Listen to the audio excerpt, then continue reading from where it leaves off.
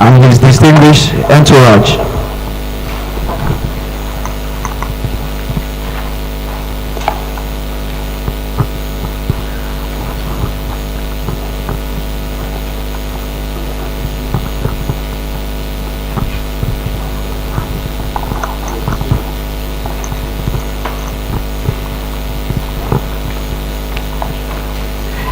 May we rise for the national anthem.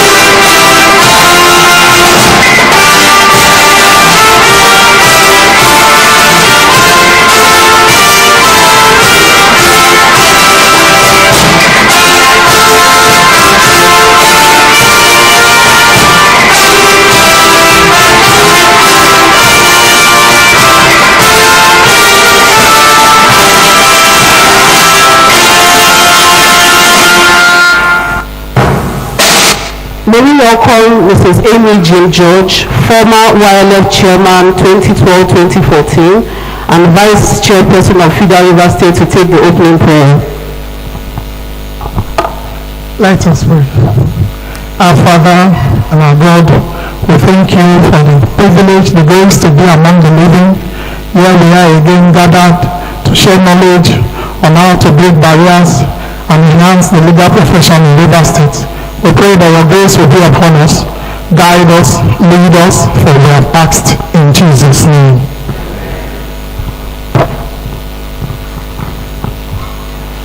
We're moving straight to the opening address.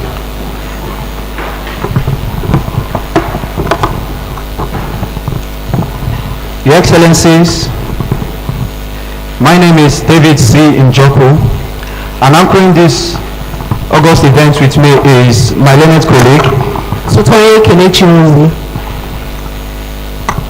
Your Excellency, the Governor of River State, Sir Similaye Fubra, GSSRS, the distinguished Executive Governor of River State, ably represented by the Honorable Attorney General of the state, Professor Zacchaeus Adango, SAN.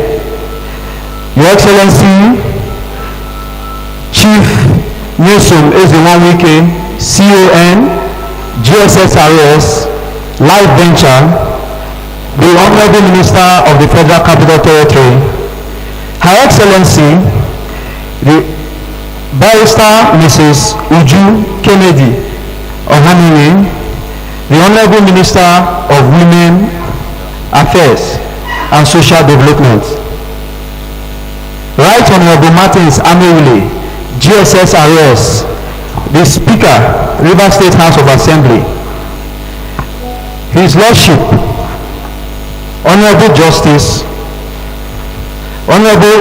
Simeon Chibuzo Amadi, DSSRS, the Chief Judge of River State, His Lordship, Honorable Justice Mary Ukego Peter Odele, JSC retired, CFR, DSSRS, Life Venture, the Chairman, Body of Ventures. Your Lordship, the Honorable President, Customary Court of Appeal, ably represented by Honorable Justice Frank Oye, the Honorable Justice Aworin Ken Chike, retired, DSSRS, Administrator, Justice Mary Odele Judicial Institute, the Honorable Judges of the High Court and Customary Court of Appeal, River State, the Chairman, River State Independent Electoral Commission, Honorable Justice Adolphus Enebeli, retired, DSSRS, the Honorable Attorney General and Commissioner of Justice, River State, Professor Zacchaeus Adango, SAN, DSSRS. The learned senior advocates of Nigeria. The Dean, Faculty of Law, Rivers State, Professor Christian C. Wige, SAN, ably represented by Professor L.C. Dike, Deputy Dean, Faculty of Law, Rivers State University. The Commissioner of Police, C.P. Woye, Polycarp, Emeka. The Sector Commander, Federal Road Safety Corps, Corps Commander, Christopher Kuje. The Honorable Commissioner of Women Affairs, the Chief Registrar of the High Court and Customary Court of Appeal, Rivers State, the learned magistrates of the Rivers State Magistracy, chairmen and members of the 8 branches of the Nigerian Bar Association, Rivers State, the chairman and members of the Governing Council of the Young Lawyers Forum, Nigeria, the chairman, the chief host, and members of the Young Lawyers Forum, Port Harcourt. Ladies and gentlemen of the press, you are all welcome to this August summit of the Young Lawyers Forum, Port Harcourt. We shall move straight to the welcome address by the chairman of the Nigerian Bar Association Young Lawyers Forum, Dr. Victor N. Enebeli, Director of Studies, Justice Mary Odele Judicial Institute.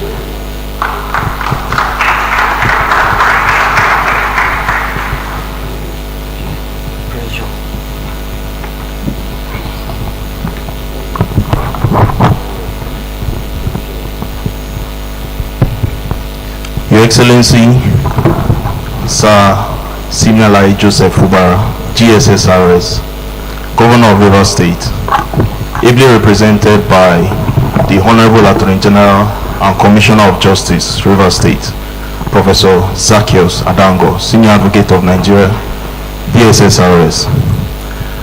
Your Excellency, Chief Nyesom Ezenwa-Wike, CON, GSSRS, Life Bencher, former Governor of Rivers State, now Honorable Minister of the Federal Capital Territory, Abuja. My Lord, the Chief Judge of Rivers State, the Honorable Justice Simeon Chibuzo Amadi, DSSRS. Her Excellency, the Honorable Justice Mary Ukego Peter Odili, retired, JSA retired, CFR, DSSRS. My Lord, the President of the Customary Court of Appeal of Rivers State, the Honorable Justice Ihem Nacho Wilfred Obuzo, DSSRS, ably represented by my Lord, the Honorable Justice Frank Onyiri, DSSRS. My Lord, the Administrator of the Justice Mary Odili Judicial Institute, my Lord and my boss, the Honorable Justice Anwuri Ken Chikere, retired, DSSRS. My Lord, Judges of the High Court and Customary Court of Appeal of Rivers State, my Lord and my Father, the Honorable Justice Adolphus Enebeli, Chairman, Rivers State Independent Electoral Commission.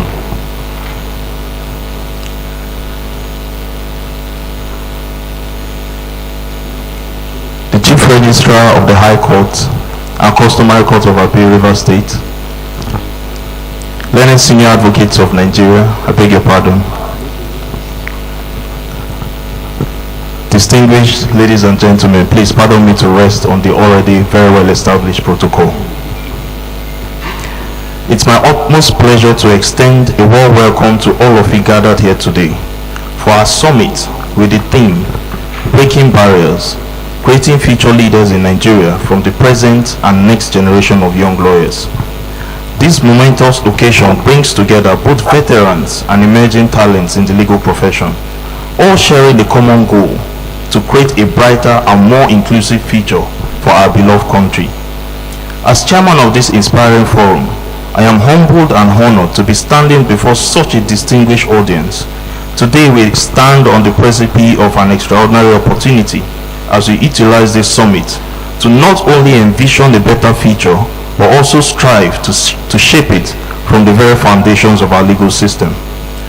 The theme, Breaking Barriers, Creating Future Leaders in Nigeria from the Present and Next Generation of Young Lawyers, perfectly encapsulates the essence of our gathering today. Nigeria is a nation brimming with immense potential, and our responsibility as young lawyers is to harness that potential and transcend the limitations that hinder progress. We must recognize and overcome barriers that impede the growth and development of our future leadership.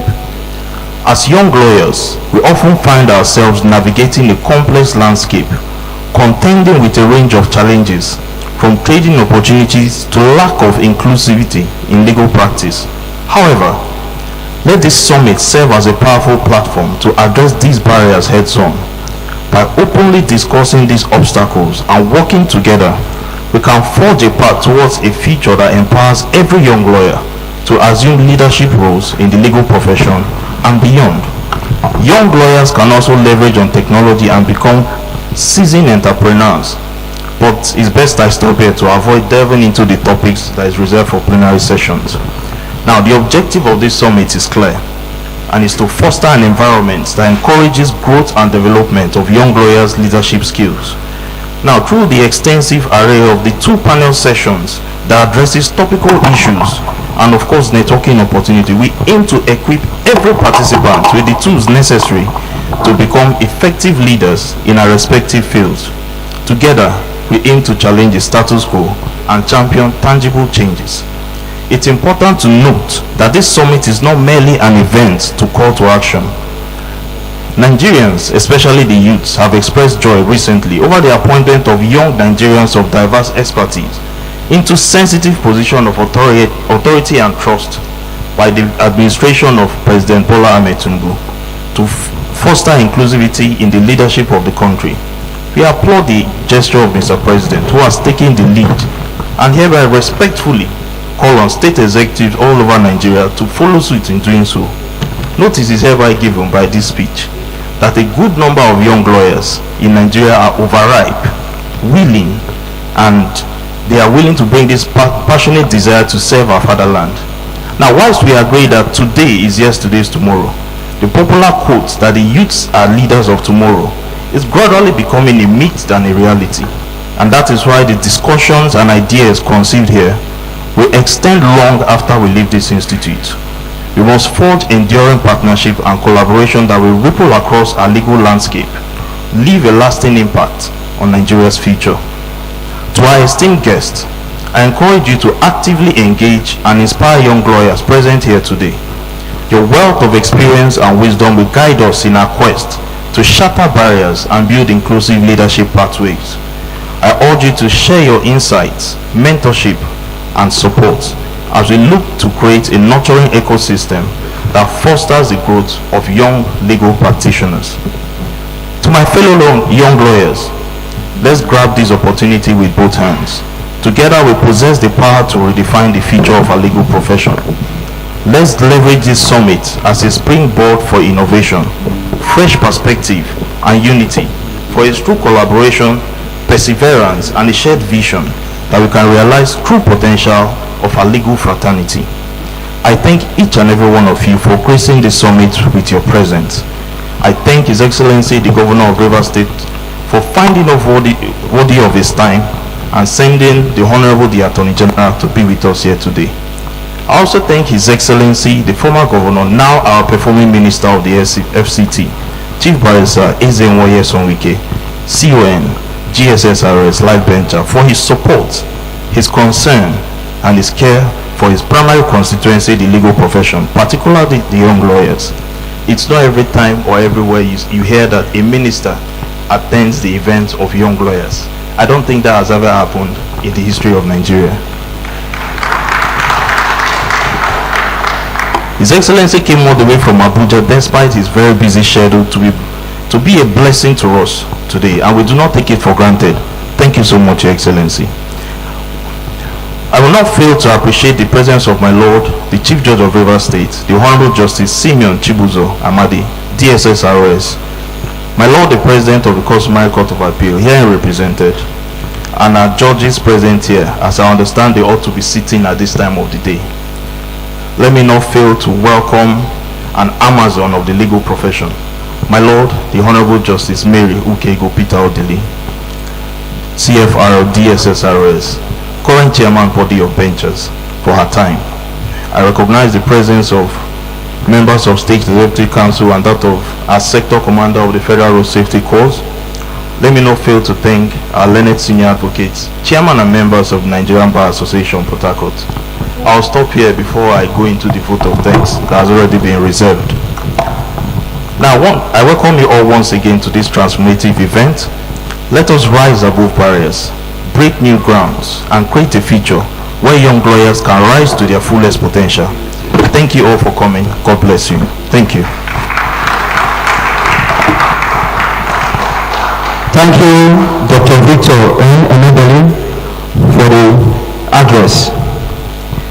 Your Excellencies, my lords, distinguished ladies and gentlemen, may I read the brief profile of His Excellency, Chief Nelson Ozemaneke, our keynote speaker.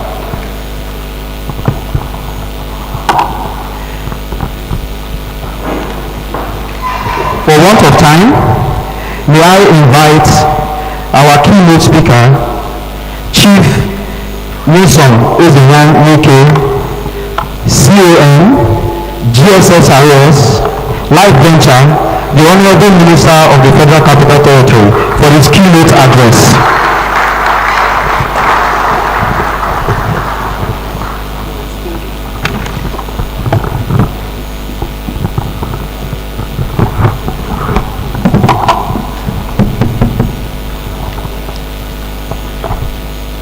Your Excellency, the Governor of Rivers State, ably represented by the Honorable Attorney General of Rivers State, my Lord, the Chief Judge of Rivers State, my Lord, Justice Mary retired Supreme Court Justice, the Administrator of this great institute, Senior Advocates of Nigeria, former members of the National Executive Committee of the NDA that are here. I believe the chairman of the various branches, particularly that of the Port Harcourt branch, they are here. Serving judges and retired justices that are here. Chairman of the Young Lawyers Forum and members of the executive. Let me use the opportunity to introduce the General Counsel, which is like the Attorney General of the FCT, but the General Counsel, and members of my team that are here. Gentlemen of the press, ladies and gentlemen, I think this is my first official function outside my jurisdiction. And so I would like to thank the chairman and members of this forum for giving me the opportunity to be here today. When I got the invitation to attend this event, there was no role for me to play. And then I asked the General Counsel to reach out to the forum. He just wanted me to fly into Port Harcourt, and you know the cost, without any assignment. And before I knew it, 2 days ago, I got to know that I was going to be the keynote speaker. I want to sincerely thank you for that. And this is my first time too of having a direct interface with the forum. Not that I don't have any relationship with the lawyers forum, but it's like the first time I'm having an interface with you.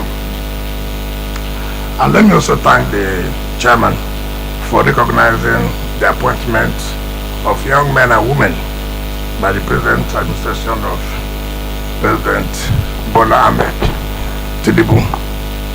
There's nothing wrong in appreciating when people have done something right.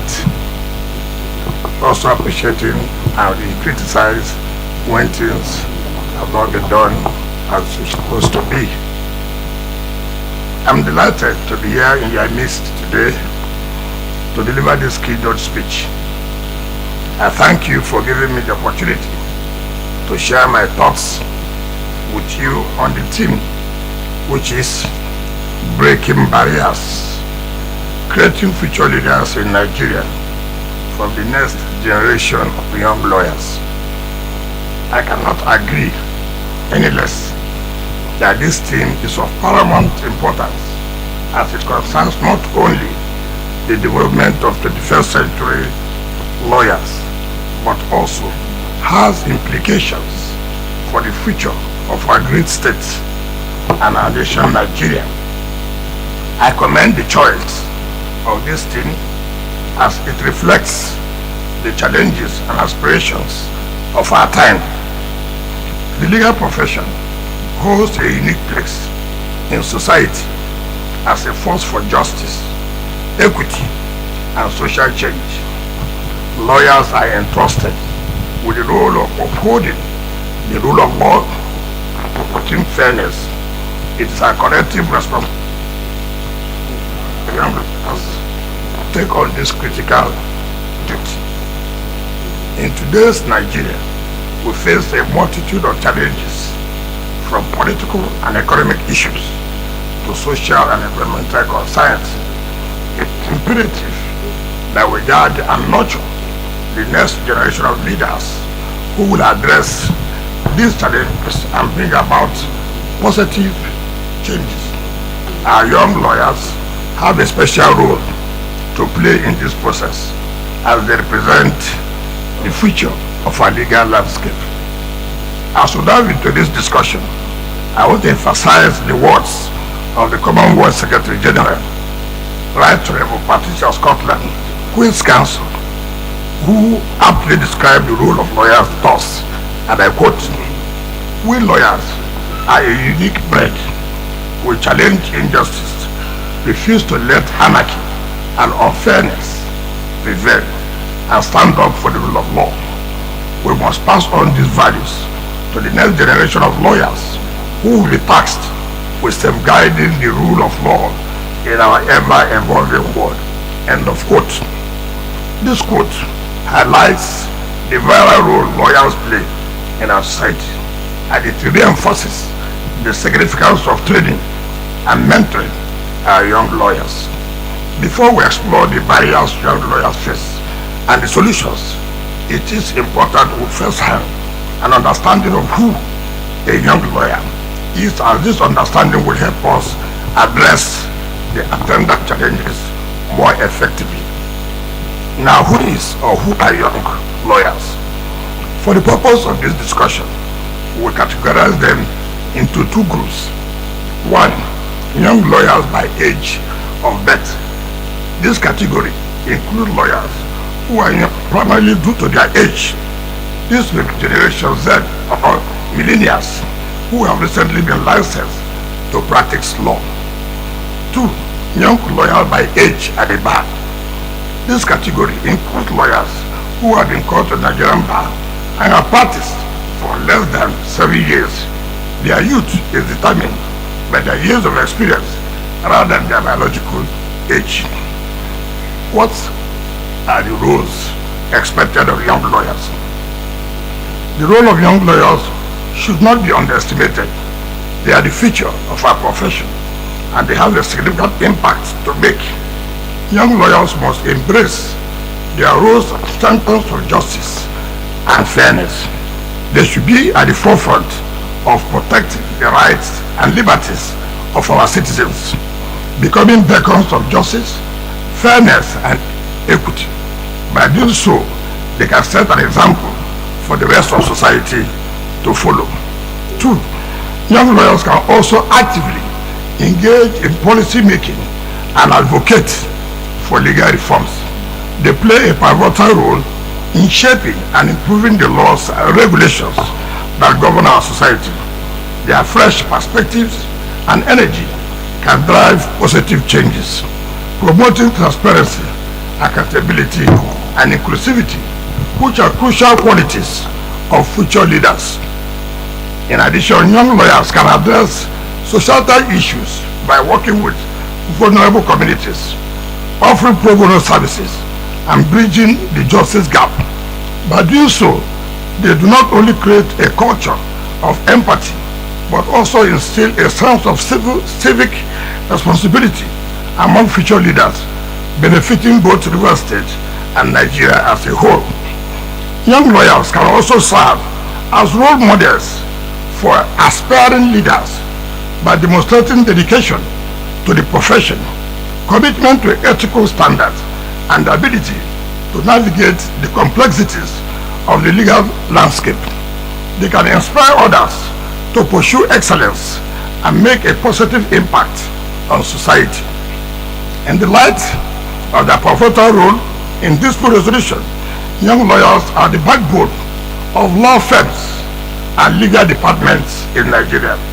Their direct involvement in delivering legal services to clients and the government means that they shape policy directions and have a significant impact.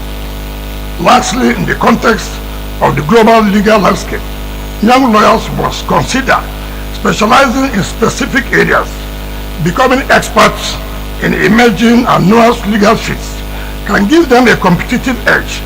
It is the duty of every young lawyer to suggest changes to the laws governing their area of practice, leading to advancements in various legal sectors in Nigeria. Challenges confronting young lawyers. 1. Financial constraints. Economic challenges in Nigeria directly impact the success of young lawyers in their legal careers. The broader economic issues in the country significantly affect the opportunities and prospects for young lawyers. 2. Bias. Bias is a significant barrier faced by young lawyers. Bias comes in various forms, such as ethnic and regional bias, gender bias, seniority bias, and client bias. These biases can limit opportunities and recognition for young lawyers. Limited access to technology and infrastructure. The limited access to modern technology and infrastructure hampers the effectiveness and efficiency of young lawyers in their practice. Challenges include a lack of access to legal research databases, unstable internet connections, and inadequate digital training. Corruption. Corruption remains a pervasive issue in Nigeria, affecting various aspects of life, including the legal profession. This corruption, while not created by young lawyers, hinders their progress and professional capabilities. Lack of motivation. The lack of recognition and rewards for hard work can demotivate young lawyers. The absence of a fair and transparent system for promotions and rewards affect their dedication and enthusiasm. Now, what are the steps to be taken to confront these challenges? To break these barriers and prepare young lawyers for their future leadership roles, we must take several steps. And one of the steps, frameworks and regulation. As senior members of the legal community, it's our responsibility to create frameworks, regulations, and innovative structures that empower young lawyers, making legal practice more appealing, competitive, and lucrative. 2. Continued learning. Young lawyers should embrace lifelong learning to stay competitive in the ever-changing legal landscape. Continual professional development is essential for success. Technology adoption. Young lawyers should explore and adopt technology to advance the legal profession. They must open their minds to new methods and take the lead in innovation. Mentorship and guidance. Seasoned legal professionals should take the time to mentor and guide young lawyers, passing on wisdom and experience to the next generation. Improve legal education. Legal education should be comprehensive, covering not only traditional subjects, but also emerging areas of law, technology, environmental law, and human rights. What is my stand and my conviction? In my personal capacity and throughout my public service journey since 1999, I have wholeheartedly supported numerous young professionals, including legal practitioners. I hold a deep appreciation for the emerging talents in the legal field, as I too once walked the path you are on today. It is my hope and conviction that the next generation of leaders in Nigeria will emerge from amongst you. It is with this conviction that I took an initiative to establish one of the best law school campuses, fully equipped with state-of-the-art infrastructure to meet the requirements of the 21st century legal education and practice, even though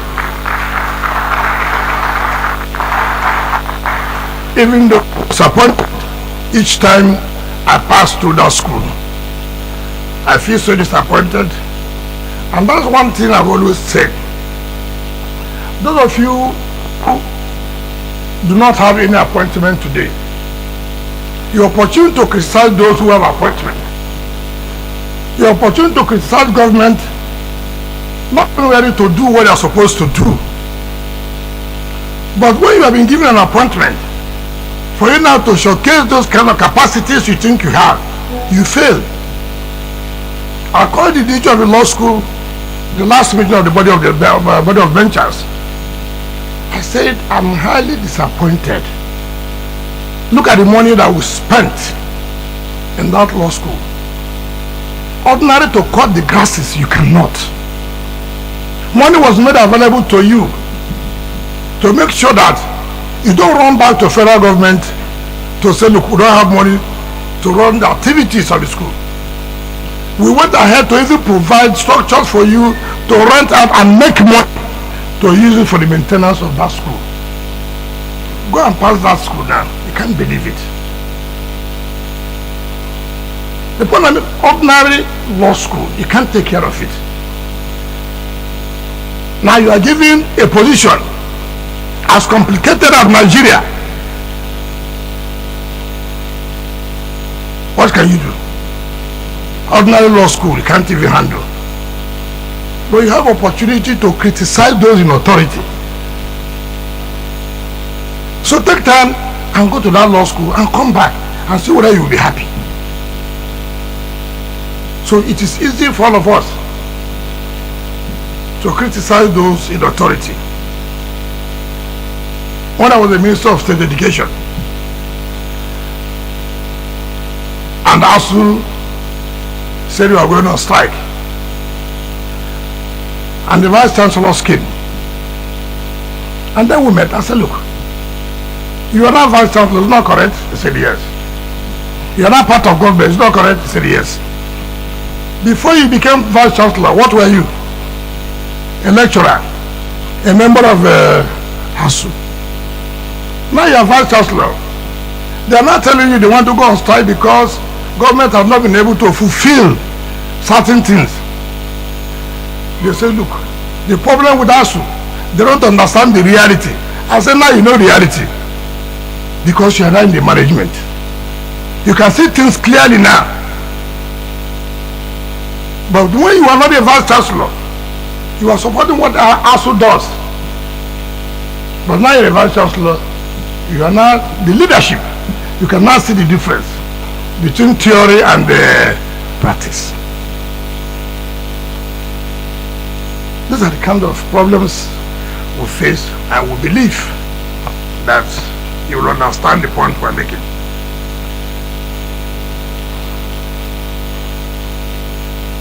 My commitment to supporting upcoming lawyers extends beyond education. I also champion the commencement and completion of the MBA Port Harcourt branch secretariat, which will provide The state of the art, but I don't know what condition it is today. I don't know what condition. My thinking was that if you provide it for them, sometimes it will earn revenue for them, and then run the activities of the bar without running back to government every day. One boss, one this, one that. I don't know whether that is the case now. As young lawyers, you have to learn and know that it is our responsibility to see that we carry out some of these things in a way that people will appreciate. And yes, indeed, we are serious in what we are talking about. This center now serves as a hub for proactive initiatives, fostering collaboration between the legal community and the judiciary to promote the rule of law. I share this initiative to underscore the importance of investing in the growth and development of our upcoming lawyers. Their success is intertwined with the progress of our legal system and the prosperity of our people. Lastly, before I left of Rivers State, I had to meet with some of my friends and say, look, knowing the financial constraints, how difficult it is for young lawyers to grow, what can we really do to assist? And my friends and myself, we put up what we may call in the next few weeks, where we invite senior members of the bar procedure. We put up an office that we can call maybe the best in this state, where we want young lawyers, help them, give them this office, and those who want to promote and make sure that they grow in the legal profession to the level of becoming senior advocates. Because some of them may not have money to rent office. Some of them may not have money to provide ordinary facilities, library. We believe in next 1 week we invite the senior lawyers to come and give this opportunity to the young lawyers who are committed and dedicated, that indeed they want to grow in the legal profession.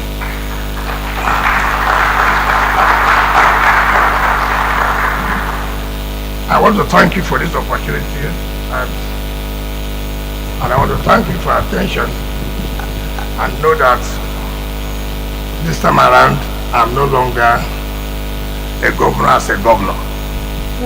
I'm now subordinate to a boss, and before I can come here and stay as I want, but now it's no longer the case. So everything I do now is regulated by approval, and they don't extend the time given to me to come here and interact deeply with you. So you cannot expect me to spend all the time. I thank you for the opportunity and believe that we'll have other opportunities to come and interface with you. Thank you, and God bless you.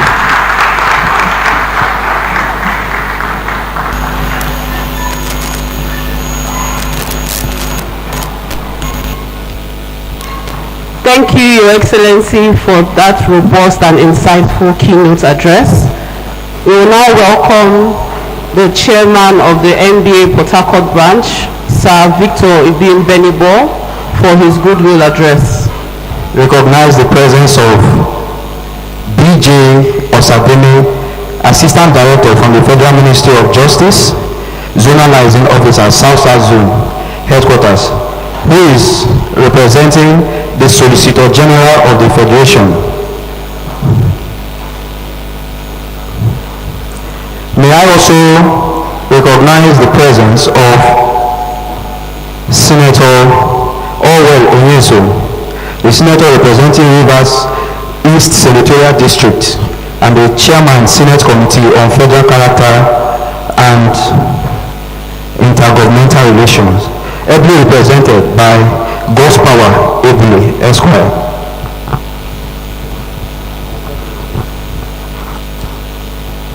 So may we continue with the Goodwill messages and invite the Dean, Faculty of Law, Rivers State University, Professor C.C. Wigwe, SAN, ably represented by Professor S.C. Dike. Thank you. Deputy Dean of Law, Rivers State University.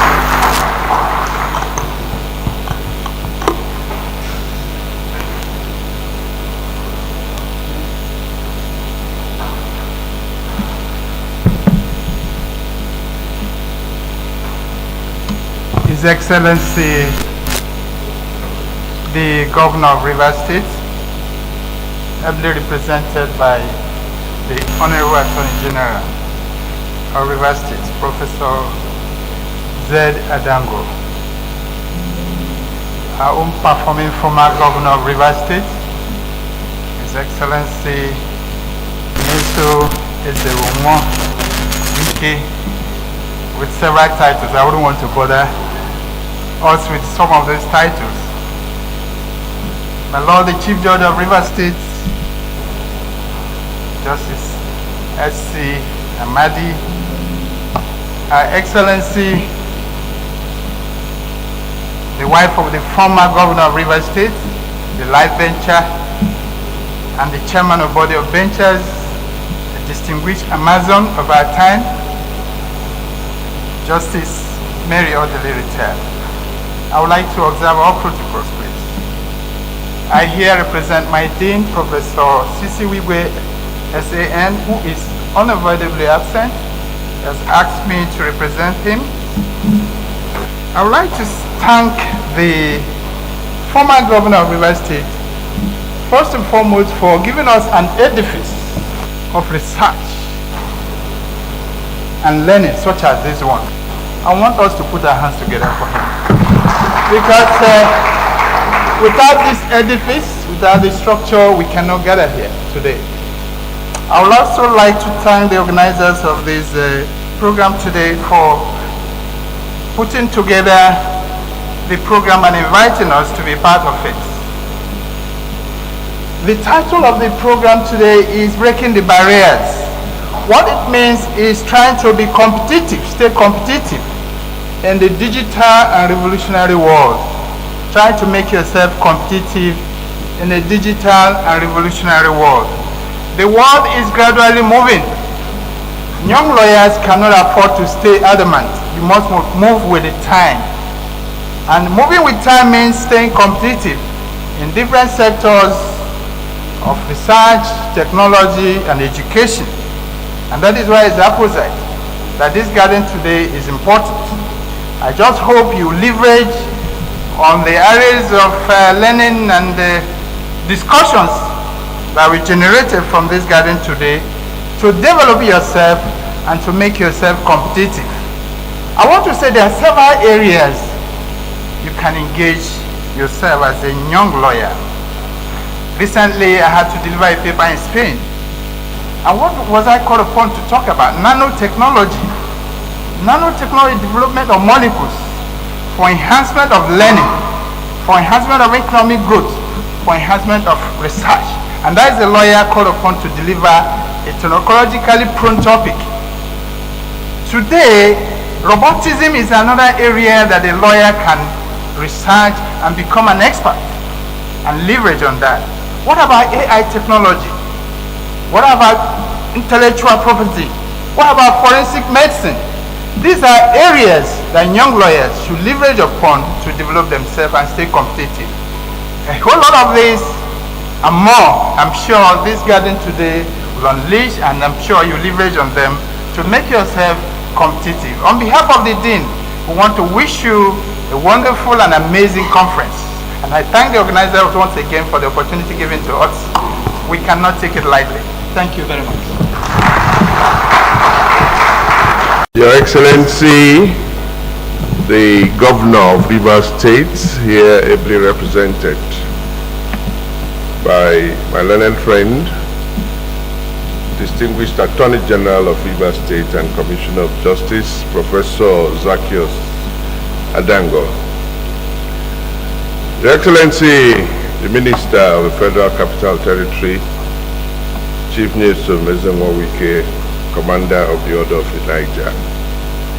My Lord, the Honorable Justice Mary Odili, my Chairman of the Distinguished Body of Benchers. My Lord, the Honorable the Chief Judge of Rivers State, Justice S.C. Amadi.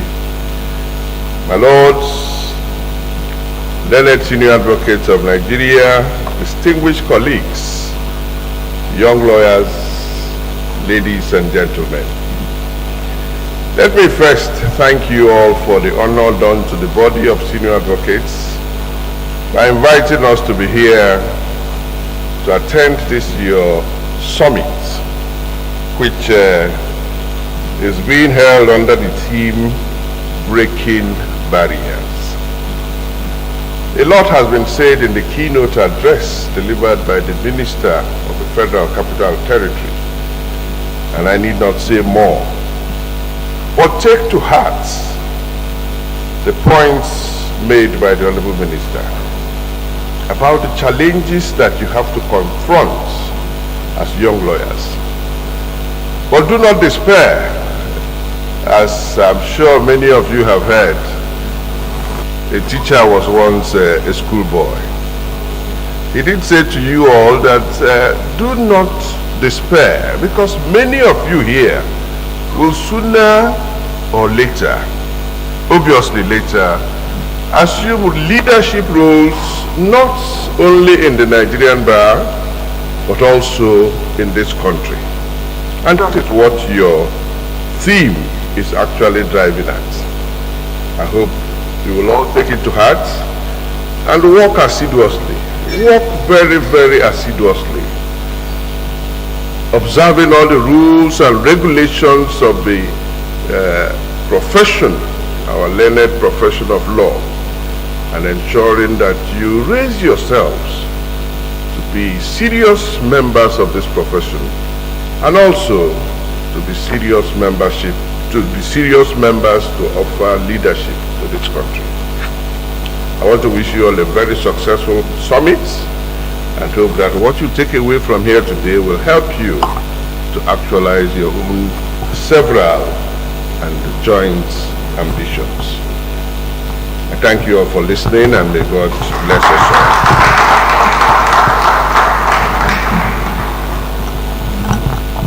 Thank you, sir, for that goodwill message.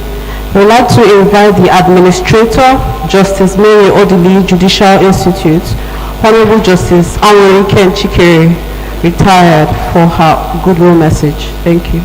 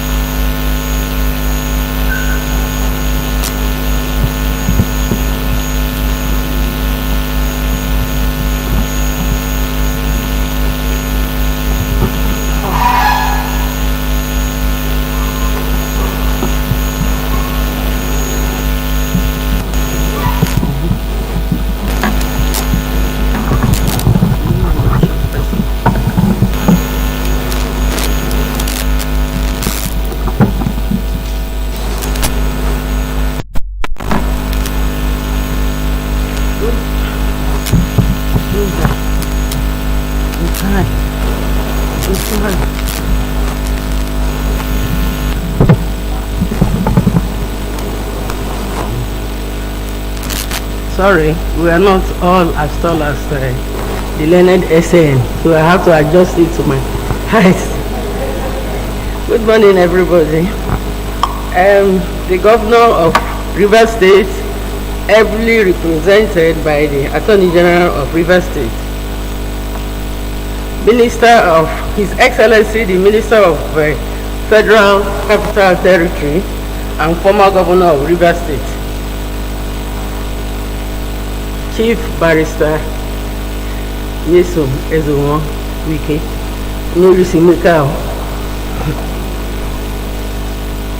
my Lord the Chief Judge of Rivers State and Chairman of Board of Governors of this institute, Justice Mary Odili Judicial Institute, the President, Summary Court of Appeal presented by my Lord Onyeri. Senior advocates here present, may I stand on the existing protocol? You are all welcome to this. The young lawyers, you are all welcome to this institute. We are happy to see His Excellency, the Minister of Federal Capital Territory and former Governor of Rivers State. This edifice was commissioned in November 2022. It is an edifice conceived and delivered to Rivers people by the former Governor of Rivers State and now the Minister of Federal Capital Territory. My Lord, Your Excellency, we are happy to see you here. After the commissioning, I think this is the first event you are attending in this place. You are very welcome. We are happy to see you, and we are happy that you named this institute after one of us, our mentor, our mother, the Honorable Justice Mary Odile, JSC.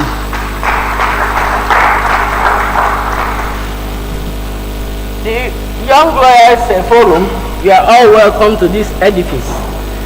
You see how cozy and how convenient it is for you to have your seminar here. When the minister spoke, His Excellency, he said the young lawyers are in two categories. One category is those who are below 7 years of post-call, and the others are those who are under 35 years of age. So the young lawyers are the future of tomorrow. So as futures of tomorrow, you have to have these qualities. One of it is patience. When His Excellency spoke, he said, despite the challenges is for everybody. It cuts across the society. So it's not peculiar to young lawyers alone.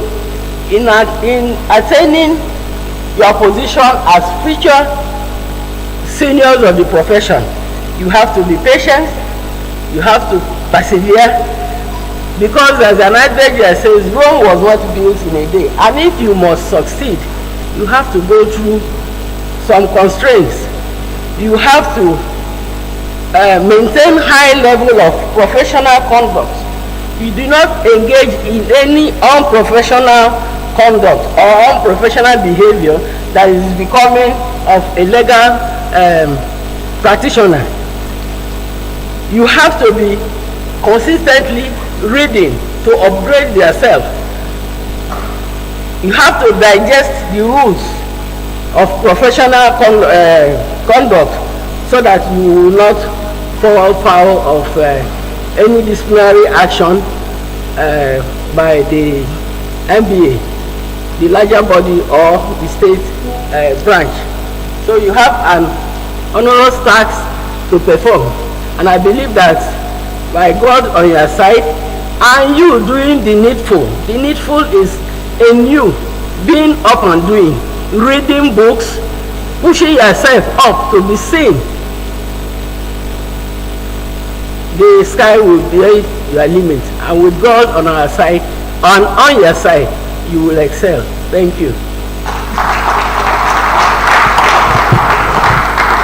Thank you, my Lord. May I invite my Lord, Honorable Justice Mary Ukego Peter Odele, CFR, DSSRS, JSC, retired, for her goodwill message.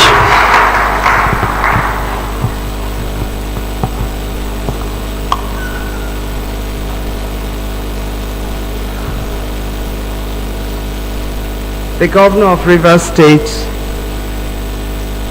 Sir Similai Fubara, represented by the Honorable Attorney General and Commissioner of Justice, Professor Zacchaeus Adango, Senior Advocate of Nigeria, the Honorable Minister of the Federal Capital Territory, Chief Nyesom Mezenwa-Wike, Life Bencher,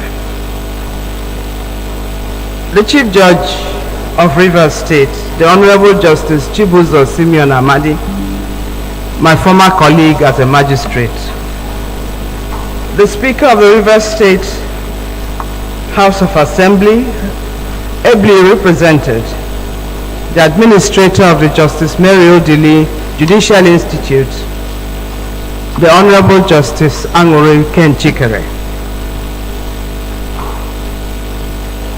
my learned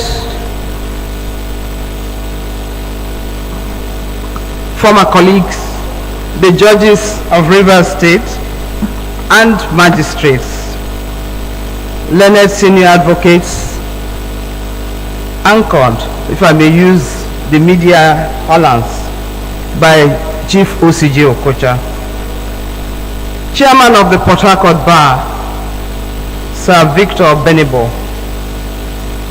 my learned friends of the bar, Chairman of the Young Lawyers Forum of Port Harcourt, and other counsel from other jurisdictions, distinguished ladies and gentlemen,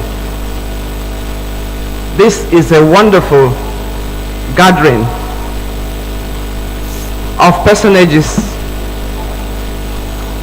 mostly of lawyers, and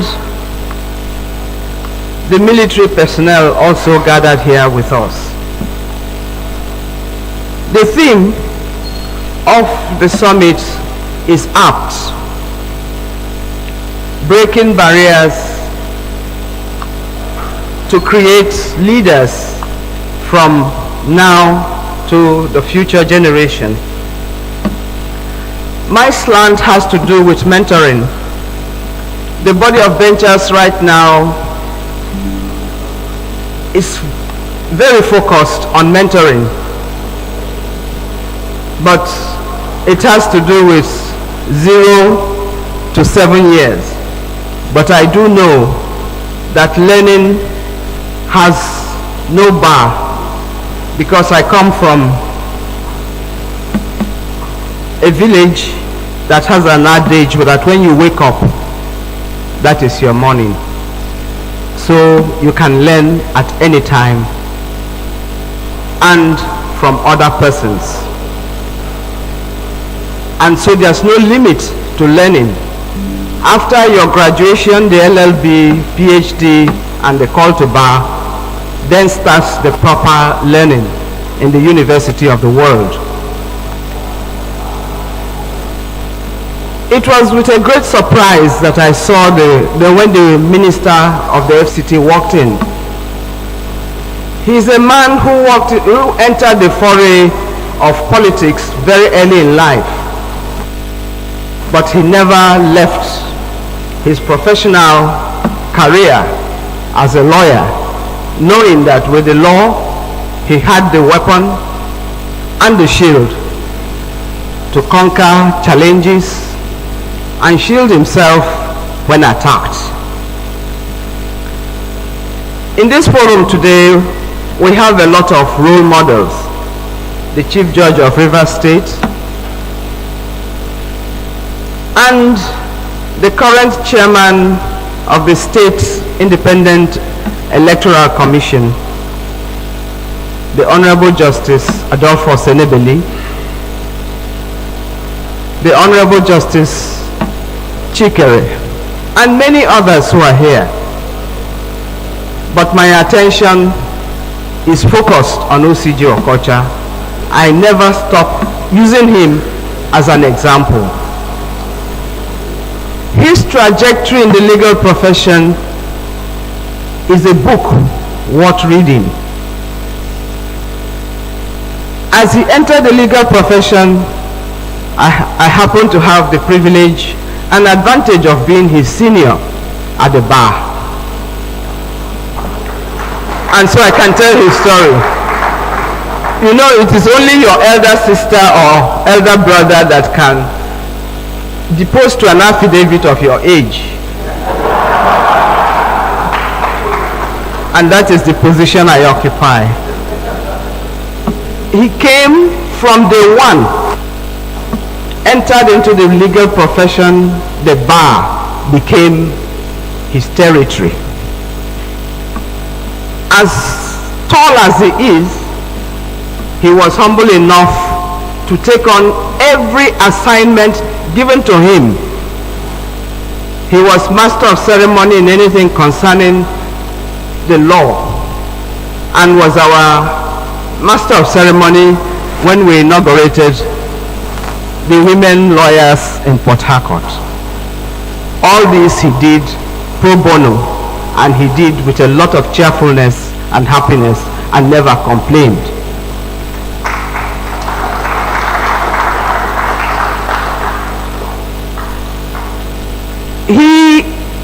You can go to him anytime to ask questions. I know for sure he will happily oblige and will tell it to you straight, truthfully as it is. You will learn a lot from interacting with OCJ Okocha. You need him to grow and to achieve your breaking of the gap barriers to attaining your greatness. We have something in common, which I only realized a few years ago. Recitation. He acquired prizes in recitation. I too, in my village school and in my district, was the first prize winner in recitation. But OCJ used his own in advocacy, and the monies rolled in. I didn't need that gift on the bench because the litigants and the lawyers only wanted to know who won the case, who is accused, who is guilty, and who is innocent. And in civil matters, did the plaintiff win or did the case get dismissed? You didn't need recitation. And so OCJ, for me, is our role model of today and a study if any lawyer wants to get to the top.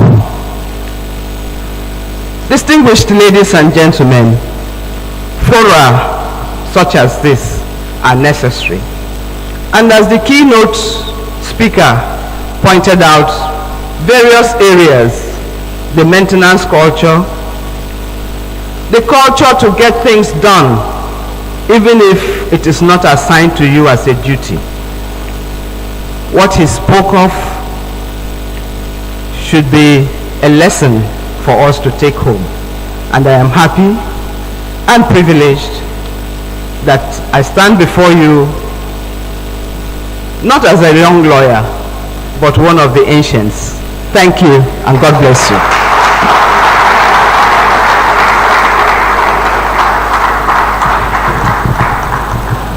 Thank you, my Lord, for that goodwill message.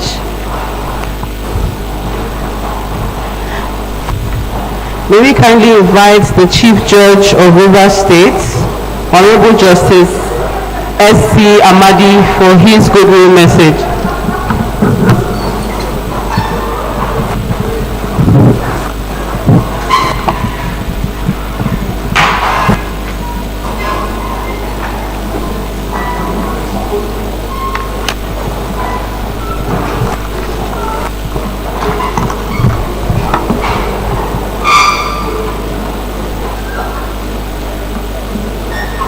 His Excellency, Sir Similaye Joseph Fubara,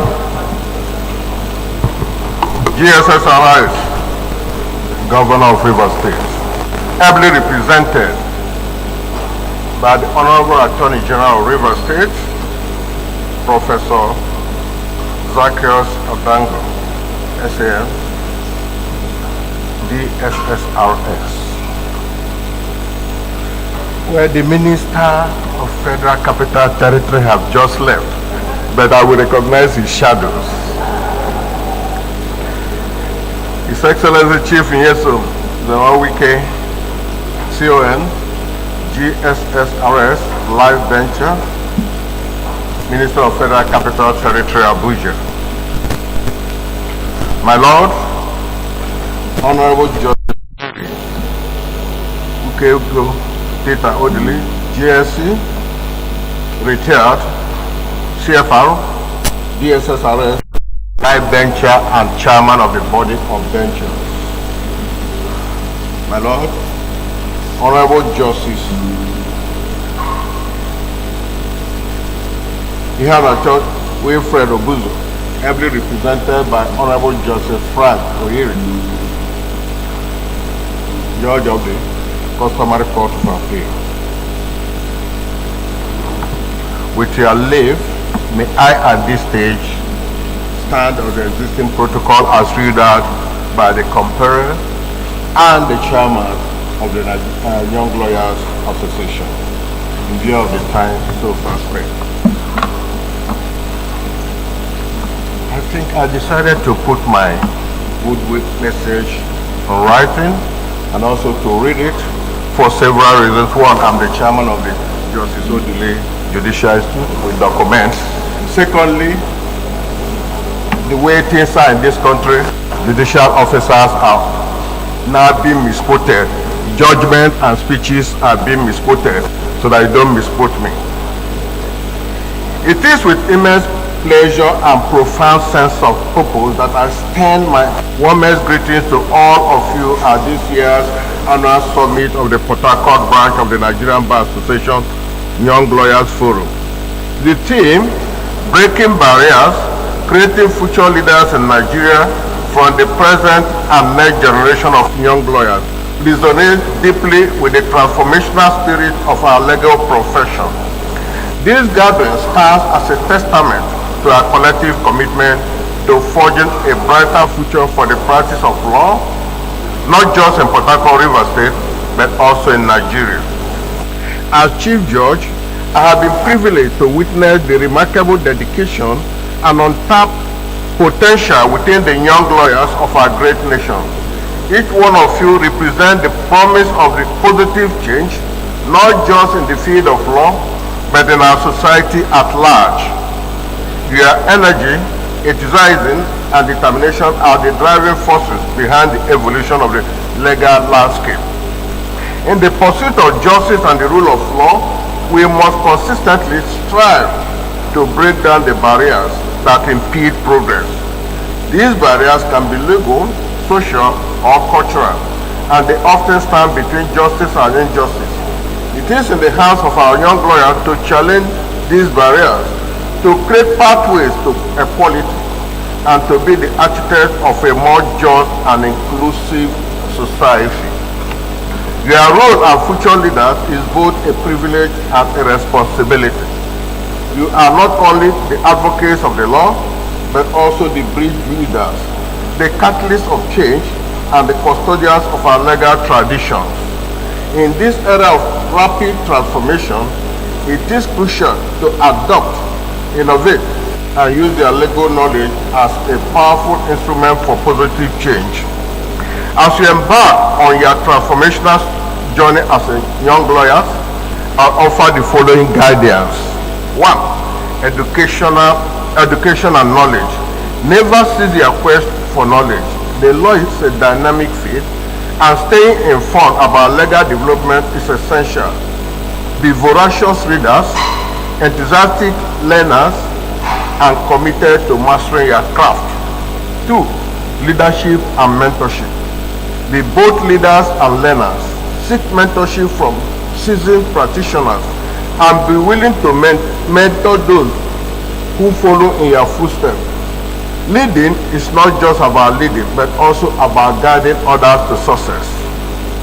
Social responsibility. Embrace your role as champions of social change, social justice. Use your legal expertise to address societal challenges and promote equity, particularly in a nation as diverse and complex as Nigeria. Collaboration. The legal profession thrives on collaboration, network, collaborate and build strong professional relationships. The strength of our legal community lies in our unity and solidarity.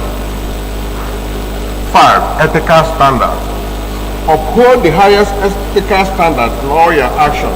Integrity is the bedrock of our profession, and your integrity is your most valued asset. The theme of this summit underscores the fact that the future of our legal profession is not a distant vision, but a dynamic reality shaped by your aspirations, actions, and innovations. Your determination to break barriers, foster inclusivity, and create future leaders is an inspiration to us all. I'm privileged to stand alongside you in this noble pursuit, and I have every confidence that together we can build a brighter future for the legal profession and for Nigeria as a whole. I wish you a most fruitful and inspiring summit, one that empowers you to become the leaders our nation needs, and I look forward to witnessing your many achievements in the years to come. Be rest assured of my best wishes and that of the River State Judicial. Thank you all.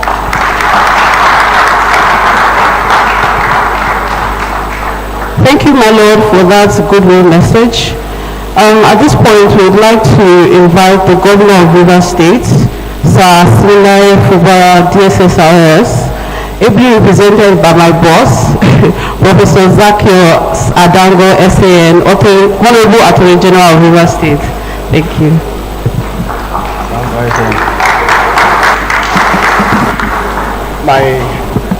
My noble Lord, Honorable Justice Simeon Chibuzo Amadi, DSSRS, Chief Judge of River State, and the President of River State Customary Court of Appeal, represented by Honorable Justice Frank Onyiri.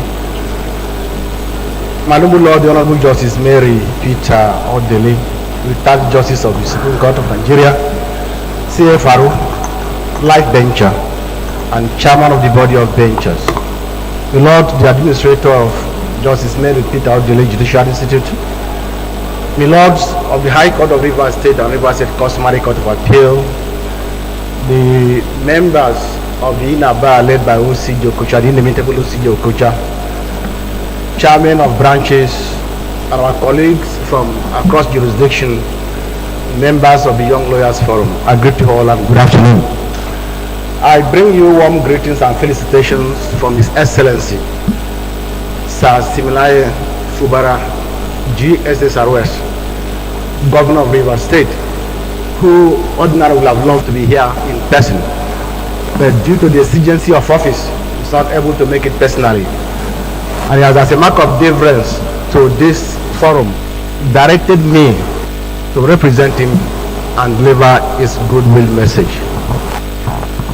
One thing I find intriguing about the Young Lawyers Forum is that every senior lawyer today was once a young lawyer, and therefore in the eye of the law, all of us who claim to be senior lawyer, we are members of the Young Lawyers Forum, even if that association did not exist at the time of our call to bar. I note the theme of your annual 2023 summit, Breaking Barriers, Create Future Leaders in Nigeria, from the present and next generation of young lawyers. That itself expresses a lofty ideal, aspiration, and intentional wish to provide leadership. That is not that whatsoever as members of legal profession, a profession founded on the virtues of deep learning, ethical standard, integrity, honesty and transparency, that lawyers are by their training the most equipped to provide leadership in any society, whether in Africa or in other parts of the world. However, for you to take advantage of your training as a lawyer, you must ensure that you imbibe those virtues of learning, integrity, and honesty. If you are just a lawyer who has not bothered to imbibe those virtues, I have my doubt whether you can provide the needed leadership.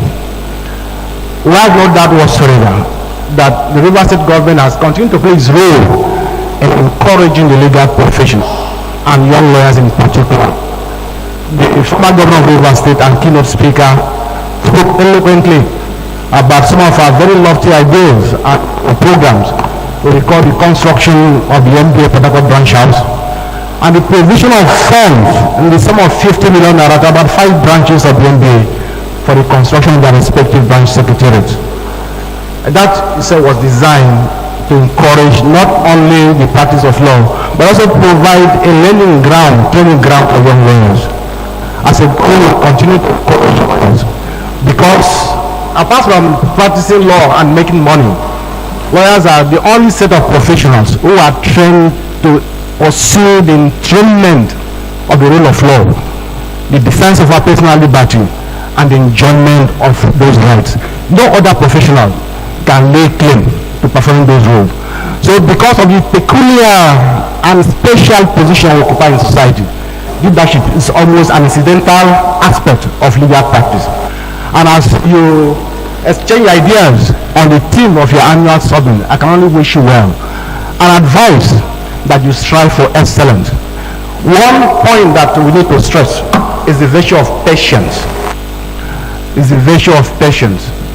What has caused a lot of our young lawyers not to do well is the rush to make it so early.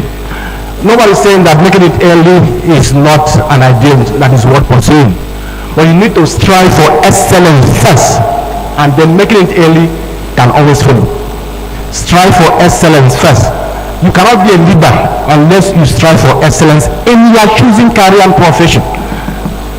And so, as we exchange ideas, I want to wish you well and advise that we should take opportunity, the advantage of this summit, to attend all these sessions. We should not be like those conferees who will use the conference as an avenue for holiday or okay, I won't say that. So I want you to participate actively in this conference. That is the only way you can justify your presence here. Thank you and God bless. Having said that, even though I have not been told, I think I have the honor and privilege to formally declare the Nigerian Bar Association Young Lawyers Forum Port Harcourt Branch 2023 Annual Summit formally open.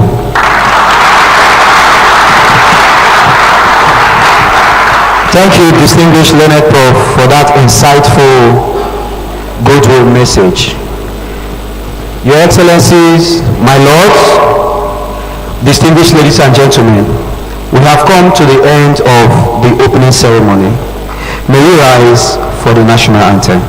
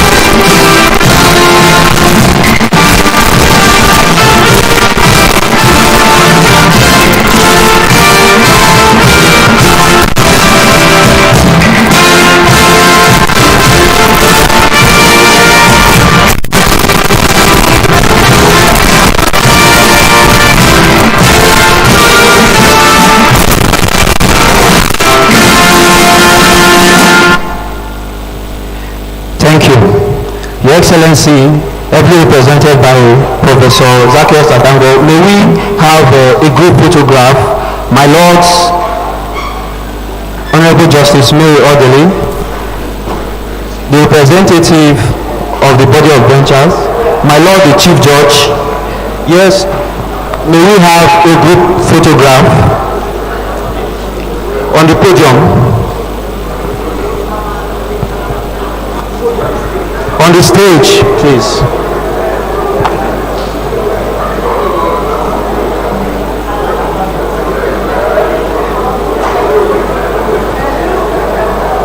My Lord, the representative of the President of Customary Court of Appeal, My Lord, the chairman of the Rivers State Independent Electoral Commission, Honorable Justice Adolfo Senebeli, the sector commander of the Federal Road Safety Commission, and the chairman of the Young Lawyers Forum, Dr. Victor Enebeli, for the group photograph.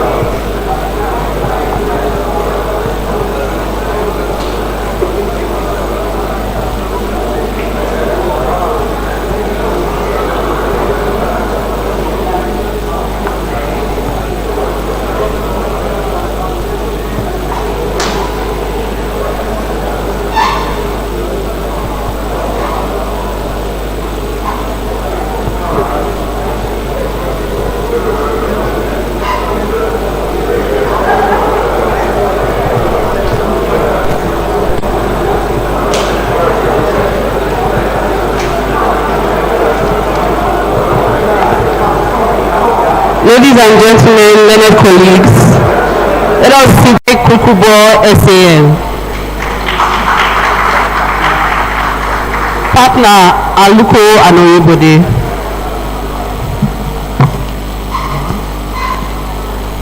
Also, to be part of this plenary session is Tobina Irojikwe.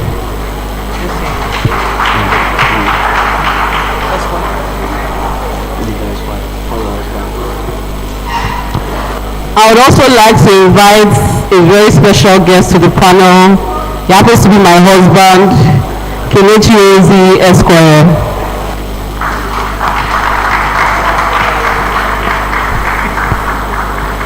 And also a very, very special friend of mine who came all the way from the United Kingdom and spent about 7 to 8 hours in Nigeria airport in Abuja waiting for her flights and still sacrifice the time to be here with us. My lords, ladies and gentlemen, may we make welcome Eunice Atuejibe Esquire.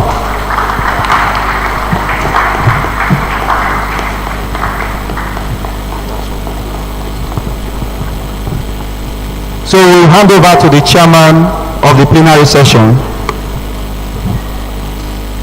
my Lord Justice Basam Okobule.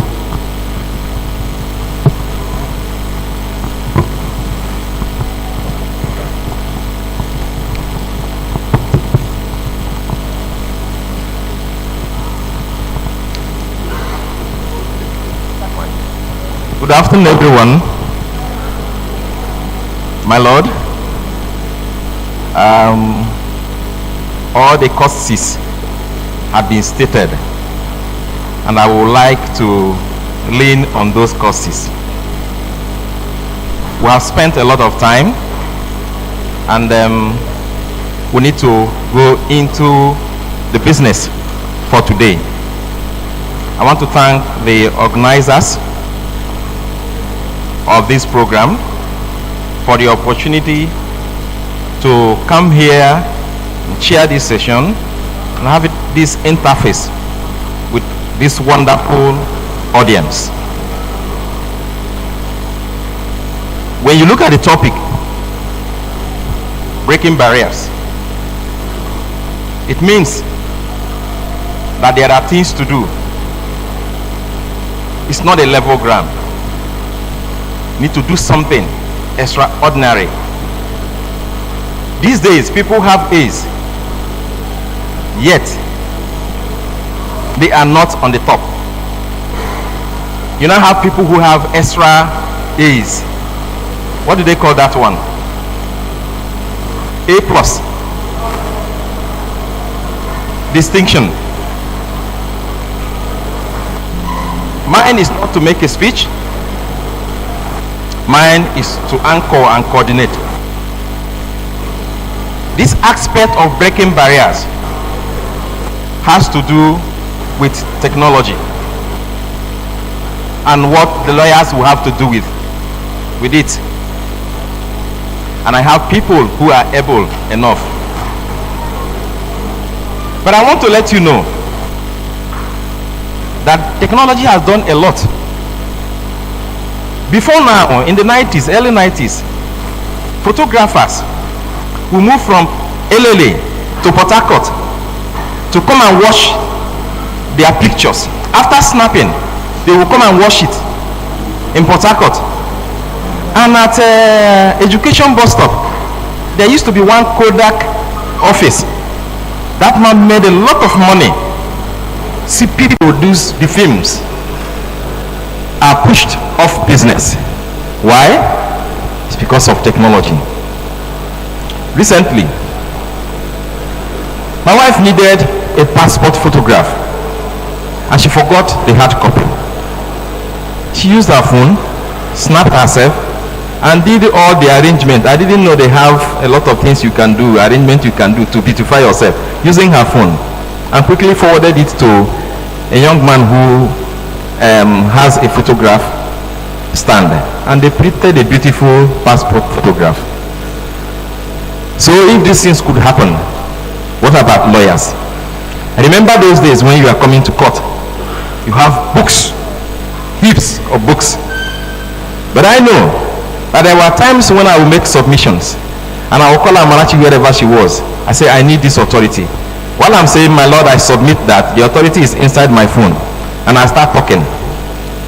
That is technology, isn't it? Yes, that is where we are now. And young lawyers are not left out. Before I move into the main business, I want to encourage young lawyers. The first 1 to 7 years is not the period for you to announce appearance with your seniors. It is a period you need to do something, put in something into this profession, because after 1 to 7 years, you have just 3 years to hit 10 years. And 10 years is significant. From 10 years, you can be a judge. 10 years, you can be a senior advocate. So if you wasted 7 years appearing with a senior without making any input, then you have wasted your years as a lawyer. This is the time you need to put in a lot as a lawyer, so that once you are 10, you have all it takes to move whichever way. I have with me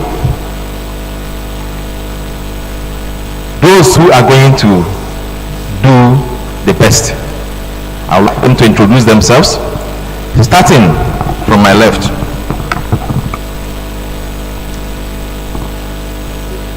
Yes, please. Hey, good afternoon, everyone. Please permit me to stand on existing protocol. My name is Rita Anweri-Chinda. What are you going to discuss? Okay, so we'll be addressing the need for entrepreneurship in the legal industry, but I coined it a bit to include addressing the need for entrepreneur in the legal industry in a very conservative practice. Thank you. We shall come back to you. I'm standing on existing protocols too. My name is Eunice Atwejide, and I will be discussing moving from ideas to execution. Thank you. Good afternoon. My name is Toye Kukubo. I will be discussing the applications and implications of legal tech in law firms in Nigeria. Good afternoon, everyone. My name is Tobogna Erojikwe, and I guess the topic I was given is because of the role I play in the MBA, the chairman of the Institute of Continuing Legal Education. So I've been asked to look at the impact of technology on continuing professional development and continuing legal education. Thank you. Good afternoon, everyone. My name is Kelechi Wozi, and I will be speaking on dangers of technology in legal practice. Simply the disadvantages as they were of technology in our legal practice, vis-a-vis the rules of professional conduct and how we can apply them in practice. Thank you. All right, thank you so much. You can see that these are broad topics brought not into one section. I will give them 10 minutes. By the time you have 2 minutes to the time, they will give you a signal. Nobody should exceed 10 minutes. But I will commence with Lanesik, Kukubo SAN, whom I have watched, his practice style. We fought it out those days. The words I won him, he went on appeal, and further went on appeal up to the Supreme Court, and many more. He has an opposite. I won't go further in that. But he has shown so much zeal in practice. And that is why he is here. And like I said before, he didn't just start when he became 10. He started when he was a junior lawyer. Let us hear from him. Listen to him, and let's see what we can get. 10 minutes. Thank you, my lord. My lord, with your kind permission, I'd like to use this. Please. Thank you. So, my lord, I first of all want to thank you for telling us the secret to how you confront us with authorities in court. We now know. Distinguished colleagues. Just a minute. Let me appoint a timekeeper.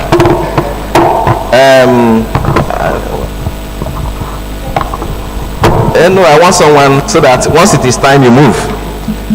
Asimabo, you will be a timekeeper. Know when he's starting. Once it is 2 minutes to the time, you can notify him. Thank you. Thank you very much. First of all, let me thank the YLF Port Harcourt branch for the MBA,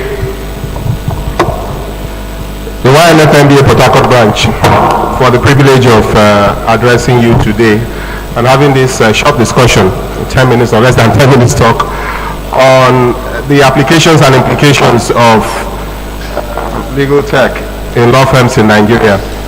And forgive me, I'm not one for too much protocol, so all protocols duly established, I stand on all of them. So what is legal tech? It's important as young lawyers that you have the basic knowledge of what legal tech is. I've made a short presentation, set of slides in the course of preparing for this talk. And it refers to any software, technologically based, of course, that aids you in your practice.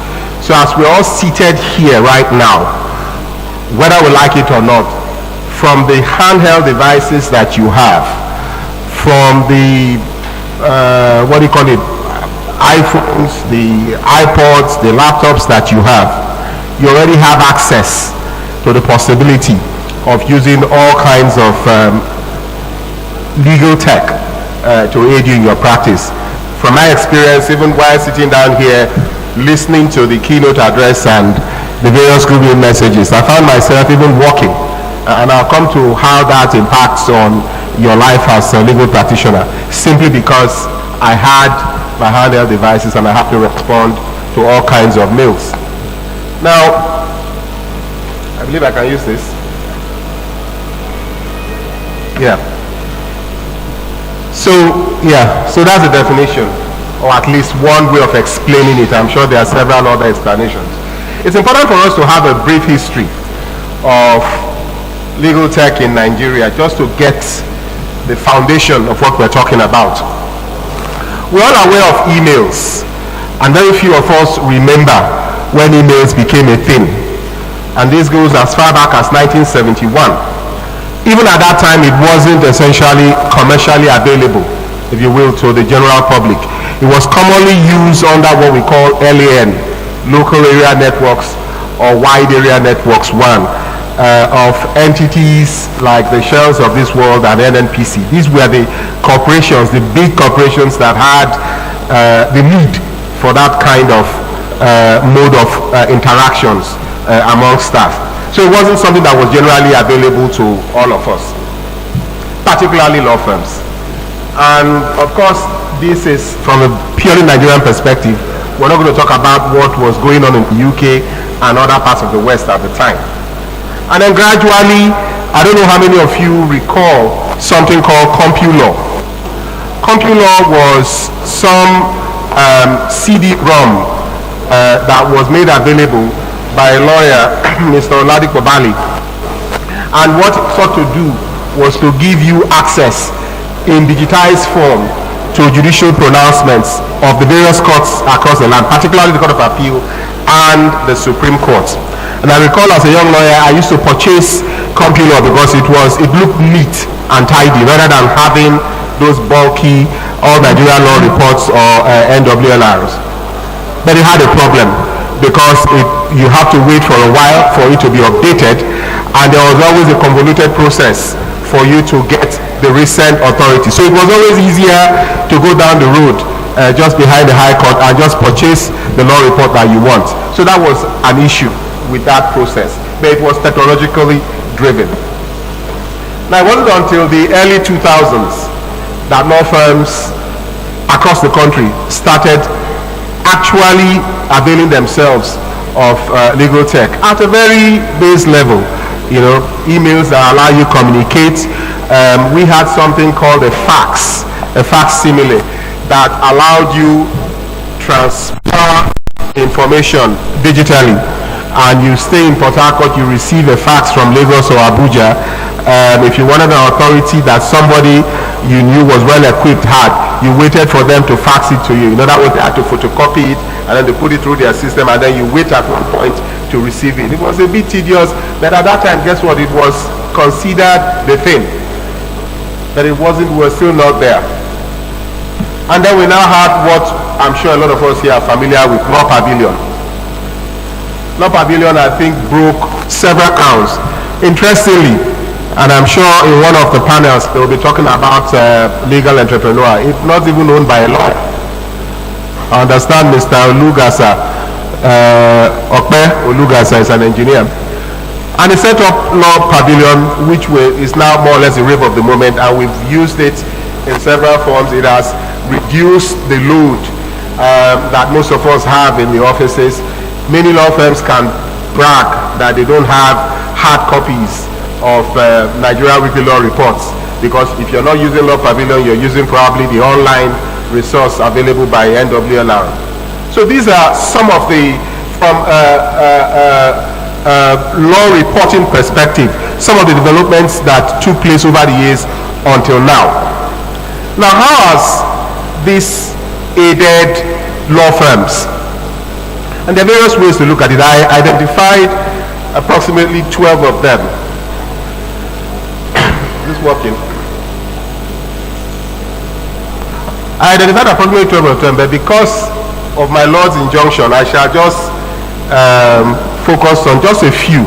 And when you get the paper, you can digest. Now, I'm going to talk about these few impacts of legal tech from two perspectives given to me: application and implication. And you will see at most times the discussions will converge. So we have legal research. I've already spoken more or less about that. It's now easy. My Lord has already even given us a hint. While you are in court, if you've downloaded Law Pavilion onto your phone or any other portable handheld device, you are essentially a working library on the go. And this is how you apply legal tech as far as research of law is concerned in your favor. I've had instances in my early days where I was confronted, or I knew I was going to be confronted with all kinds of challenging questions from the bench. And sitting behind, go to my need and prepare myself, and guess what? Look like a superstar that I'm not, simply because it's available. There is a cost element, no doubt, but as we say here, for you to get something good, you need to spend money, and you should be prepared to invest. Legal research goes with legal analytics, which is what Law Pavilion seems to be doing. Most of you using Law Pavilion would see that it gives you percentages, rate of success of certain authorities, how old those authorities are, rate of applications, and what have you. Essentially what that does is it tells you it is better to use a particular case law than another when you want to argue a point. And I'm not sure that there is any better way of coming close to what we call artificial intelligence than when you actually deploy legal analytics. And it's something you're all encouraged to also deploy in your practice. Now, when a young lawyer leaves court, in all likelihood he's going back to an office. In very rare cases, it is the office that he has. But in the usual scenario that we find ourselves, he's going to an office that he's employed as an associate, working as a pupil counsel. And in that office, it's always usual to see files flying all over the place. In some offices in Port Harcourt that I've been privileged to visit, they have a room, they call it a storeroom. Sometimes you go there, you don't even know if it's a dumping ground or a storeroom, simply because all matters that have been ended, they just dump there. There are legal tech that enables you digitize your files such that you don't have, you can actually have an almost paperless office rather than have a scenario where you have files bunched up and kept in rooms that people are afraid of getting into. The point I'm making here is this: aside from the research that legal tech avails you when you appear in court, it also gives you an opportunity to actually manage your law practice. And that is what a lawyer who leaves court would ultimately have to face. Now, there are a few other areas that I touched on that allows you to review voluminous documents, right? It allows you proper record keeping. On research, again, a point that you should note and exercise due care, which I'm sure Mr. Uzi will touch on, yes, is something called ChatGPT. ChatGPT is an AI that has, in recent times, put a lot of people in trouble. You impute something, it gives you an answer. Lawyers in some parts of the world have been known to run into trouble simply because they relied on cases produced by ChatGPT. And guess what? Those cases were false. They were actually non-existent. So there is a downside to it. But as like I said, I'll just give a general overview. Mr. Uzi will speak a bit more on that. So let me wrap up by saying that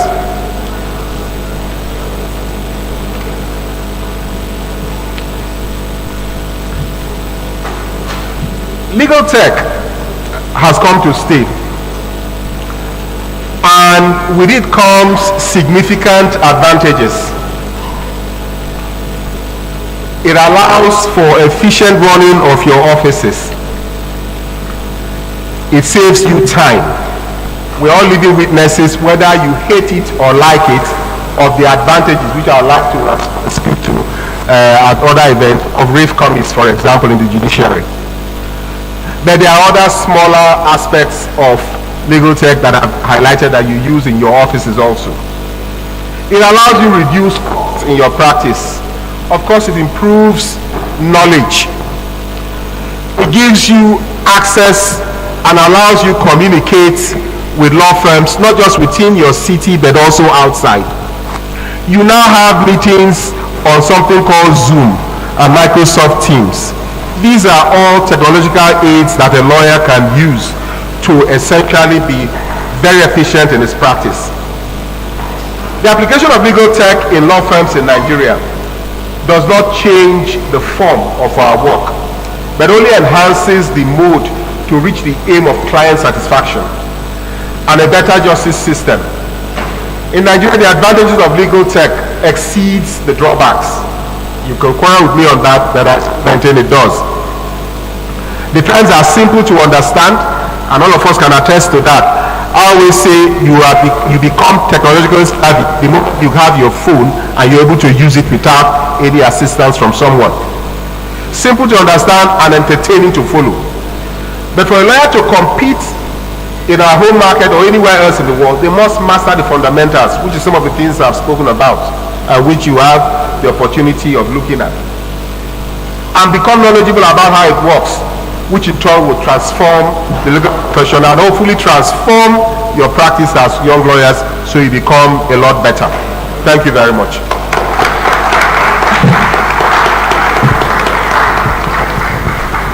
Thank you, Leonard Sik. You respected the time. I'm grateful. Now, you note your questions. Once they are done, you will ask your questions. Young man called the uncle. Uncle, are you at home? He said, yes, I'm at home. He said, I'm coming to see you. Just as he got to the gate, he called again. Uncle, I've been calling you. He said, please, please, please, I'm in a meeting with my client in US. He said, have you gone to US? He said, please, please, please, you're disturbing my this, I'm in a meeting. And they stopped. Thereafter, when he gained access, he said, how did you do it? You told me you were at home.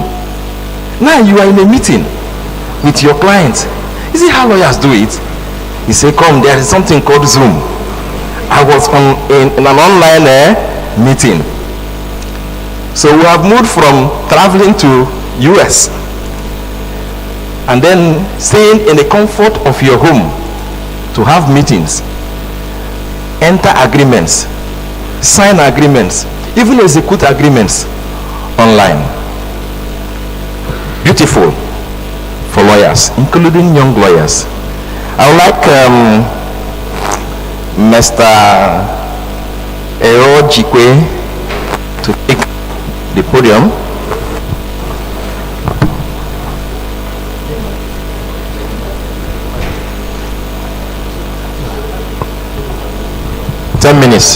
My Lord, permit me to stand on the existing protocol. Permitted. And I also ask your indulgence to talk from the floor. Permitted too. Thank you very much. Dear friends, my pleasure. Just a minute, please. Yes. Thank you, Pa. You did well the first time. It's 10 minutes, a very short time, but I'll speak very quickly. First of all, to commend the chairman and the organizing committee for a job well done. Listening to everybody who's spoken today, you will leave this room, I presume, with the thinking that the legal profession is a wonderful place to be in. And by the way, you all look very good. But, you know, when my EA called the chairman and his people, and they said a car will pick you from the airport, and they're going to take you to your hotel, and they kept to their word and all of that, I thought to myself, this is the first time in a long time that this has happened in the NBA. That shows dexterity in organization. And it's also the first time in months that any law body or organization has written to me without asking me for funding, for sponsorship or support. So thank you. I don't know what you guys think. I think radically differently. I think that we're in a crisis as a profession. And I don't think that all the things that have been said here about the young lawyers, that they're the right things to say. You know, we've been encouraging young lawyers, do this, work hard, that. And it puts up for the young lawyers too. What, and I want one person to answer this question very quickly because I like to have conversations. What is the biggest inhibitor to your success as a legal practitioner? Any taker very quickly? The biggest inhibitor, the biggest challenge. The Honorable Minister talked about a lot of challenges. What is the biggest challenge? Sorry? Money. What? Procrastination. What's the biggest challenge? What's your biggest challenge? Okay, I'll take what the minister said then. The minister said that every lawyer in Nigeria, especially the young ones, suffers from the financial challenges of being a Nigerian and the financial challenges of being a young lawyer. And so, even to use technology, which is what I'm going to speak about in a few minutes, you need money, you need finances, right? And I wouldn't want us to leave this summit without making reference to two fundamental things that I think should enter into your communique when you have your conversation. In June last year, the Nigerian Bar Association National Executive Committee ratified a minimum wage for young lawyers. YLF, you must push it. The day and time when young lawyers don't have contracts of employment or get paid nothing, that day should be over. You should be in a zone where you should be allowed to aspire. Otherwise, the barriers that we talk about will be too phenomenal and they can consume. So you also have a role, and I'm happy that there are senior lawyers in the house too. We are all challenged to do what we need to do to help the younger ones come up. Now to the basics. We are going to talk about the impact of technology on continuing professional development. And I would like you all to take something from what I have to say today. I'm the chairman of the board of the Institute of Continuing Legal Education. And what we have done in that space is to democratize knowledge, because lawyers are knowledge merchants. The only thing you trade is knowledge. I encountered a young man in Owerri one day, and he said to me, all these trainings that you are doing, how do I use it in Owerri? How would you achieve tenancy matter, land matters and everything? And my response was simple. I don't know 80% of my clients. They live in different parts of the world. I'll never meet them probably. Nowadays, I prefer to go to my house in the village in Navy and work from there. Nobody knows where I am. It is the power of technology. We talked about Teams meetings, we talked about Zoom meetings. You can do anything from anywhere you are. You can be the kind of lawyer you want to be. So enough of about us giving them a hope. Let's think about practical ways to make a difference. And in the work that we do in the Institute of Continuing Legal Education, what have we done? We have used basically the instrumentality of technology. What is that instrumentality? Zoom. That you have over 10,000 people attending one training session. It's phenomenal. I would never have been able to do it if we had this kind of sessions. So whatever we do now, we aim to make sure that everybody participates who wants to participate, as long as they can afford the data to do so. Unfortunately, some young lawyers complain about not being able to afford the data, but that's business for another day. And when we use technology, we also think of versatility. The fact that the world is becoming a global village. And those are one of the predicates, because technology is the biggest disruptor that is facing all of us. But that disruptor creates a huge opportunity for you as a young lawyer. The other thing that we've done with technology is to create a YouTube channel where over 200 training sessions are proposed. So anybody who subscribes to the channel MBA ICLE can just log on there and educate himself at no cost whatsoever. And we do these things at no cost because we believe that society must invest in younger people to create platforms of upliftment, so that they can also aspire and do what they need to do, not just to give hope and speak mere words. About 2 months ago, we started a mentorship initiative. To the glory of God, we have, by the way, people say lawyers don't read or don't engage in knowledge issues. But today, our YouTube channel had about 1,320 people in it, which is a huge number. Today, we have a mentorship program, and my Lord Justice Audley talked about that, the one they have at the body of benchers. I mean, sometimes this mentorship thing is funny.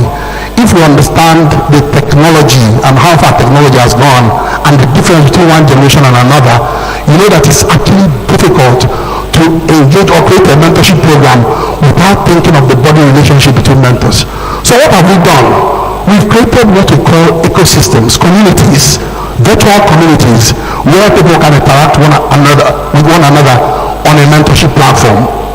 We've created one-to-one mentorship sessions where you can actually mentor a group of people at the same time using technology, basically. And the technologies that we talk about are things that anybody can access. Yes, it's expensive, but if you look for them, you can find them. We are at the moment negotiating with an international agency to see whether we can create a virtual library where everybody can go and do their research and come and move on. These are the things that we talk about when we talk about the influence and impact of technology on continuing professional development. We're also going to have a free session for about 500 lawyers in Bayelsa State. That session we're opening up for everybody who can apply virtually. So whilst we are doing a physical training, it's also being live streamed and everybody can follow it. These are very simple things, but I tell you, the challenges that you face are deep. They're not going to get easier because Nigeria is getting tougher every day. I hear the dollar is at 1,100 today. And the impact is going to be most on the younger lawyers. I will have the chairman push that minimum wage issue Also, make sure that your members know about the remuneration order. Use technology to disseminate it to everybody. Let them know that they can charge more money because of those things that have been done for their upliftment and upkeep. So, I want to tell you about what could happen in the future. And this is about artificial intelligence. One of the biggest threats to young lawyers in Nigeria is actually artificial intelligence. Why is it a big threat? If I want to do any research today and I give associates in my office, it will probably take them 2 days to come back with a response or a result. But if I put that same question to ChatGPT, I probably have 200 pages in 10 seconds or 15 seconds. And even though I will not rely on what ChatGPT tells me wholesale, or other 2 minutes ago. Okay, thanks. Even though I'm not going to rely completely on what alternative intelligence tells me, but I know that it is quite well resourced because it uses algorithms to put everything that's on the World Wide Web and bring together corpus of knowledge that will help you in your development and advancement. And so, just to round up, it will be to encourage everyone in the room. In order to advance in the 21st century, you must understand technology. You must use technology. And it is not going to go away. 3 months ago, Steve Wozniak and Elon Musk, two of the biggest minds on AI, talked about imposing a moratorium on AI because AI has become more efficient and faster than even they have imagined it. And the reason why you must be attuned with technology, even as a lawyer, is that it has the capacity to wipe away even the profession. Why? Because the only thing that man has not built is what man has not imagined. So you must imagine and be creative and innovative as changes arise. Thank you very much.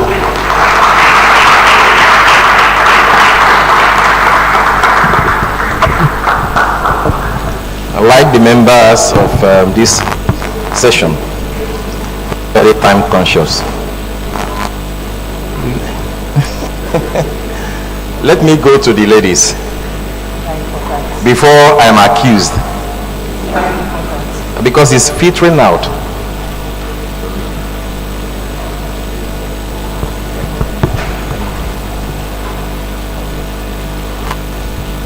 But before we do that,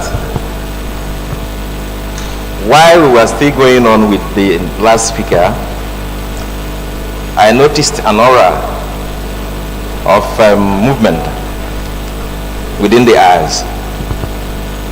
And I know that I had seen a picture within the ones here, and I had to match it. Most of us wouldn't know. We have the honor of being with us here, High Excellency Uju Kennedy Ohanenye, Honorable Minister, Women Affairs, Resource Person. You're welcome, ma'am. Thank you so much. So we'll continue. I will invite the lady very close to me to speak. 10 minutes.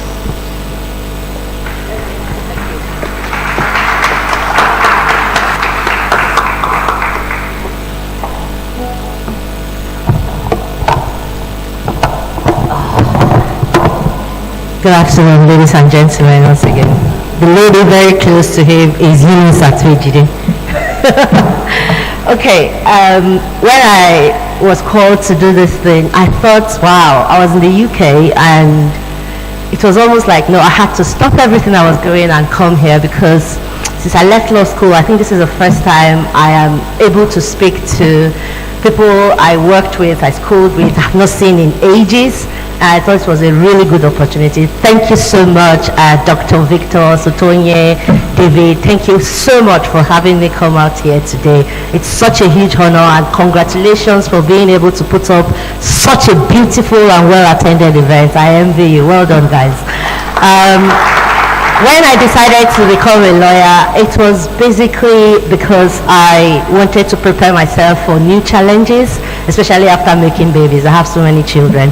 So I wanted to be able to protect myself and protect other people from the biases of society and from the unjust practices that we see all across. So I didn't want to be left behind. I wanted to safeguard against the repercussions of engaging with people who wanted to take everything that you possessed in the name of doing business, because I was going through so much at that time in my life. I was getting duped, I was losing money, I was getting beaten up by people I loved, and I was being excluded from transactions and deals that I had conceived. So I wanted to become a lawyer so I can protect myself, protect the people I love, and potentially protect other people who will seek me out to do so for them. So I concluded that becoming a lawyer would enable me spot irregularities and more swiftly protect those that I really want to protect, and be able to help clients who would hire me to do same for them. But I soon discovered that being a lawyer is more than that. It is actually a calling. So it's an enormous responsibility, and it's a responsibility most of us lawyers in Nigeria have not yet recognized. We do not know how important being a lawyer is. It's almost as important as being a doctor and saving lives, because it is on us to protect everybody, every institution of Nigeria, and we need to begin to take that responsibility very seriously.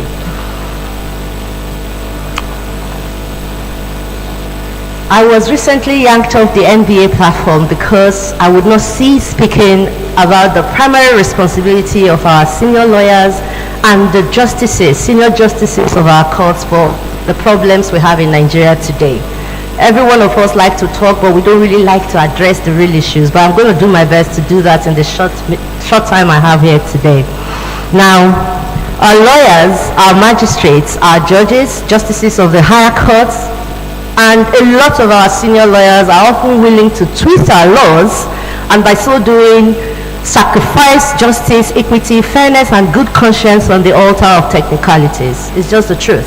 They sometimes serve us predetermined outcomes influenced by other forces instead of the forces that should influence the results we get from our courts. The time to change that is now, and it is on us young lawyers to do it. It is common knowledge that our judicial arm of government is comprised almost entirely of lawyers, and this is to be expected. However, if we pause to examine the legislative and executive arms of government in Nigeria today, especially during the last 24 years, we will discover that they were mostly lawyers or are lawyers, and these are the people that have caused the problems that we are dealing with in Nigeria today. Just investigate, do your research, check all the political figures from 1990 to this day, and you discover that many of them are lawyers or were lawyers before they became politicians or government agents or whatever they are today. So lawyers make up more than 50% of the personnel in all the three arms of government in Nigeria, and this has been the case for a very long time. So I'm not entirely off track when I tell us that lawyers are primarily responsible for the situation we find ourselves in our dear country today. So lawyers are in the best position to right the wrongs, and it is junior lawyers who should begin this process. We cannot sit back and wait for senior ones who created the mess to clean it up. They won't. So we must take responsibility and begin to systematically address the issues. We must learn to speak truth to power. We must work ethically. We must tell those that are around us who are getting it wrong to begin to do it right. Because if we do not do this, we are all going to pay dearly for it. And we are already paying very dearly for what the seniors have done up to now. So we must do the best we can for the advancement of ourselves and our country. It is a huge challenge. It is a huge challenge to stand up or speak up against our parents, our elders, our mentors, employers, our benefactors, especially when we know that they hold prestigious titles like mom, dad, pastor, imam, doctor, professor, OON, NSN, DSSR, MFR, SAN. It's difficult to stand up to people who are that large to us and speak truth to them, but we have to try. And these are people we also look up to. Yet, many of them have significantly contributed to the creation and perpetuation of Nigeria's dysfunctional leadership and governance system. We hesitate to confront them because if we confront or oppose them, the consequences may be very dire for us and our loved ones. Some of us confide in me daily. I'm glad that my brother mentioned that there is minimum wages for lawyers. I never heard of it because a lot of us, some of us even here, told me that even till now they still earn 30,000 naira, which is the official minimum wage in Nigeria, and some of them are already nearing 10 years post-call. That's not all okay. And then let me not deny the fact that some of us are actually very happy to contribute and be part of the, let me say, unfairness and irregularities in our system. There are lots of junior lawyers who are very happy to do the wills and the demands of the senior lawyers who are not necessarily ethical lawyers because of the advantages to them. They get to have conferment that is not due to them as a result of being part of the difficulties. So, but we do know that a lot of us are definitely able to compete favorably with our seniors. A lot of us went to law schools or other schools or worked in foreign jurisdictions where we have been exposed to systems that actually work technologically and AI, they work for us, and we are able to use these systems to help clients.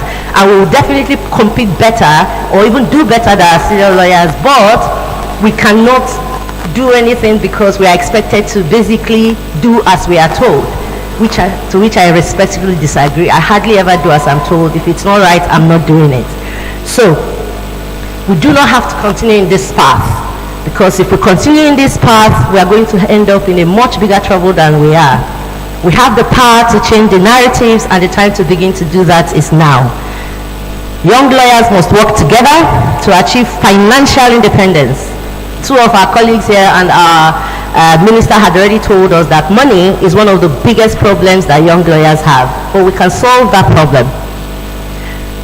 I am calling on all the young lawyers in Nigeria that we need to now begin to work together to establish a legal entity which will look out for us and put good money in our pockets, and we can do it.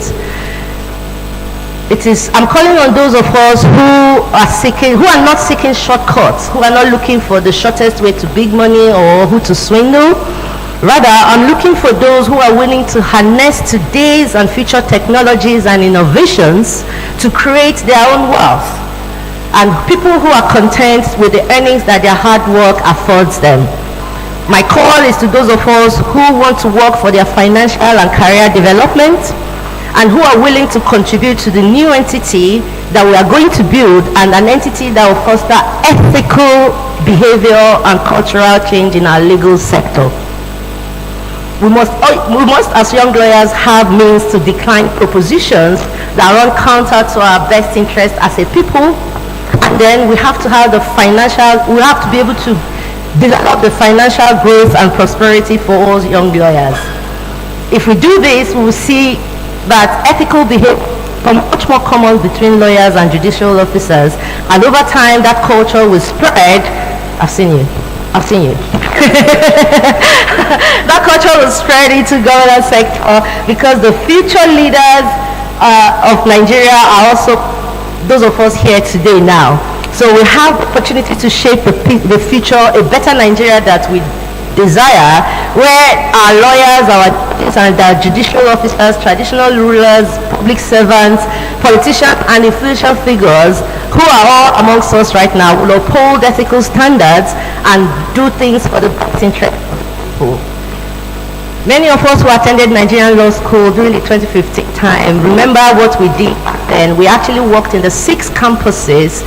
We developed, we set up platforms on WhatsApp, Facebook, where we're working in the 6 campuses to help ourselves to pass the bar finals. And quite a lot of us scaled bar finals at the first try, and many of us came out with first class ones and all, because we worked as a team. So we're able to use technology back then, and we called ourselves Wig and Gam Guaranteed, which we got from Olowoloni. His way of telling us that everybody must work hard, and if you work hard, you get the result. We had fun, but we worked also, and a lot of us came out of law school at the first instance and with very, very good grades. So we can replicate that system by implementing technology for our financial welfare as young lawyers. So, whether we are abroad, whether we are in Nigeria, whether we are working for SAS or who we are working for, we can come together to create a platform where we are all working for the benefit of this country and ourselves. You make a lot of money using all these technological advancements, all the different areas where we are experts, bring it together and then figure out how to make sure that everybody is earning what they deserve, not getting whatever the minimum is and then having too little to look out for themselves, and then eventually being in the position where somebody offers you some stupendous money, you are tempted to do the wrong thing. We can begin to change all that by working together as young lawyers, taking care of each other's finances, not as charity, but as, okay, this is my expertise, this is what I'm able to do. We come in, we find you what to do, we pay you for what you are doing, and you're able to look after yourself and your family or loved ones. So it's time to stop complaining and time to start working together to build up a system, a working system where we can all make the money we need to make, be independent. By the time they are appointing us ministers, judicial officers, judges, whatever, we're still able to continue that culture of doing the right thing, being professionals and making judgments based on what we really believe is the right thing for whatever the circumstances presented to us is. Thank you very much. Thank you.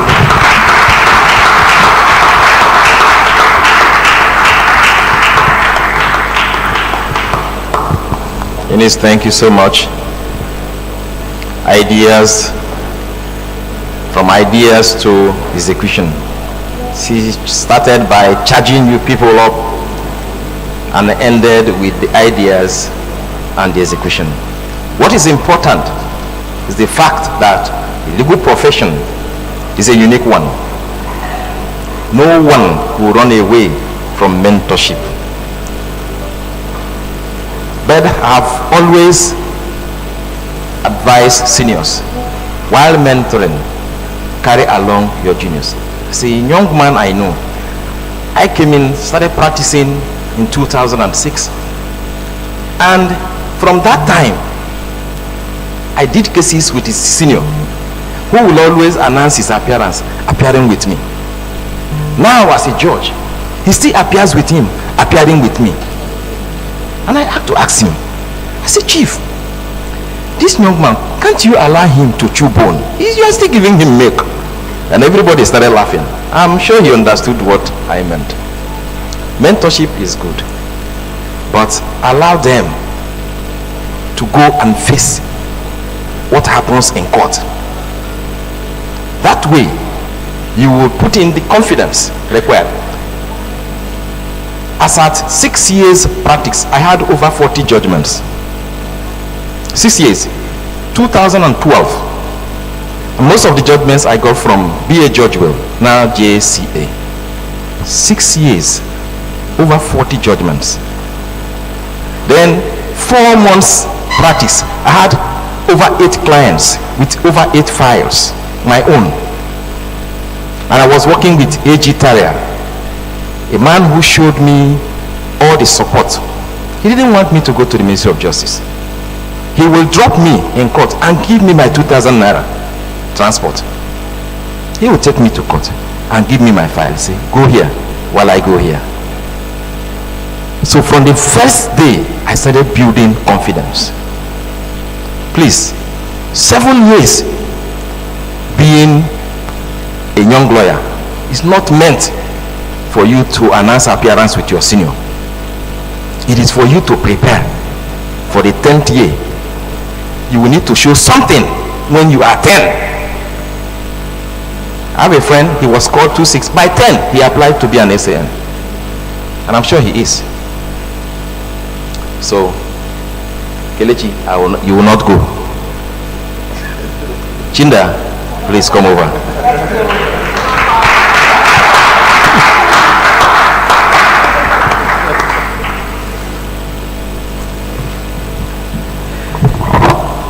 Good afternoon once again. So, because of my topic, I was very deliberate about what I was going to wear today. And when I came into the hall, I had a bit of an issue with, I didn't know who she was then, but I later got to find out she was a retired judge. So my topic is, why do we desperately need entrepreneurs in the legal industry? And I changed it because of my outfit. Why do we need entrepreneurs in the legal industry in a very conservative system? You go for law events, everyone is on black and white, navy, ash. But then, in the real world where you're hustling for your clients, no one is looking at your black and white because you have not stood out in the crowd. You are already assumed to be a marketer. You're coming there to get clients. But if you do something that catches the attention of the organizers, you definitely get a follow-up. And that's what I've done since my practice. So thank you to the YLF chairman and the chairman of the summit for giving me the opportunity to talk about me. So bear with me. This is not a motivational speech or an aspire to perspire, however they say it. But then, this conversation is a very, very important one, and that's because we are due and ripe for disruption in the legal sector, and we remain stagnant and resistant to change. For instance, in Rivers State, we have the e-filing, and I know how many complaints that come in on the platform every day from lawyers complaining that it was easier to file manually than it is now to file virtually. It is renowned, our profession is renowned for its strict adherence to traditional practice and reluctance to embrace innovation. And if you paid attention during the pandemic, you will find out that virtual law firms sprang up post the COVID. Pre-COVID, I was already working for a virtual law firm. I was in Port Harcourt. My firm had an office in Lagos, but I was practicing all the way in Port Harcourt. Now, to quote Richard Susskind, if you don't know Richard Susskind, please make sure you Google him and read one of his books. I'll also refer a book that he wrote that will help us going forward. Now, to quote Richard Susskind, he said, "We live in a time of greater and rapid technological progress than humanity has ever witnessed." So in my area of practice, we are dealing with generative works, AI, metaverse, etc. It's fascinating to know that in 2023, world's top 50 most valuable companies, no legal entity made the list, no law firm. However, you find out that all these companies all have a fully functioning legal department. So who exactly is an entrepreneur? An entrepreneur is anyone with a vision to provide new solutions for existing or emerging problems. However, when a lawyer becomes an entrepreneur, they are referred to as legalpreneurs. See how unique we are as legal practitioners. The legalpreneurs' primary focus is the legal industry first, because they are required to adhere to the strict rules, tradition, and norms of the legal practice. Now in Nigeria, we have several legalpreneurs that have created legal tech companies such as Red Compass, Legal Niger, Start Button Africa, Pocket Lawyer, and Law Paddy. These companies provide regulatory compliance service, legal research, templates, blogs, law directory, law bookstore, and an online dispute resolution platform. These founders have leveraged their legal skills and knowledge to build successful businesses in the legal profession. So what's the significance of you being a legalpreneur in the legal industry? The financial pressure of the profession, innovation and globalization, and also the evolution of law firms with offices in multiple locations have led to the establishment of international law firms. For instance, in the UK, the Legal Service Act 2007 promotes competition in the legal industry by allowing the creation of alternative business structures that enable non-lawyers to collaborate with lawyers in providing legal services, which is impossible under the RPC 2007 and 2023. Now, why is being a legalpreneur important? First, it enables you to pursue unconventional paths, particularly in the digital era. Secondly, encourage cross-border practice, which encourages lawyers to be dual qualified and more business oriented, since we work with business clients. So what are the consequences of us shying away from entrepreneurship? A lot. So if you recall during the Learned Seek presentation, he talked about Mr. Ope, the owner of Law Pavilion. He's not a lawyer. But we had the NW era prior to Law Pavilion. True or false? True or false? Thank you. So, again, we stand to lose a lot primarily because of our reluctance to challenge the status quo of the legal profession, which is supposed to propel us to the next stage of evolution and modernization disrupted by technology. This is because we're not looking into other areas to make money outside of law. For instance, okay, I thought someone was raising his hand, sorry. So, how can lawyers now use their skills and knowledge to excel in business and navigate the business world? First, our analytical skills. Second, understanding legal requirements and compliance. Negotiation skills, professional networks, very important. And then our resilience. Now, what are the tips that I will share with you today to becoming a successful legalpreneur? First, agility is key. Innovation is necessary. Being client-centric and having ethical behavior is crucial. And then being able to adapt to change with ease is essential. How do you position yourself as a legalpreneur? First, you embrace collaboration instead of competition. My friend Beverly says collaboration is the new competition. No one is competing with you. I tell myself that every day. That's my mantra. I'm not in competition with anybody, but I'm open to collaborations. Partner with or outsource legal tech companies to deliver better legal services to your clients. Develop a brand and carve a niche for yourself to stand out from your peers. Understand the business of law and focus on developing your revenue strategy. So if you really want to know more about this, follow Busola Ajala. She has an academy called Strictly Law Business. So everything about the business of law you can learn from Busola, and I think Digital Law Network, I can't remember her name, but the founder of Digital Law Network as well. Then seek mentorship, network and build relationships to expand your reach. Broaden your horizon by attending non-legal events, workshops and roundtable discussion. Position yourself as an expert, especially in light of the ATA agreement. How many of us have read the AFCFTA agreement here? There are about 6 protocols that lawyers can key into. It also helps you become a cross-territory lawyer with an entrepreneurial mindset. Remember, projecting a positive image is critical in this industry. By following these tips, you'll be able to improve your brand identity and build a successful legal practice. Now, I know Mr. Toye and Mr. Tobina made mention of the use of artificial intelligence. Now, I'm going to talk to us about a case that went viral. Now, we had a firm called Do Not Pay Firm. It's not the person that owns the firm is not a lawyer. It's actually a Stanford student. He built an AI robot lawyer that was supposed to represent a lawyer for a traffic-related dispute in the US. However, the bar in the US opposed that and issued and threatened sanctions against the founder, who is not a lawyer. Now, this story illustrates that the legal profession will only support innovation when it enhances the practice and industry done by a human and not a prompt. Entrepreneurs seeking to disrupt the legal industry must have a clear goal in mind. The first one is cost reduction. Many clients assume or have this perception that lawyers are expensive. So when someone tells you your rates are expensive, show them the value that you're going to offer. And then secondly is the automation of consumer rights. I won't delve into that because the timekeeper is by my side. But then, what is the difference? What makes you stand out as a legalpreneur? You know the law inside out.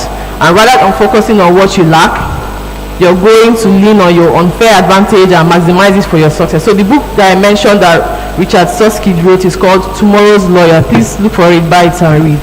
Now, I'll wrap up in a minute. Thank you. So types of funding that you can explore, and I looked at this from the Startup Act 2022. So you have different series of stages as a startup or as an entrepreneur seeking funding you might explore.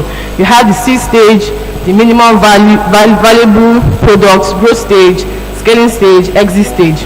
Now, relevant sections will include section 13, 14 to 16, 24, 25, 32, 47. Now, in closing, always value your skills and knowledge, to be prepared to wear multiple hats and stay up to date with regulation, laws, standard, and international best practice. Remember, as a legalpreneur, you have the potential to make significant difference in the legal industry. So go ahead, be creative, and make your mark. Thank you for listening. Thank you so much. Thank you, thank you. You know, there is this saying that there are eggs and there are eggs. Thank you, Chinda. There are lawyers and there are lawyers. Most lawyers are ADR lawyers.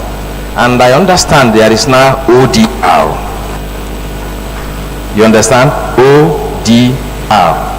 That one is online dispute resolution. Sometimes they don't meet. People, I'm saying this because he used the word, carving out a niche for yourself or for yourselves. So if you are an ADR practitioner, you can be an ADR practitioner with specialties. You might have trainings even in aviation. That's for you. They will look out for you. They will always want that man to be in the panel. So please, she has told you, try and carve out a niche. Kelechi, did you say that you will take 5 minutes? I know you can take 5 minutes because we're actually keeping the Honorable Minister waiting. So please, take the stage. Thank you, my lord. Good afternoon, ladies and gentlemen. Thank you very much. I'm the Honorable Minister, Her Excellency, the Minister of Women Affairs, and may I at this point stand on all existing protocols. I've been given 5 minutes, so I can just simply say I adopt and sit down, right? I'm supposed to speak on the legal, ethical dangers of technology. So I'm supposed to speak on the ethical dangers of technology as it affects legal practice in Nigeria. And whilst I heard Uncle Tony, as I fondly call him, speaking, he said when he talked about GPT rather, he said Kelechi would discuss, and I was wondering who has the paper to present what? Why are you setting me up? And I heard my sister Eunice speak so brilliantly, and as well Tobina and Auri is in a world of her own. So I would like to say that even if she's looking as flamboyant as she's looking, she's still dressed within the confines of the RPC, because as lawyers, whatever we do, whatever way we apply technology, it must be strictly within the confines of the rules of professional conduct. I'm just going to go straight into the disadvantages or the pitfalls, as they were. Artificial intelligence is a big problem, no matter how one look at it. In as much as it's something that is beneficial and advantageous to us as practitioners, it has its pitfalls. I know that one of the issues, as rightly said here, is the use of ChatGPT. Now, if you use ChatGPT, you have issues where you replicate things as practitioners and you don't have originality in what you churn out. I remember when I was doing my master's program in RSU, we had to go through a process called plagiarism. Imagine if I had used, or many lawyers had used ChatGPT to roll out their essays. Do you know the implication of that? They would have failed all of us, because ChatGPT would just reel out the same thing for all of us as they were. Then, of course, we'll be caught by plagiarism. Another area that use of AI kind of affects us as legal practitioners is in the area of accountability. As practitioners, when we prepare processes, we should be accountable for even the errors that we make. But when you use artificial intelligence, who do you blame? When you send out your client, your document to your client and there are errors in them, and you cannot say you prepared it, you begin to point at the artificial intelligence or the robot that prepared the document. Is for me a huge disadvantage. Another area that I see as a disadvantage is the area of practice by non-lawyers. Very recently, I understand that a young lawyer had hacked into, a young man had hacked into the portal of the Law Society of Kenya, Nairobi's branch. And he stole the identity of a lawyer who at the time was employed by the government and had not applied for his practicing license in Nairobi. So the license was issued to this young man who was not a lawyer, and this man won 26 of his cases. I don't know if any of us are aware of that situation. 26. Until today, a governor in Nairobi is encouraging the man and saying that he has done what so many lawyers can. How many of us here can boast of winning 10 cases? But that man, and you see, it's funny as it is, it's an identity theft. It is a big setback of artificial intelligence, because you have the leverage of hacking into systems like the young man did. So in as much as we want to encourage, and highlight the advantages of of technology in legal practice, there are also so many pitfalls. Of course, cyberbullying, sensitization of sensitive cases by the public. A typical example is the just concluded Presidential Election Petition Tribunal judgment. I recall that when the judgment was being read, one of the justices said that she would not be bullied by the internet, public opinion. There's a Barrister Street on Instagram. The man put up the pictures of all the justices of the Court of Appeal who were sitting as panelists to deliver that judgment. Do you know the hazard that you are exposing those people to? So in as much as we know that yes, Instagram is an avenue that we can use as practitioners to, enhance our practice, we shouldn't also downplay the negative side of the use of technology. We also have the issues of. No, I wasn't given 5 minutes. I was given 5 minutes. My lord, you didn't give me 5 minutes, really. I want to be clear. No, I merely replicated with respect what my lord said, but as God pleases. Okay, so of course we also have the issues of protection of client confidential information. I talked about hacking into systems and all of that. So we have intellectual property, we have trade secrets, we have property merger and acquisitions that are susceptible to theft, by hackers. As many of us that think that we are tech savvy, there are also many people here that are learning to hack into iClouds and other clouds, as they were, to steal personal data.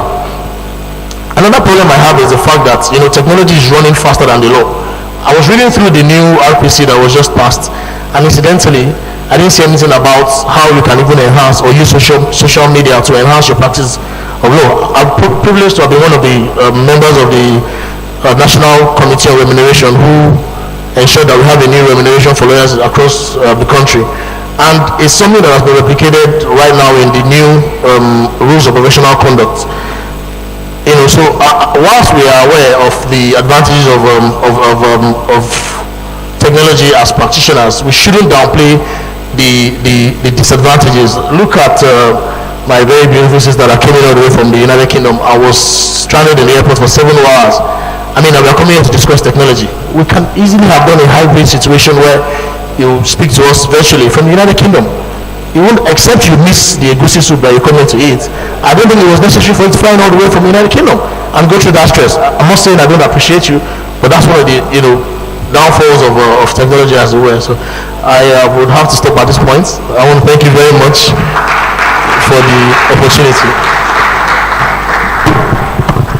Thank you. I knew Kelechi will not protest. And I thank you for keeping to time. Just like he said, a federal judge in the US awarded $5,000 fine against 2 lawyers because of what he said. Chat GPT, fictitious research and all those. Please, no matter where we are because of technology, don't forget where you are coming from as lawyers. The legal profession is an honorable profession, and we have our professional ethics.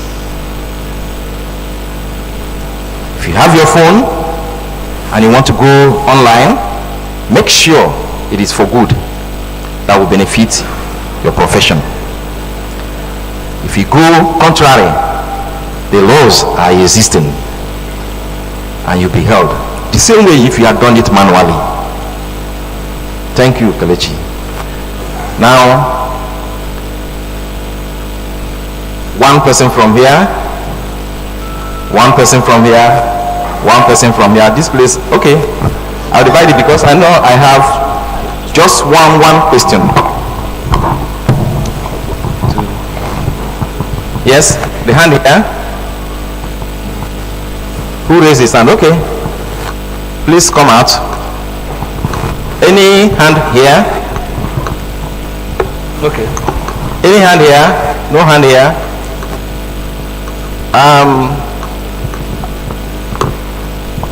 Okay, so two of you come out. Any other hand here? There's a guy. Okay, please come out. That's all. Please ask your question. Chairman, permit me to stand on the existing protocol. Yes. My name is Celeste Woda.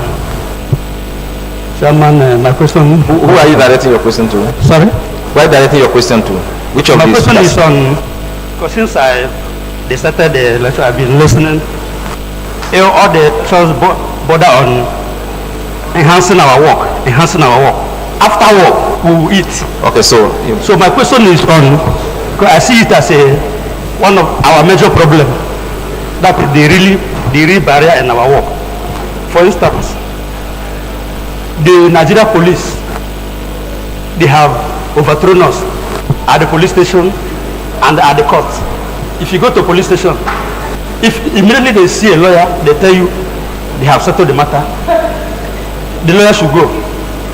Okay, sorry. Then at the court too, criminal matters. Though SAN, I'm sorry, I know that SAN no longer go to magistrate court, and some SAN too, because of how the nature of the matter, they might not also go to the police station. Going to the police station at present, going to magistrate court for criminal matters, I think it is young lawyers. Most of us are young lawyers. The police at the police station, they have taken over our work. They settle it with the suspect. Then at the court, the suspect there is after what the parents, that is the relative, they will say they have settled the matter. The police, as it stands now, they are making money, our professional fees. They are the one enjoying our money. Young lawyers, as it is, some of them cannot afford suit. Beep. Okay. They have taken over. So what's your question? Then, is that a comment or a question? 2020 Police Act. Our interest was that maybe it... No, why not just go straight and answer your question? Okay. My question is, what is the way forward? Way forward? The way forward of that... It's all right. It's okay. Non-lawyers not to take over our work. It's all right. Who's the next person? Please come. Give him the mic.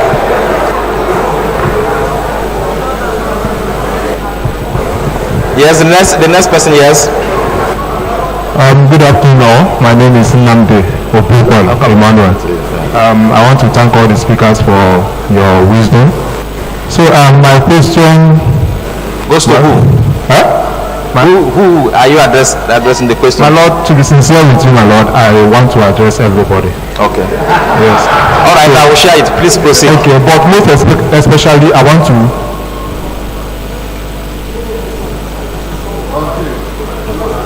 I stand to be corrected, man. So, because of the topic per se, that's what drove us to come here. Because of this particular word. So, what's the barrier?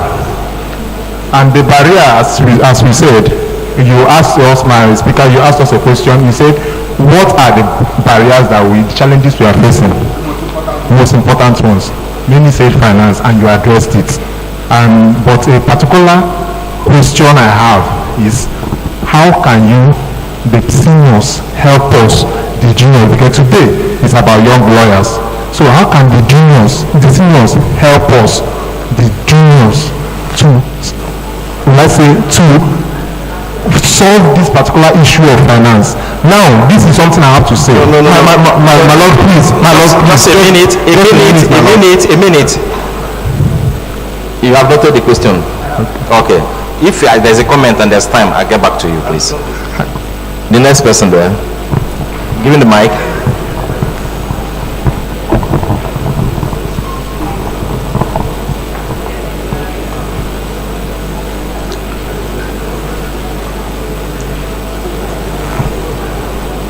Ask everyone to come out. Yes, please, straight to the point. Thank you, my Lord. My Lord, I derive so much knowledge being a participant in this summit. My name is Obum Nwoye. Yes. I had the learned senior advocate speak on the use or applications of technology, and he was supported by his brother on his right side. And I had a counterpose to the two of them by my good friend Kelechi Uzi. I am in this kind of middle ground. We've all appreciated the need and use of technology to advance our practice. I personally is taking on technology because it has taken me away from the drudgery of living through index. I don't know if anybody still remember index. I started practice by being inundated with index, and you can take 2 weeks searching through index. Technology has saved me from that drudgery. But my good friend has pointed us to the direction of the dangers we encounter in being solely sold on technology. I want to ask, finding myself in this feast, where do we draw the balance? Sir, I need a guide on how to draw the balance on high-speed technology and the drudgery. Thank you, sir. Give to him. Now, let me share it before I forget. I will share the questions now before I forget. What does police issue? What does police issue will be handled by you. What's your name? Now this issue will be handled by you, and Obum's issue will be handled by Kelechi. Now ask the next question. Okay, and those are the 3 questions, right? Yes. So thank you very much, my lord. Yes. Because the topics are all related, my question will go to all of them. My name is Dr. Ikiri Abraham Joe. My lord, the scope of practice over the years have widened. And with the mic. Yes. Here's the mic. And we have section 7 of the rules of professional conduct here, which says, permit me to read, unless permitted by the bar council, a lawyer shall not practice as a legal practitioner at the same time as he practices any other profession. And the caveat C of that section says, such other trade or business which the bar council may from time to time declare to be incompatible with practice as a lawyer or as tending to undermine the high standing of the profession. Yes. Now, my question is it not time for us to throw away this section so that we have the scope to begin to enunciated there. Thank you very much. All right. This question will be shared.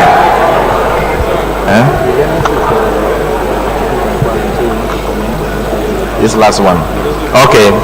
I'm going to give one minute to each speaker to comment on the last question, and thereafter I will go to, since I have 2 SANs from one office,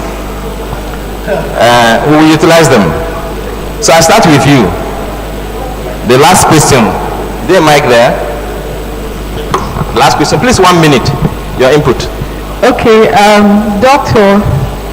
So my response to that, I mean, I listed it in my presentation, but I don't think I had the time to talk about it. But then, I would say the section, the Bar Council will definitely tell you what is not within the legal sector. So if your business or whatever it is you intend to do is not within the scope of your legal practice, so you can be a legal blogger.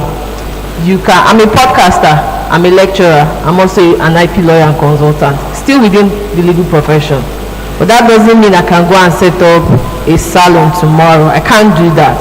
Ebuka is a good example. He's a lawyer called in Nigeria, and he's doing fantastic in the media space. I was privileged to meet a senior who does media law, and he has been doing that for the last 25 years. He doesn't appear in court, but that's his core area of practice. So if you're talking about that section, I wouldn't say throw it away, but make sure that, so for every law there's an exception. Figure out your exception and work within that. That's my contribution. Thank you. Eunice, thank you. I completely agree with you, Dr. Nkemo. We need to throw it away. And the reason I say that is the law practice, the way my sister has described it, is actually not what I understand that section to be saying. We seem to think in Nigeria that legal practice is litigation. That's not true. I have never been in court my whole life.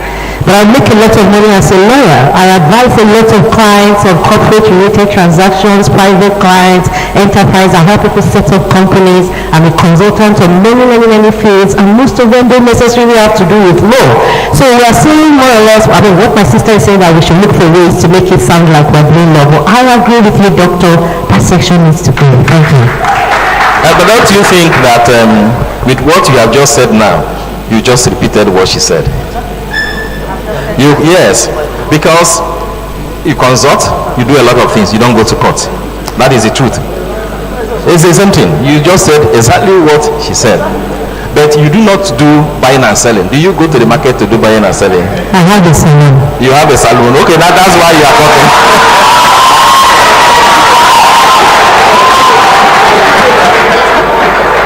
Alright, so is there any mic close by?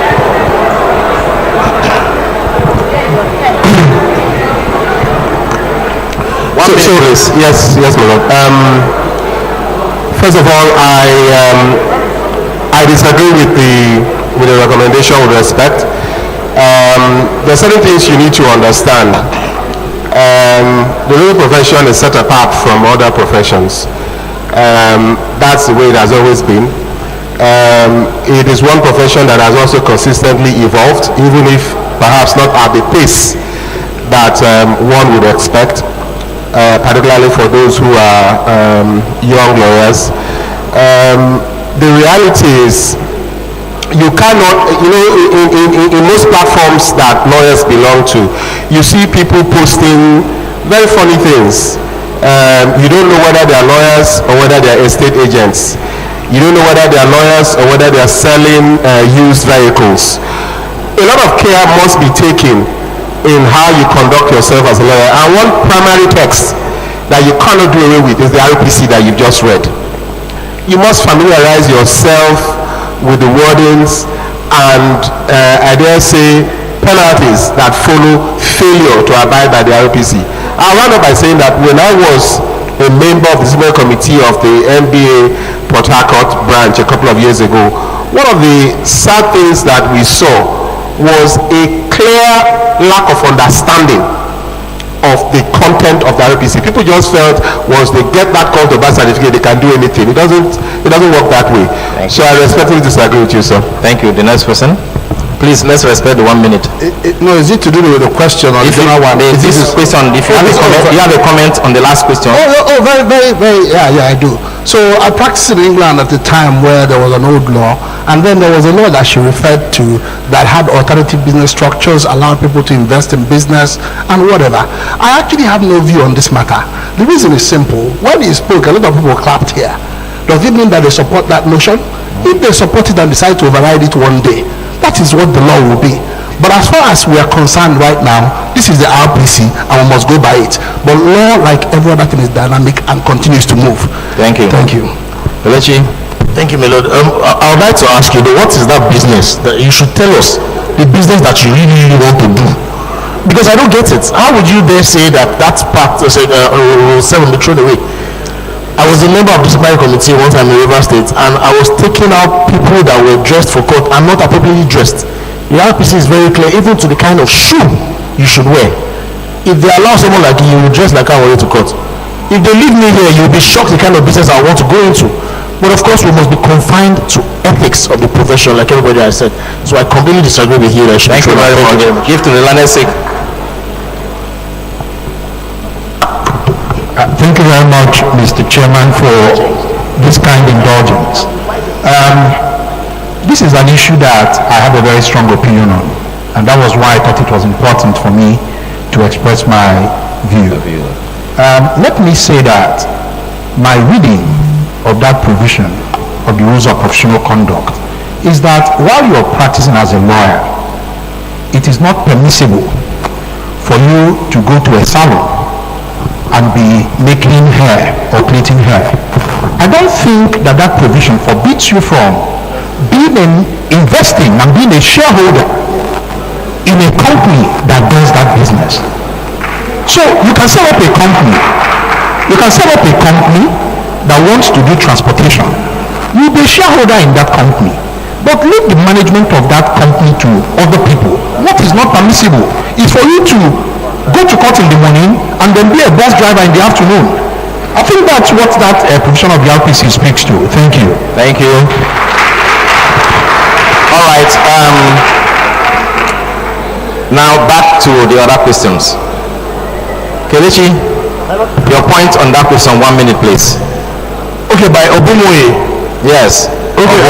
My position is, in as much as we cannot do it with technology, we have to confine ourselves to the rules of professional conduct. And that's just my very simple answer to it. Thank you. You cannot go contrary to the rules of professional conduct. If not, you'll swim with the penalties there too. All right, thank you. The question, yes, the own question. Yeah, so very quickly, I think this thing keeps coming up. I was in Kigali to talk about something on this matter, and the young lawyer raised the same issue. The barriers of entry or barriers of success in the profession are enormous. I think that the average Nigerian young lawyer has been set up to fail. 5,000 lawyers every year, sometimes 6,000 lawyers graduated every year with no clear pupillage or training contract system. So when we talk about mentoring and all of these things, we don't really have any structure to do those things or to advance them.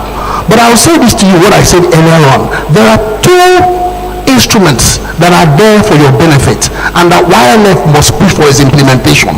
One is the minimum wage document that was passed by the neck of the MBA.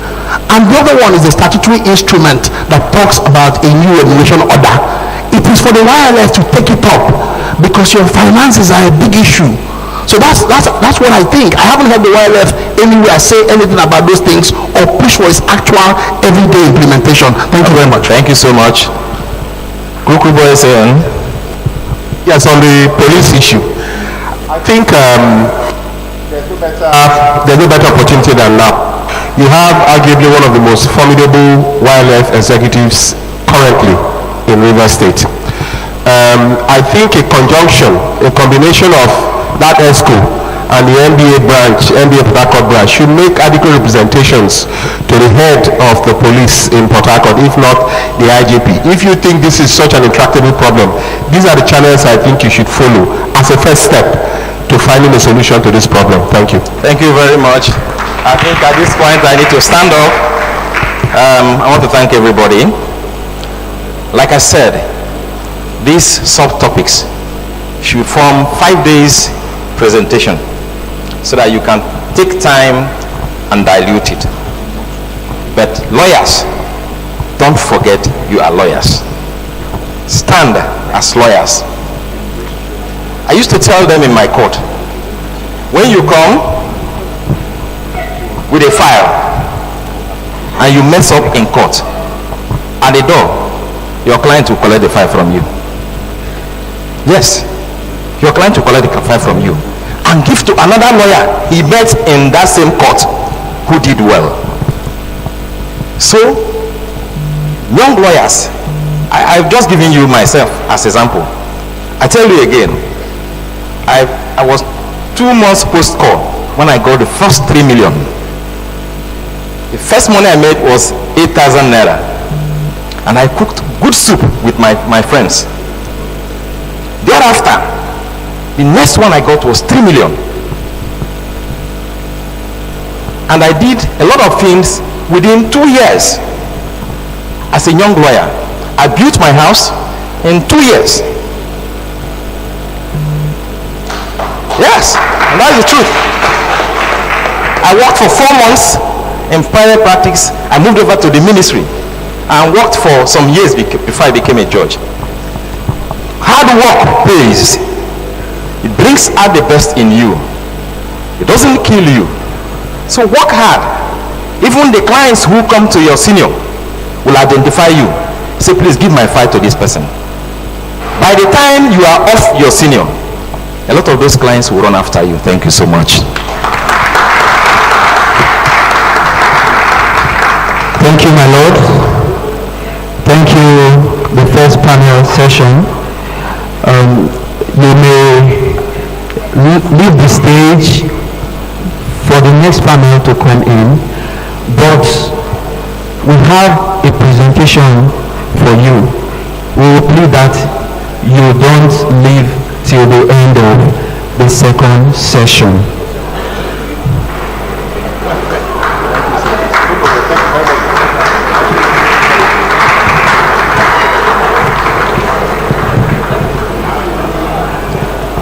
Your Excellencies, my lords, distinguished ladies and gentlemen, we've heard it all that hard work pays. Hard work is one of the keys to breaking barriers. It is one of the keys to becoming the next and future generation leaders. Wabani to the stage, please.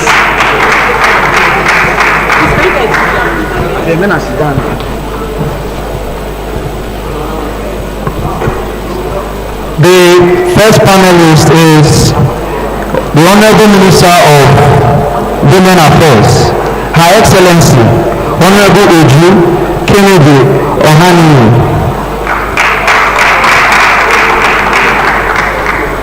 We'd also like to make welcome Mrs. Beatrice Jedi Agba OON, Solicitor General of the Federation and Permanent Secretary of the Ministry of Justice, ably represented by B.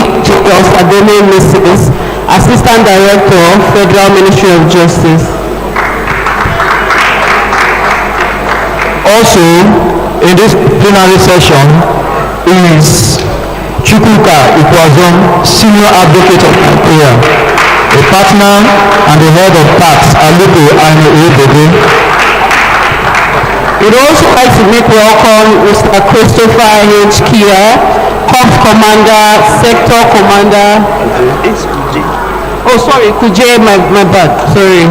Sector Commander, FRC, River State. Sorry, sir. Thank you, sir.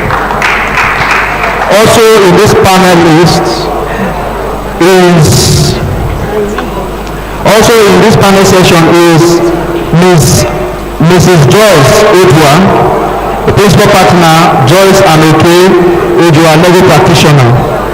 I think she has been around, probably she steps out. We'll proceed. So we'd like to call Mr. Henry Barnabas, partner, Matson and Prime Legal. You're welcome, sir. Then I will quickly hand over to the chairman of the panel session, my lord. The Honorable Minister of Women Affairs, I want to rest on all the established protocols and say good afternoon, ladies and gentlemen. I would like to thank the executives of the Young Lawyers Forum for finding me worthy and competent to chair this session, and I am indeed really honored. As you can see on the high table, we have well-experienced resource persons that will lead us on this topic of the plenary session. And our topic is embracing diversity, intersectionality, and inclusivity in the Nigerian workplace. But before we proceed, I would like to talk on this topic very briefly. So, embracing diversity simply entails getting to know and appreciate people of different ethnic groups, ages, religions, cultures, socioeconomic groups, and even races. So we can see that diversity is embedded in our daily lives and in all spaces. So diversity can even mean learning a new experience or a new skill. And as we know, all this provides an opportunity to strengthen our development as individuals. Now, the concept of intersectionality describes the ways in which the system of inequality based on age, your gender, your ethnicity, your sexual orientation, even your gender identity, or any other form of discrimination can intersect and create a unique dynamics and effect. So intersectionality also acknowledges that people have multiple social identities, and these identities can intersect and help them create a unique perspective of themselves. Now, inclusivity, just as the name implies, is the idea of including different people, different things, different ideas, and treating everyone equally and fairly. Now, if we marry all those things in the Nigerian workspace, we can see that in today's evolving world, the concept of diversity and inclusion they are very crucial components in creating a thriving and successful work environment. And if we embrace and understand intersectionality, we can be able to enhance or develop our inclusion and diversity efforts in creating a proper and better workplace for everyone. So I just want to give some examples. For example, in the United Kingdom, where their diversity embraces people with different social abilities and complexities. So that's why you can see a disabled person working even in a law firm. In the rare course of justice, you see a lot of them there. Or you see a Muslim woman with hijab working at being a front desk officer. So this is the inclusion we are talking about and diversity, not discriminating. Because even our constitution kicks against discrimination, particularly section 42, it kicks against discrimination against people based on their cultural backgrounds, even their religion, their state of origin, or even political opinion. And that is what we have today in Nigeria, as sad as it is. I'll also use another example. Now, in a law firm, statistics show that more men are being employed than the women. And this is because most times employers feel that the female, a woman, she's not really able to juggle her work life and her family life. So that's also discrimination. But I'd like to say that I am a woman, and by the grace of God, I'm able to juggle my work life as a High Court judge and my family life. So these are many more things we are going to hear today. So because of time, I would just like our resource persons to introduce themselves and tell us what they're going to speak on before we go into the topic for today. So I'll start with you. My name is Barrister Mrs. Uju Kennedy Ohaneye, the Honorable Minister of Women Affairs. I'm talking about our nation and our women and children. Thank you.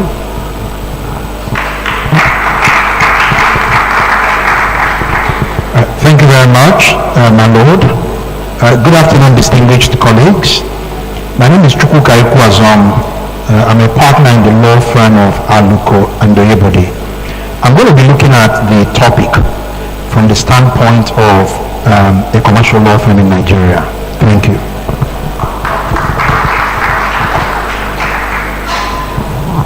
I am Corps Commander Christopher Kuje, Sector Commander Federal Safety Corps, River State Sector Command.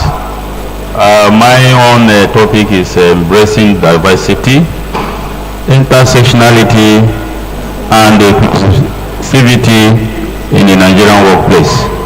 I am to give a practical expression of how this is applicable in my workplace. Thank you very much. I am Mrs. Juliet Iboye Osademe. I am the Zonal Liaison Officer of the Federal Ministry of Justice, Port Harcourt, and I'm an Assistant Director. I am representing the Permanent Secretary, Federal Ministry of Justice, and I'll be talking on intersectionality and inclusivity in the Nigerian workplace. Good afternoon, ladies and gentlemen. My name is Henry Barnabas Ehi. I'm a partner at Maxine and Paralegal and a member of the National Welfare Committee.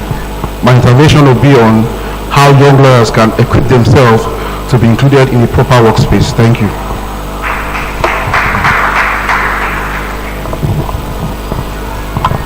So thank you so much. Without wasting any more time, because the Honorable Minister would like to catch a flight today, so we'll start with the Honorable Minister, and please, each resource person will just take 10 minutes because of time. So let's put our hands together for the Honorable Minister as she gives us her talk. I plead to stand up and go to that side, please. Thank you.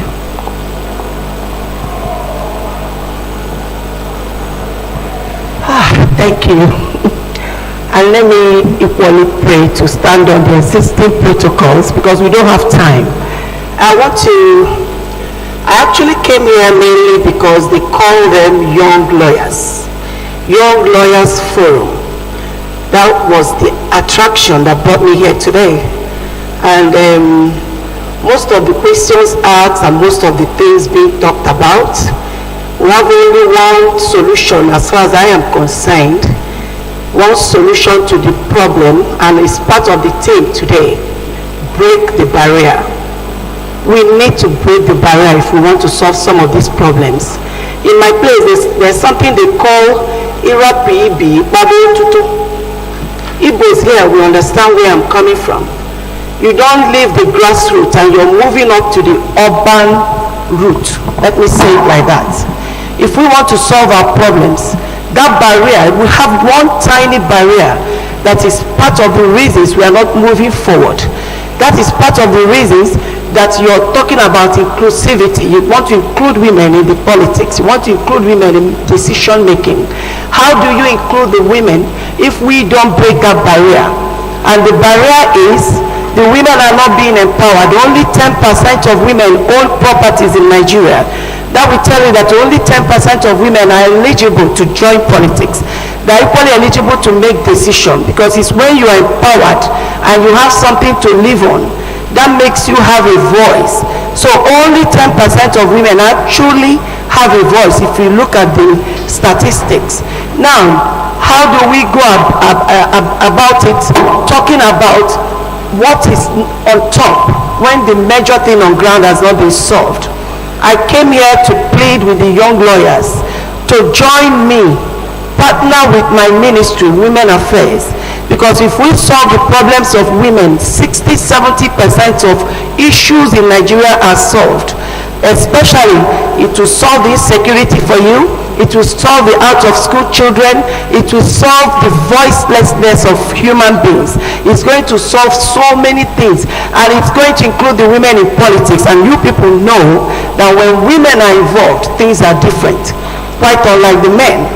I love the men, I'm not talking about that. What I mean is the women we are firmer, we take better decisions. The men are the head, we are the neck. Can a head exist without the neck? That is it. So we need to work towards, even the men, if you don't work towards empowering women and changing things and changing the narratives, you can't live longer than you're living now.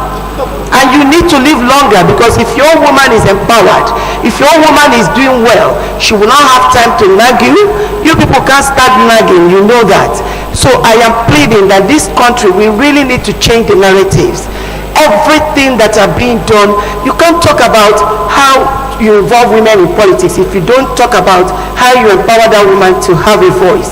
You can't talk about improving in governance without talking about how to make sure that out of school children is totally reduced. For years, it was 10,500 out of school children. As we speak, we have 20 million out of school children. Upon everything, both UN, every one of them are proving to us they are doing to help us in Nigeria. Nothing has been changed. Let us not sit down and wait for us to change the narratives. Let us help ourselves. We have enough resources. You don't need so much to achieve this. You need little. So I'm pleading with the young lawyers, please join me. We can't afford to watch what is going on in Nigeria. The rule of law is very important. Do we have it? I have applied for mobile courts and special courts so that some of issues concerning women and children can be addressed so easily, like the female genital mutilation, the out of school children, and the violence on both women and children. I cannot achieve this alone. I can only do what one individual can do. That's why I want the young lawyers to partner with me. I came here specifically to plead with you to partner with me. So many injustices are going on in this country. And if we don't address it for people to know that if you commit a crime, you will definitely pay for it. If you do things that will lead you to jail, you will definitely go to jail. I am pleading with you people, if we start this and you see, things will change. See the Maitama Hospital problem, that the girl was taken there, and this is she was a very prominent lady, and she was taken there, they watched her die, they locked up their doors, and at the end of the day, the same Maitama Hospital formed the panel that is investigating them. How do you go about that? I went there and they said they were in a panel. Which panel? Who formed the panel? The same Maitama Hospital, the same people that committed the crime. When I got to the panel, I was so mad. How could you form a panel? You didn't bring my ministry in to defend the lady. She belonged to my family, the Ministry of Women Affairs. I wouldn't take that. So these are some of the things I'm talking about. And I'm suing them. I've gotten the names of those individuals that were at work. I can't sue the Maitama Hospital. But by the time I sue the CMD, and the people that were at work that day, you will see that Maitama Hospital will come out, and all of us, myself and the young lawyers, will be able to capture them, and the right thing will be done. And when that right thing is done, because it could be you, it could be your relatives, it could be anybody. That girl came from a wealthy family. I've been able to have the opportunity of speaking to the father. She was from a wealthy home, but the money, the father's money or her own money, could not save her because of the system. Now we have a president who is eager to change things by saying that we should not suffocate the poor. We should allow the poor to breathe. And that, so how do we go about that? I'm begging you, please, join me. Let us fight the injustices. There's an 8-year-old girl that has been raped by the stepfather at Enugu that still trying to sweep the matter under the carpet. I am begging you people, let us use some of these people as example, and you see things will start going better. And some of the issues that are being raised will be solved. You can't make more money if we don't curb on corruption and wickedness in this country. And I don't know, maybe I've taken much of your time. I wish I could have said more, but I love you all and I thank you for inviting me.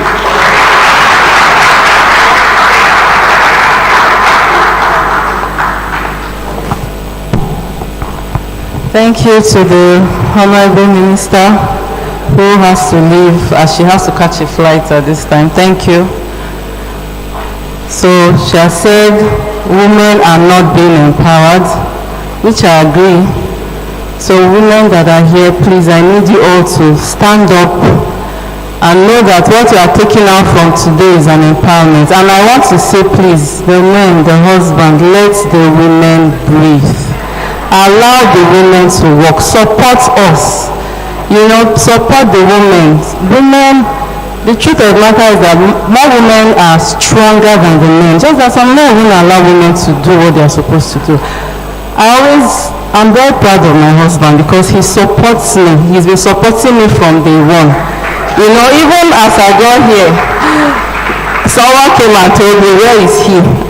Where is your husband? Because he's always following me. So he supports me, and that's why I have attained where I am today, because of his support. So please, husbands, allow the women to breathe and empower them, support them to do what they want to do. Thank you. So without wasting more time, we'll go to our next speaker, who is the Leonard Silk. Thank you.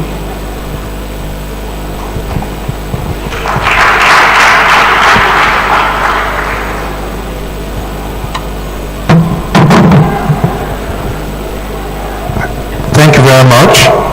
Let me start by expressing my gratitude to the leadership of the Young Lawyers Forum of Port Harcourt branch and the organizers of this event for extending this invitation to me to be part of this event.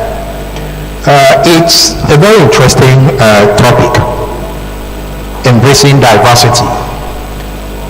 We've been allocated 10 minutes to share our thoughts. So what I intend to do is I'll try to explore some of the critical concepts that are contained in and then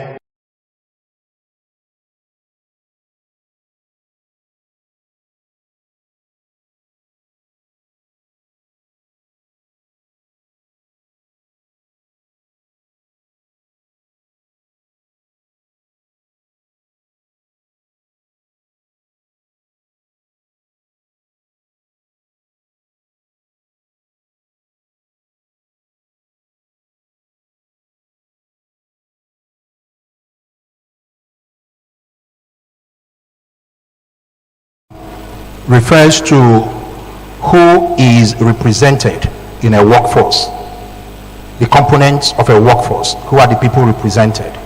And when we talk about diversity, the most common forms are gender diversity, age diversity, ethnic diversity, class diversity, and religious diversity. Now, think for a moment, if everyone in a workforce looks the same, thinks the same, is of the same age, acts the same, or better still, think of a football team where all the 11 players are strikers, or all the 11 players are goalkeepers or defenders. I'm sure as you're thinking of these examples, what is becoming very clear to you is that for any workforce, for any establishment, for any organization to prosper, it is important that people who make up the workforce come from a diverse set of backgrounds, experiences, and other forms of diversity. So that's what diversity speaks to. It speaks to, who the composition of the workforce. Now, when we talk about intersectionality, and I think that my lord, the chairperson of the panel, gave a very good introduction in that respect. So when we talk about intersectionality, it describes the ways in which systems of inequality based on gender, race, ethnicity, sexual orientation, and other forms of discrimination intersect or combine to create unique dynamics and effects. So this is a theory that presupposes that all forms of inequality are mutually reinforcing and must therefore be analyzed and addressed simultaneously to prevent one form from reinforcing another. And I'll break it down. So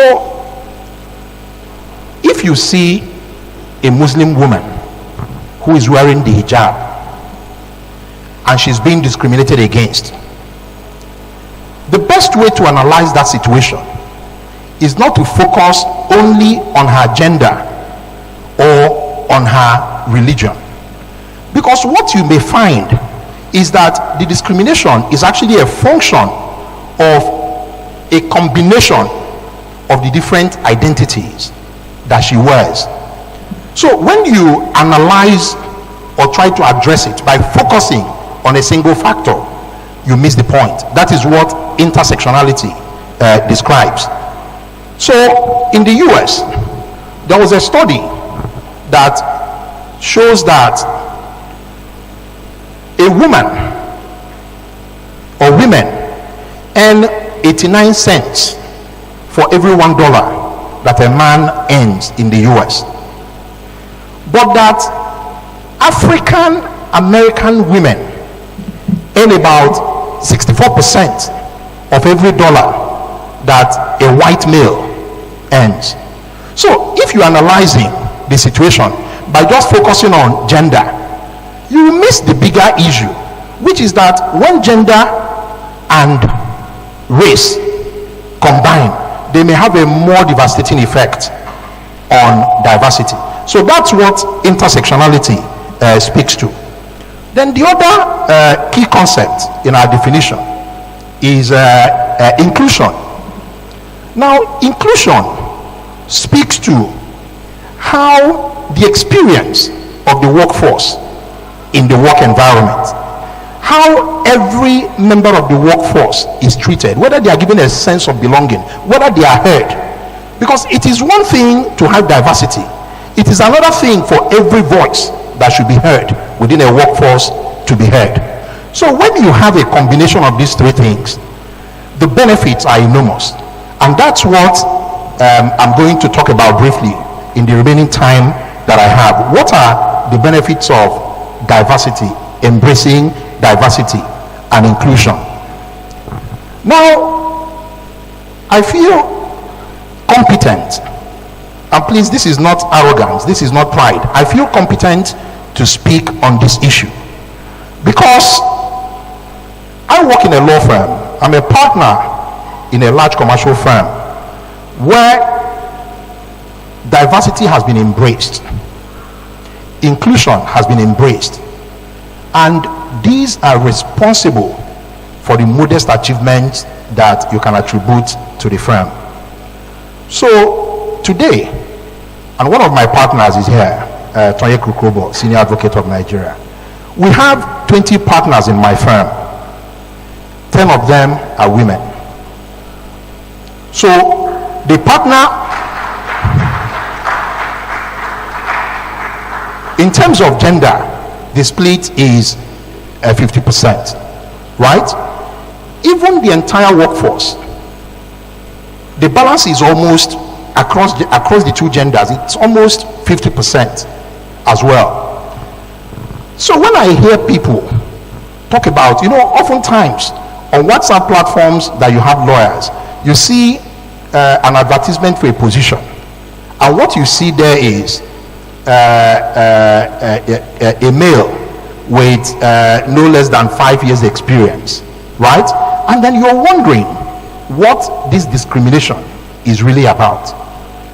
And I'm not here to flatter women, but I can tell you that in my work experience, one of the smartest sets of people I've ever worked with are women.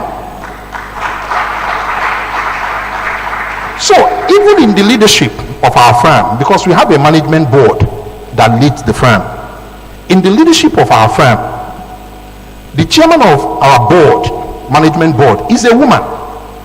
We have two managing partners. One of them is also a woman. So whether it is in terms of leadership ability, whether it is in terms of competence, whether it is in terms of emotional intelligence, you see that there is no basis for any organization that wants to thrive to not embrace diversity, because diversity brings increase in productivity. One of the other things that it does is that it helps you to, it's gone, wow, okay, I don't want to thank you very much, thank you.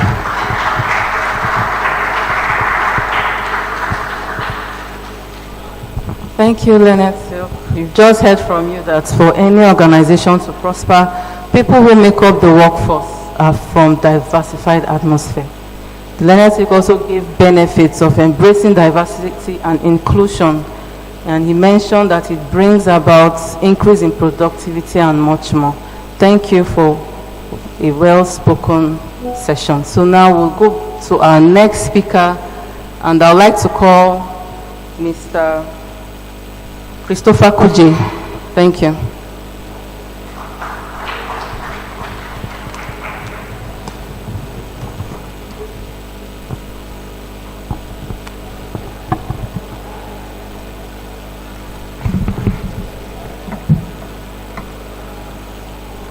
All protocol duly observed. I don't think because of the limited time, I will try as much as possible to dwell into what I think is important.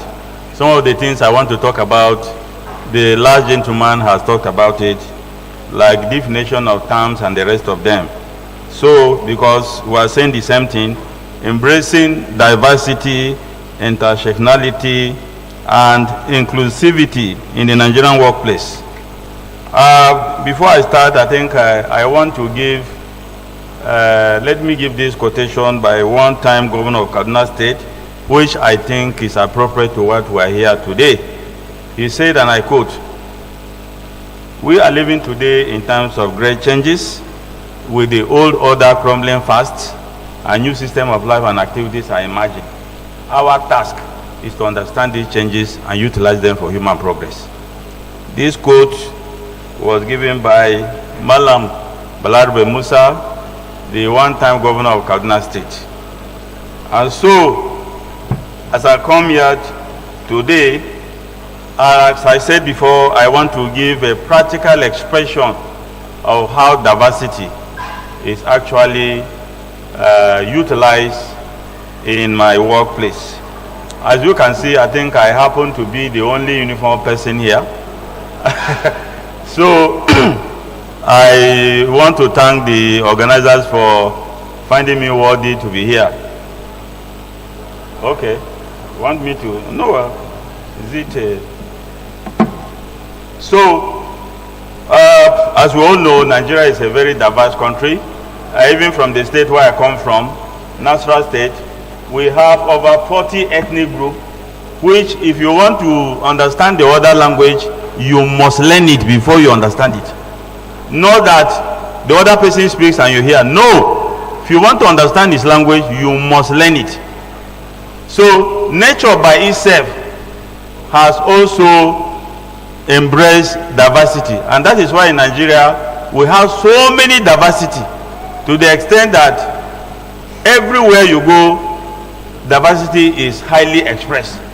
And so as human beings, our role is to see how we'll be able to cue into this diversity. Now, let us see, in the case of the Federal Road Safety Corps in Nigeria, we are a paramilitary organization. Our tactics, our training, our discipline, and most of the things that we do is in line with the military way of doing things. But then there is something we have to understand, or we have come to understand in our working place, that practical force, or the use of a kind of old style of doing things, using force and other things, doesn't bring out the best out of people. But if you're a good leader, what you need to do is to embark on what we call emotional intelligence. If you do that, then you will be able to bring the best out of your people or your staff. Now, let me just go ahead how we are achieving this in the Federal Road Safety Corps. First one is the issue of communication. Communication is key if you really want to achieve, you want to embrace diversity in your workplace. How do we achieve this in the Federal Road Safety Corps? We do that through regular meetings to help staff to express their opinions on issues. We do that, for instance, every week we must hold meetings with staff to ensure that they express their opinion on issues that are very, very topical, and for us to find answers to them. We also embark on what we call weekly, on what we call in-house training and capacity building of staff, so as to also make them better citizens. We also, in our recruitment and even promotion and postings, we take into cognition the issue of gender, the issue of capacity, the issue of ability, and so on and so forth. For instance, we look at it as a discrimination and also a kind of marginalization for you to take a junior staff, for instance, who come from South region, and you carry him to the far north, where his salary cannot even afford accommodation. In that case, we look into all those things and we post you to your own geopolitical zone so that you will be able to manage your income very well. And also, when it comes to recruitment and promotion, the issue of gender is also considered. But I don't know, maybe in our own, I will say there are some situations where we can call it positive discrimination. In the sense, for instance, you cannot allow a woman to go and do night duty, because doing that to us is going to create problem. You are trying to separate the woman from the husband. So there are some duties that we cannot ask women to go into.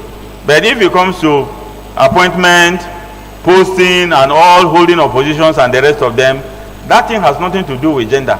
Even if you see today, I come here, we have 2 men and we have 2 women. That's to show you how gender friendly I am as a leader. And again, we have so many other schemes, things that we do.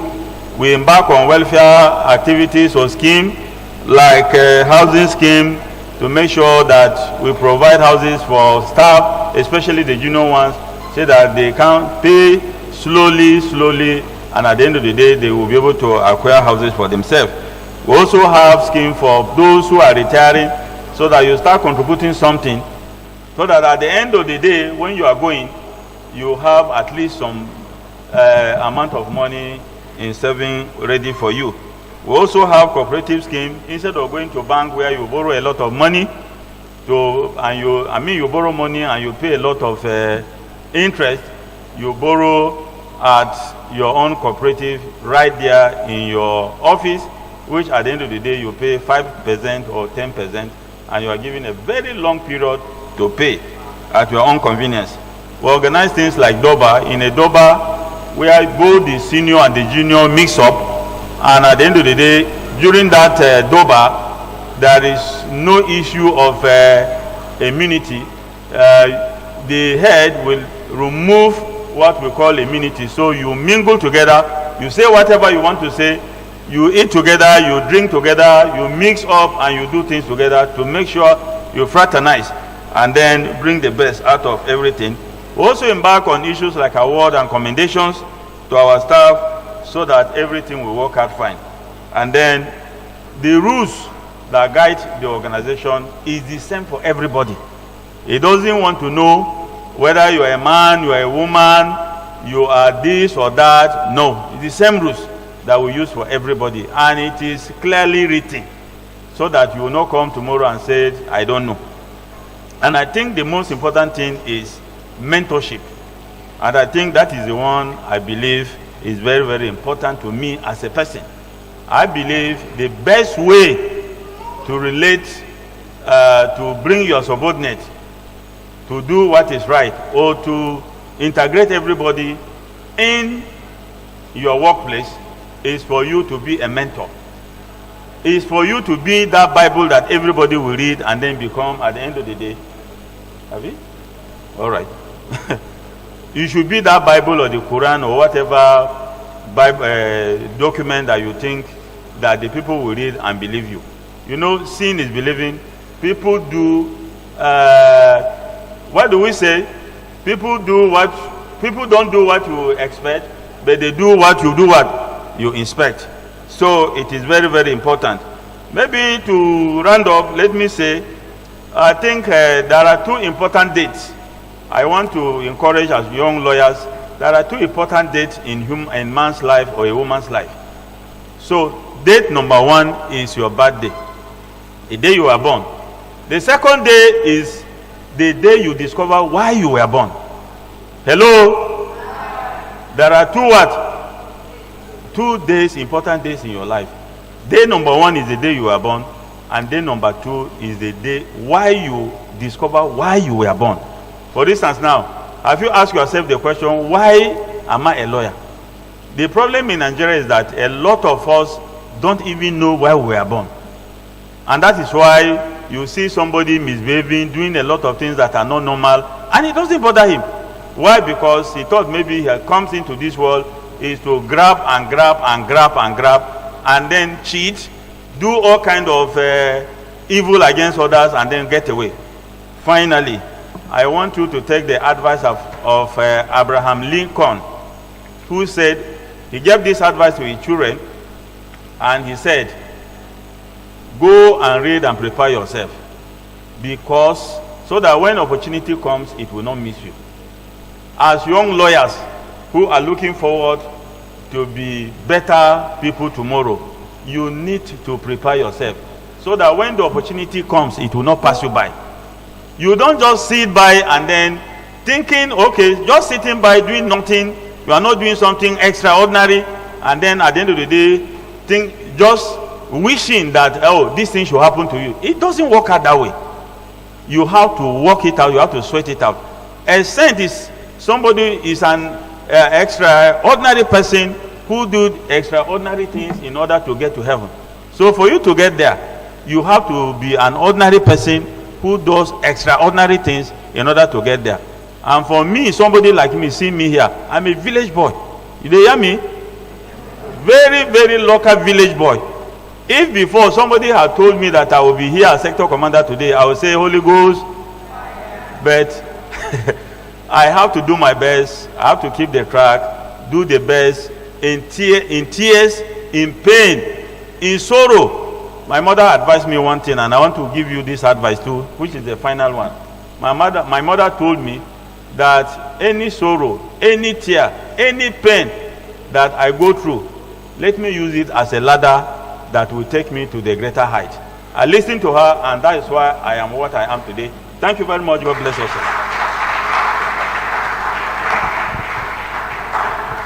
Thank you, Mr. Christopher Kuje. Thank you. What we've gotten from you today is how you promote diversity in your workplace, and by doing so, there is effective communication, intense training, support staff through supporting them with loans, award, and commendations. And we also learned from you and your advice, and what I can say is from his advice is all about sacrifice.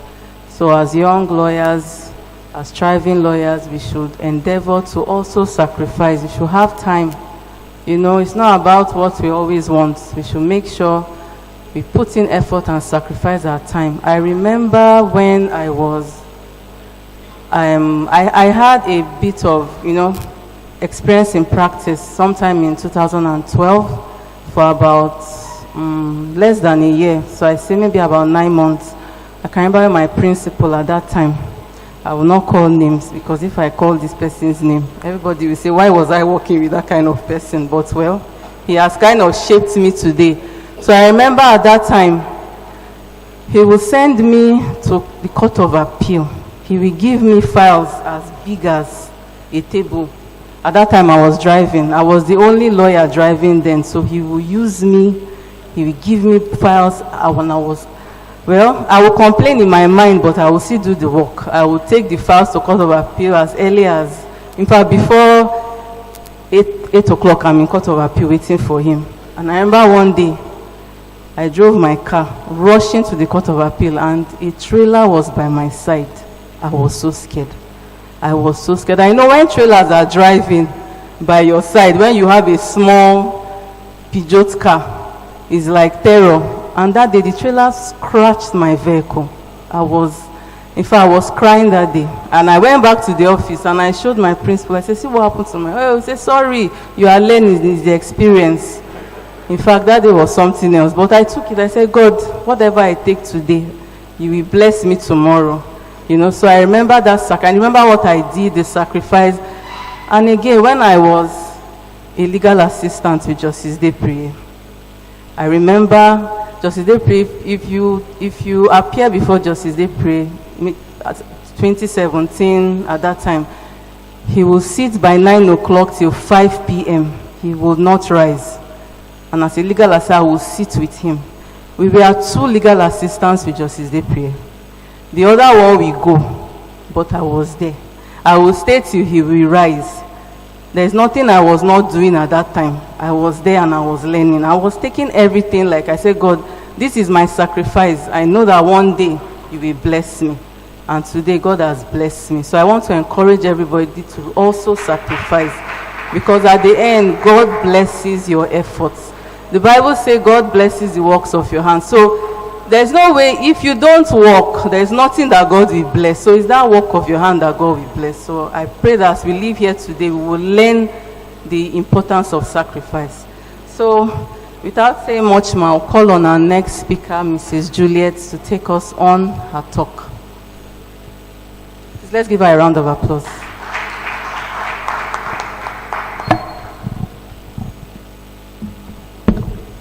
Good afternoon, everyone. I am here on behalf of Beatrice Jedieba, OON MNI, Solicitor General of the and Permanent Secretary of the Federal Ministry of Justice. She would have been here, but because of the exigencies of work, she couldn't make it. And so I'm here to speak to you on intersectionality intersectionality and inclusivity in the Nigerian workplace.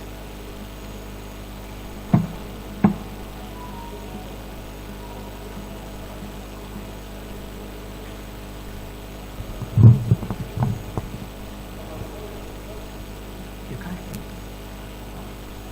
Oh, I wasn't. Okay. All right. Nigeria, I will be hinging more on what the Leonard Silk has spoken on, and I will say Nigeria is a country blessed with diverse indigenous cultures and tribes, as well as religion. However, it will appear that we have had challenges harnessing our unique blend of cultural diversity in stimulating socio-economic growth and development. Equality and non-discrimination in the workplace and are major pillars of the fundamental rights guaranteed under the Constitution of the Federal Republic of Nigeria, as well as labor laws in the country. Section 42 of the Constitution of the Federal Republic of Nigeria prohibits the discrimination of Nigerians based on particular community, ethnic group, place of origin, sex, religion, or political opinion. For years, the Nigerian workplace has served as a battleground for many social justice issues, such as gender, pay gap, discrimination based on sex, tribe, and even age. When people talk about taking a stand against discrimination and they achieve equality, it means exactly that in the context of the workplace. It is important for us as legal practitioners to continue to collaborate with the government to ensure inclusion, social justice, stability, and peace. At the federal level, the government has taken a number of legal, regulatory, and institutional initiatives to ensure equality and non-discrimination in the workplace. These initiatives ensure equal access to all Nigerian citizens with respect to recruitment, appointment, and promotion, regardless of their tribe and religion. Some of these initiatives include the federal character principle, which is entrenched in our Constitution and must be taken into consideration during recruitment and appointments. Federal government has adopted principles of performance-based promotion and reward system in the workplace through the Federal Civil Service Strategy and Implementation Plan, FCIP.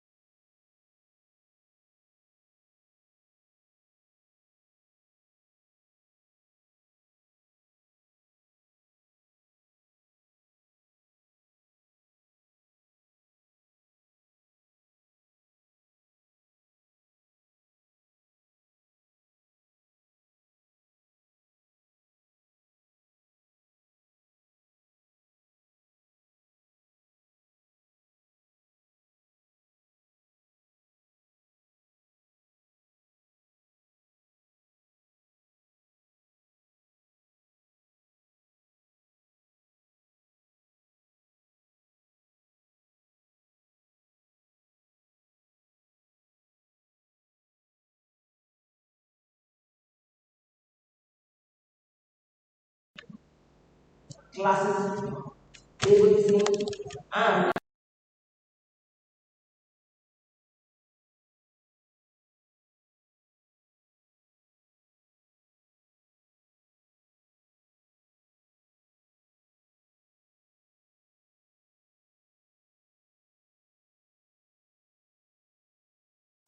the specific inequality. But while the career of a woman from southern Nigeria might improve with the development of gender equality targets and mentorship schemes, an older Muslim northern woman may continue to face Islamophobia, racism, and ageism in the workplace. I believe that these are major issues which must be addressed through reforms and enforcement of labor rights in order to ensure growth, development, and peace for all. I would say, as individuals, we should work hard and strive for the best, because there's a saying which goes, time and chance happen at once. But we all must strive as young lawyers the best we can be, and when that time comes, we will be able to key into it to make greater heights. Once again, I thank you all for inviting me to this event and wish you all fruitful deliberations. Thank you. Thank you, Mrs. Juliet, for explaining the concept of diversity, inclusion. You know, you focused on discrimination as well. And what I would like to say about discrimination, because in fact, I would say I'm a victim of being discriminated. So I will say how it is, give an example. So I'm originally from Edo State, born Edo State, and I'm married to a Rivers man. You know, so doesn't that make me a Rivers woman? Doesn't that make me a Rivers woman? Okay. Well, I will say this. So I went somewhere. I was invited for a function. I wasn't a judge at that time. So as I got there, you know, there are side talks. You hear a lot of people, you know, gossiping and talking. And one woman, she didn't know I heard her. They said, she don't come now, because they don't marry her from our state. Don't make her Rivers. She no be Rivers before. So these are the things we are talking about. The discrimination. You know, you exclude a woman because she's not originally from the state, she's married from the state, but you say no, she's not a Rivers woman, she just because you know they put that thing because she's married from Rivers. But I tell you, I'm Rivers. I am full-blown Rivers. Kana local government in Ogoni, Lubara town, that is where I'm from, and that's what I tell even my children. I tell them when they ask you, they will say, Mommy, I'm Rivers, but I'm also they'll say they are from London. I don't know why children feel they are from somewhere else. Anyway, so I hope when we live here, we will get all this together and know the importance of being diversified, especially in the Nigerian workplace. Because one day we all aspire to be our own bosses, so we should know the importance of it. So at this point, I would like to call on Mr. Henry Barnabas to give us his talk. Thank you.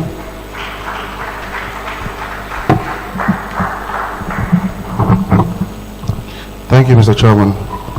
Please, before I just start my little address, I want us to please, locally today we have the chairman of the Security and Agencies Relationship here with us. And today is the 20th day of October, which is one of the days where young Nigerians stand up against brutality, against police brutality in Nigeria. So please, let's give ourselves a round of applause for those who have stood against police brutality in Nigeria. Please, thank you very much. Thank you very much. Now, I had to do that because I am a young lawyer like yourself, and for every argument, I will definitely stand at the side of the young lawyers. Now, our topic is very, very crucial, and I know most of the speakers have dwelt on how everybody can be included in a workspace, but I would want to settle from the angle where you as a young lawyer, you as an employee, what can you do to present yourself as an individual that can be included in a workspace? Now, the only reason why any employer would want to include you in a workspace is because you have something relevant to deliver. Now, we're talking about workspace. What does workspace mean? It means a place of employment. What does a place of employment means? It means a place where you work and get paid. Now, for you to work and get paid, it means that you have to apply for that particular work or that particular job. And now, most of the times, the way you present yourself as a young lawyer is the way most employers would definitely look at you. Now, I've had opportunity to sit on boards that review different CVs and as well as job opportunities. And from the very first go, there are some CVs that you actually cannot even look at all. First of all, you see a CV of over 10 pages, and then you see, I had the privilege of looking at a particular CV, and one of the skills that the person wrote, a lawyer, was that I think he said he prays very well. And I was wondering if the application he's doing was for a religious organization or a law firm. So you as a lawyer, you must know how to present yourself very well before anybody can actually include you in their workspace. Now, I want you to understand that there's a difference between a CV, curriculum vitae, and a resume. Now, most of the time, when you apply for a job in anywhere, you have to apply with your resume. Your CV is basically your academic, history, and you have to give details of your academic history. So, for example, you attended the University of London, you studied this and this, you did the research on this and this, and then you are allowed to put it, because most of the time you use your CV for, application for masters or PhD. Now, your resume is a concise document where you apply for job. Most of the time, your resume is not supposed to be more than 2 pages, just 2 pages, and your key component basically is your skills that you have developed over the years and your work experience. Now, mind you, work experience does not equate the number of years at the bar. Your work experience details the kind of transaction, the kind of job description that you have done over time. So, for example, let me just take a practical example of the young man who has, maybe from what you have said, he's very conversant with, police cases and all that. In your particular resume, you can package it in such a way that anybody that wants to employ you would first of all look at, okay, this person says he has a very good experience in interacting with security agencies and application of bills and all that, and you really want to hear from this particular person. So your resume is a concise document. So most of the time, I just want to employ that please avoid the mistakes of putting a detail of your academic records in your resume. That should be left for when you're applying for masters and PhD. In the circle that we are, which is the legal environment, what we want to know is the kind of skills that you can offer and the work experience that you have gotten over the years. Now, for young lawyers, it's a bit difficult when you see various kind of job descriptions and you hear something like we want people with social experience in within 3 to 5 years, and then you go and Google that particular skills or that particular job description, and you are seeing for you to actually achieve that kind of course, you're looking about $500,000 naira, and you're wondering, how do I progress from this stage to the other stage? Then I'll tell you practically for myself, is based on sacrifice. At the end of the day, no organization, trust me, no matter how you work very well in any space, the best that most organizations can give you are trainings for trips, conferences and all. When it comes to the nitty-gritty of skills that you have to get as a person that is relevant for your legal practice, you have to develop it yourself. And it could come from, if you are very lucky, probably you have parents who are very wealthy, definitely come from your parents. But as a young lawyers who do not even have any form of foundation in that regards, it must come from your personal spending, and you must take your time. There are actually free courses online. If you Google Coursera and the rest, islands and all that, there are actually free courses that you can apply and use for your job hunting, while there are some that you actually would have to pay. Now, it's very important too that as lawyers and as employees too, we should also, please, as much as possible, include better work policies. I find it very funny that right now in this year and time, we have law firms that employ lawyers without a contract of employment. It's very absurd. And most of the time, it boils down to the way you have presented yourself as a lawyer. If you know what you're doing, no matter how many years at the bar are you should be able to present yourself before an employer and insist on some basic. Now, the good thing is that we have a legal practitioner order, which is an order that will take effect from January. I don't think any law firm or any senior lawyer should complain about the inability to make funds, because the order, I don't know, because I brought the order, I don't know if they can just project it. The order is very explicit as regards the remunerations that lawyers should get for every job they are doing. So if you are a principal, for example, and you have juniors in your chambers, I don't think an excuse is saying we don't have money, yet we are seeing work and business and transaction going on. The question you have to ask is that this particular client that came here, how much did we charge the person? And it has to start from us. It's very wide. For example, the consultation a young lawyer is entitled to is 20,000 naira for a young lawyer. Your incorporation for CAC business name is 50,000 naira. Let's even assume as a young lawyer, for example, you are not even in any form of employment. By virtue of that order, if each and every one of us have to insist on the application of that order, which of course is the law, I don't think anybody will be stranded as regards the finances. My timekeeper is here, so I think I have to just pause and yield the mic. Thank you very much, Mr. Chairman. Thank you, Mr. Henry Barnabas, for giving us some tips to present ourselves in the workspace. Now, without wasting much time, I would like to call on Mrs. Joy Odua. She actually wasn't here when it started. She had to step out. So I would like to call her Mrs. Joy Odua, the immediate past General Secretary of the NBA, first after 38 years. Please give her a round of applause.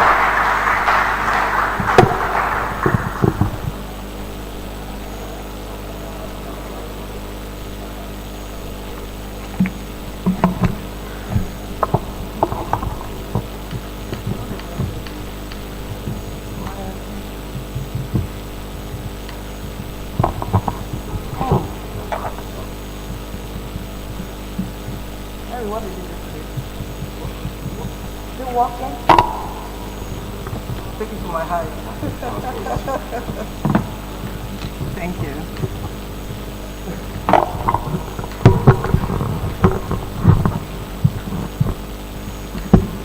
Thank you so much. Yeah, very good.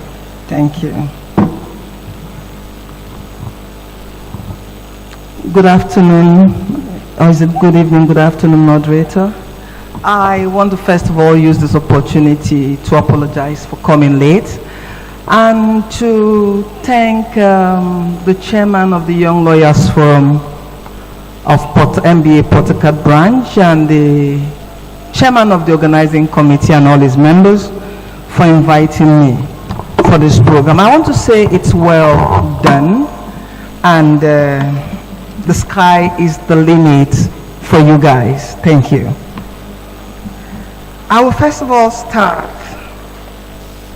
by saying it is a honor to speak before this distinguished audience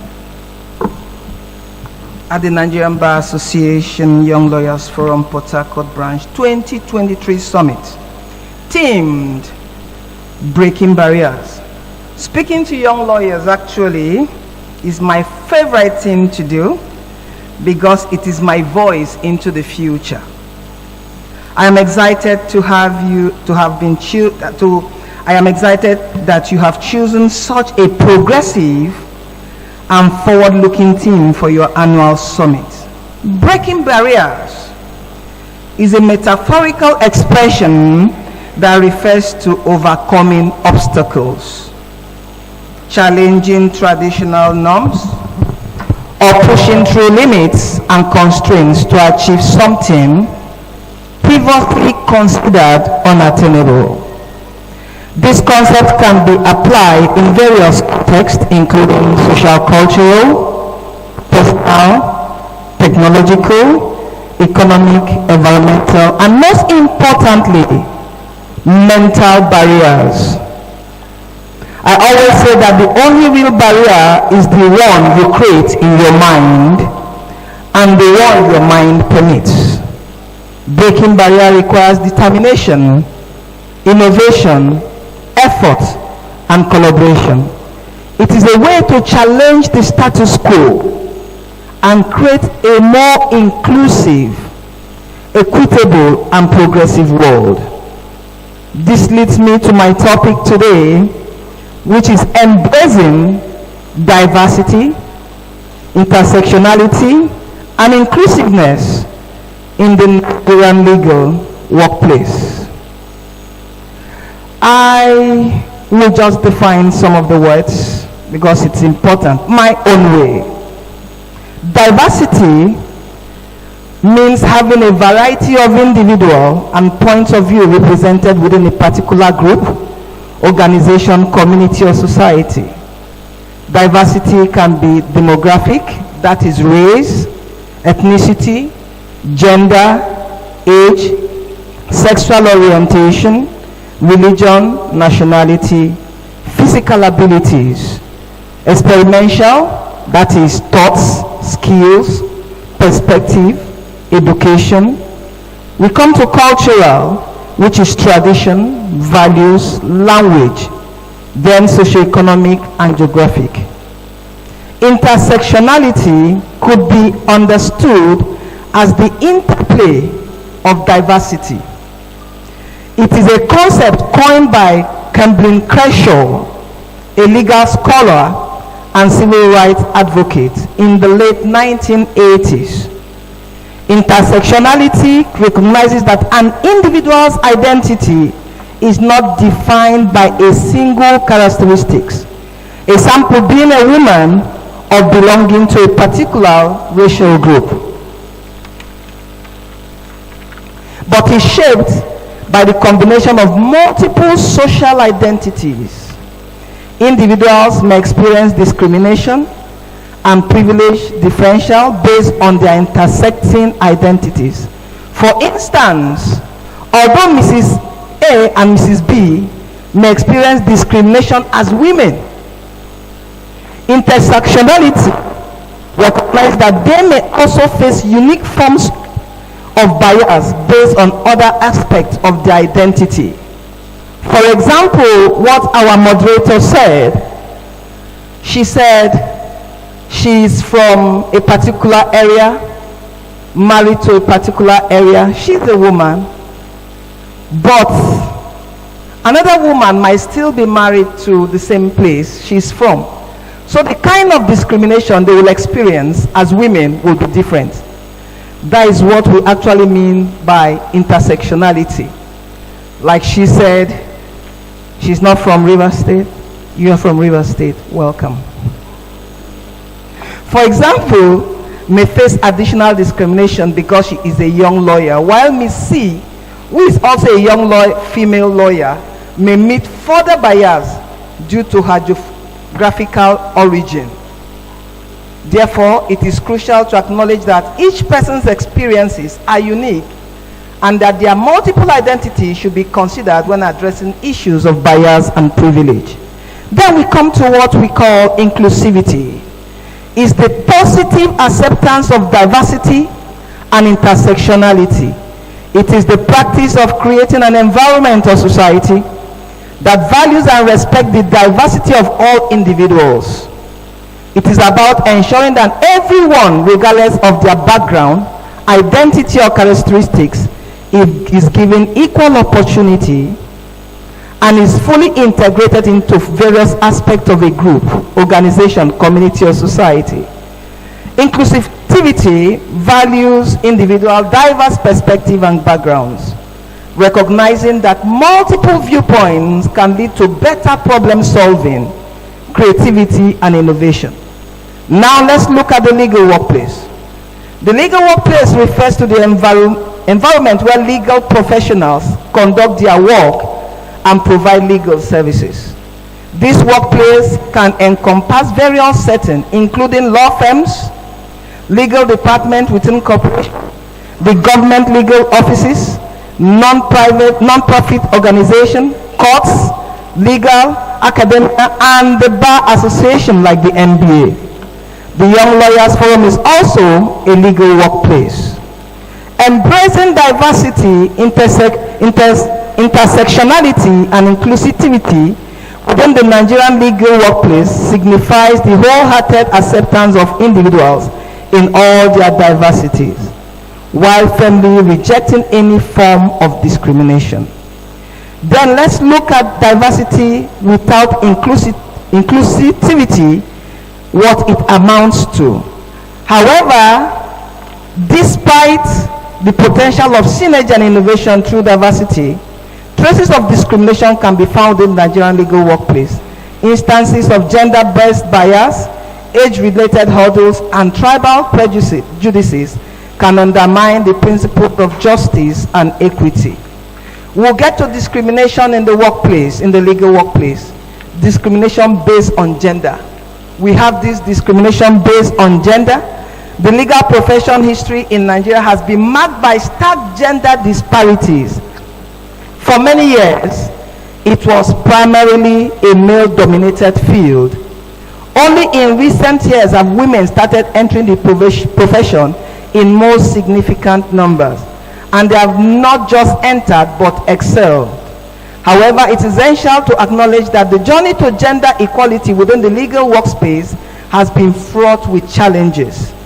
Female legal professionals face substantial obstacles in the early years of their entry into the legal profession.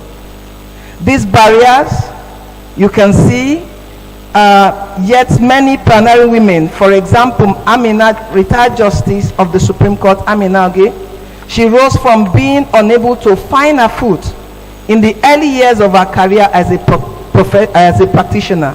She overcame years of societal bias against women to become a Justice of the Supreme Court of Nigeria. Data paints a clear picture of the gender disparity in the legal profession.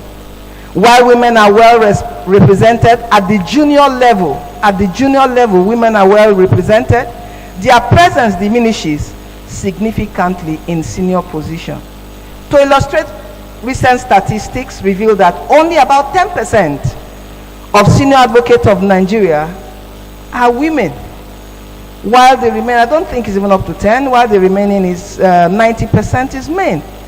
These figures underscore that there is still a considerable journey ahead to attain complete equality. Only once has a woman held the position of the president of the Nigerian Bar Association in the NBA history. And even her being that, it was after they made the president then the Attorney General of the Federation. When I decided to run also for the office of the General Secretary of the NBA, I encountered numerous discouraging comments and biases. Some questions like, as a woman, how will she manage the role responsibly, or the responsibility associated with the office of the General Secretary? I can see the man with the black hat. Okay, you will need to give me some 2 minutes, or else we will seize your heart. Discrimination based on age. I will talk about this because some legal practitioners have encountered discrimination based on their age and the number of years they have spent at the bar. I'm talking precisely about us young lawyers seated. Young lawyers are often perceived as inexperienced and labeled wet behind the ears. While it is true that specific role and responsibilities may require years of experience and exposure, it is crucial to avoid discrimination based on age. This discrimination extends to their remuneration as well. Law firms sometimes pay young lawyers who have dedicated years to their legal education a miserly sum, just above what we call the minimum wage. Some even pay below the minimum wage. Moreover, there are prevalent negative stereotypes about young lawyers, particularly those belonging to the Generation Z and the millennials. These stereotypes are gradually becoming derogatory, and they falsely assume that younger lawyers cannot handle substantial responsibility within the legal profession. Because I have no time, I will not be able to continue, but I will say something. At the personal level, what do the young lawyers and women, what do we need to do? Continuous self-improvement, active participation. Don't shy away from actively participating in the profession and social organization. Participation in the NBA politics. If interested, engage as a young lawyer, as a woman. Engage in NBA politics and contribute your perspective and expertise. Commitment to responsibilities within the organization, no matter how small. Do your best. And I will give, how can we embrace diversity in the Nigerian legal workplace? One, promote equality. I'm through. Thank you. Hope I can get 1 more minute. Thank you so much. I'm just giving the recommendations now. We need to promote equal employment opportunities. All legal organizations, including law firms, ministries, MBA, and courts, should make a concerted effort to ensure that employment opportunities are based on merit alone, without bias. This includes equal access to promotion and benefits, fostering an environment where everyone has the opportunity to excel. Inclusive policies. We need to develop policies that will make sure that discrimination in workplace is done away with. Another one is mentorship and support. We as senior lawyers, we need to establish mentorship programs that connect young lawyers, particularly women with seasoned legal professionals, like the Agile Legal Professional Mentorship Scheme, which I recently established. This mentorship can provide guidance, support, and skill to advance their legal careers. Leadership opportunity. Encourage and support women, please, and young lawyers to take up leadership roles within the profession. This may include participation in professional organizations like the Nigerian Bar Association and involvement in decision-making bodies at various levels. With this, I want to say that it is ripe for the young lawyers and the women to raise their head up and excel in the profession. Thank you. Thank you, Mrs. Joy Odua. Thank you so much for giving us an explanation of the topic. So the truth is we cannot shy away from bias, we can't shy away from discrimination. It is in the system, it is there to stay. But what we should get out from today's session is how to embrace, how to embrace it so that we can all work in a productive environment. So that's what I hope we get out of the session today, how to embrace diversity, how to embrace inclusivity, and also intersectionality. So at this point, we will go straight to questions and answers. And I don't know if there's anyone that has a question, you can raise your hands. Okay, so, all right, so we'll start from the man over there. So you tell us your name and your question.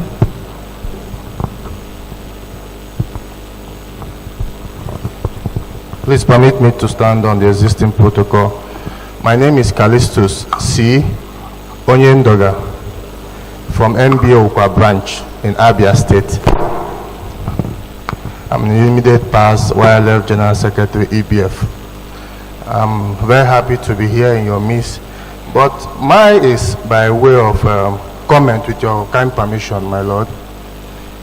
And this is for particularly the young lawyers, because most times, I'm still a young lawyer definitely, but most times when I meet those newly called to the bar, I always tell them that whilst you fuel your passion for litigation, explore other areas of legal practice.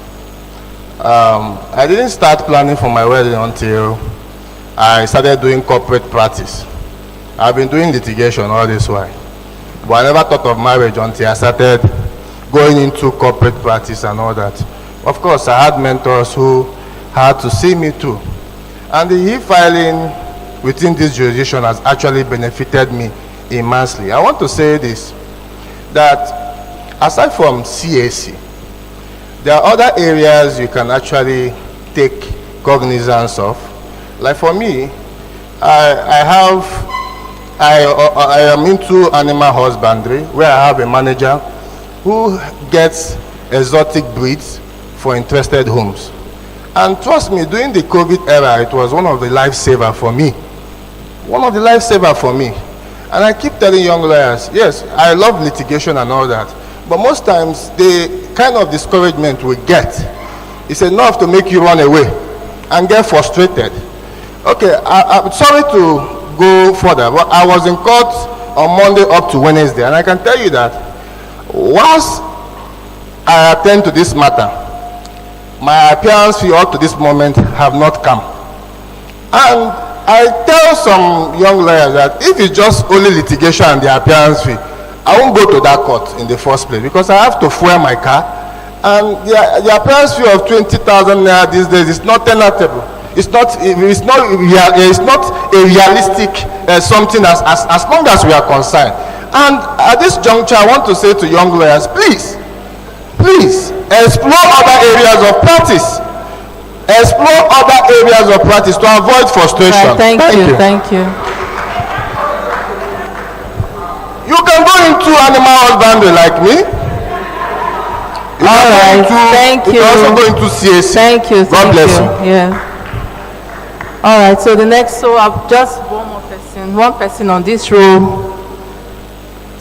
Okay, there are two. Okay. My Lord. 1 minute, please. 1 minute. Thank you very much, my Lord.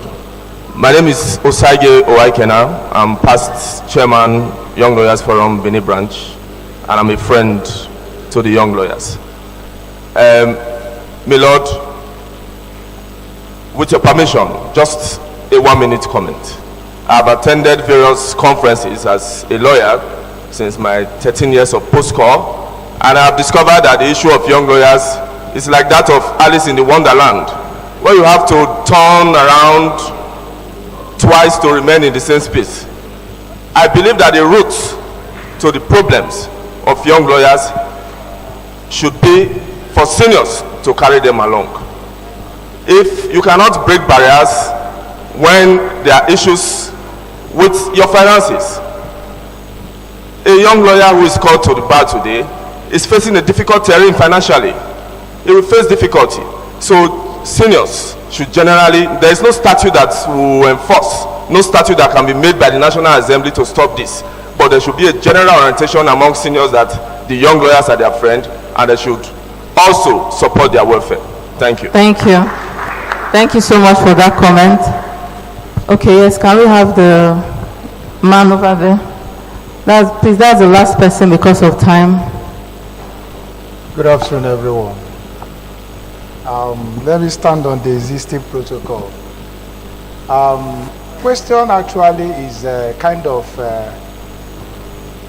my name is Nnayerugo Ogara. Sorry about that, please.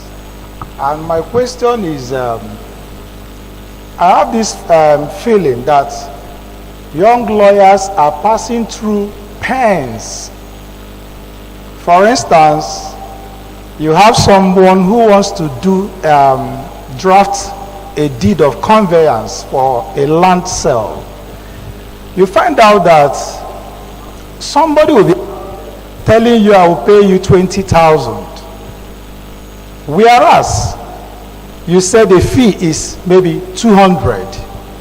He will be bold enough to tell you that if you can't do it for 20,000, I have someone that can do it. And before you do it, someone is already doing it for 20,000. Whereas the property could be 20 million.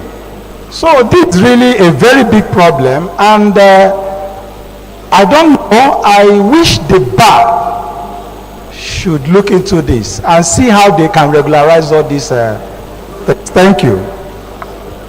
All right, so I think that's a comment, not a question. So just one more please, and the man.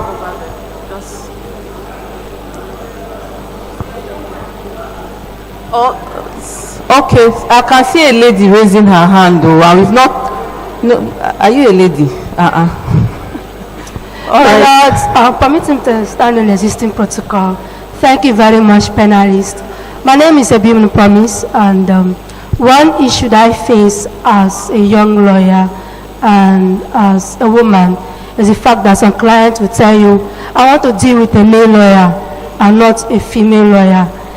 I had a situation whereby the client had to interview me. After interviewing me, he said, okay, you can handle the issue that I have. So how do I face such people and convince them that, yes, I can do the job for them as a young lady and as a lawyer? Thank you. Okay, so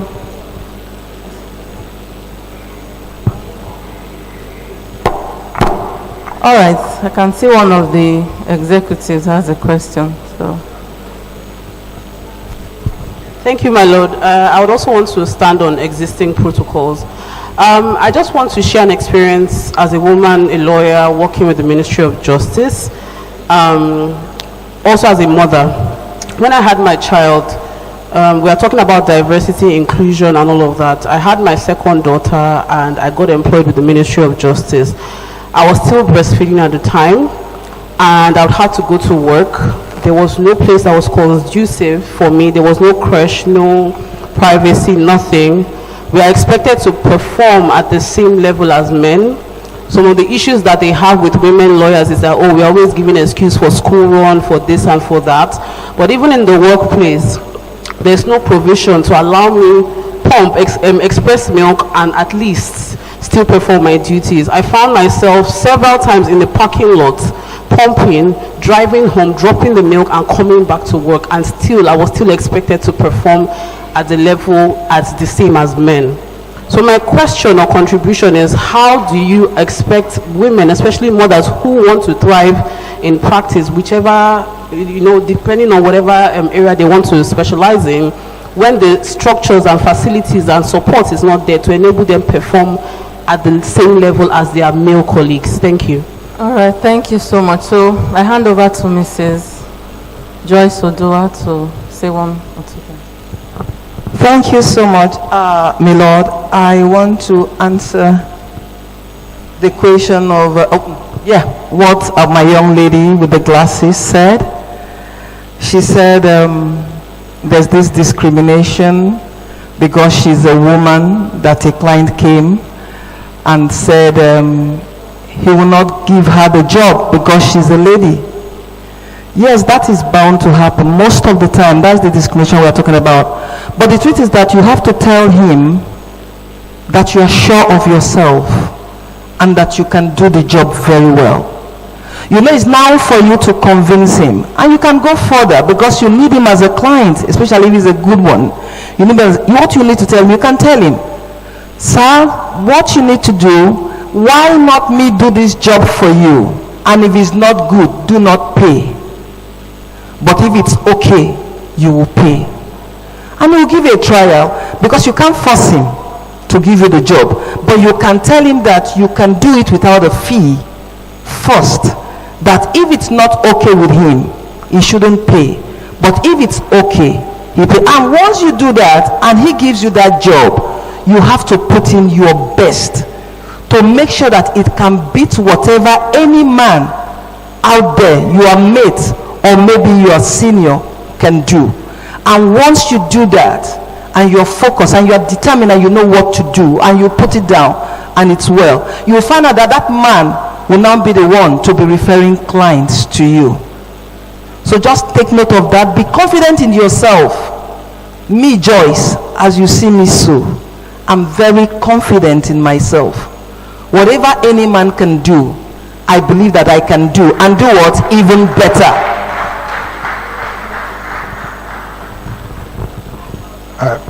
Thank you very much.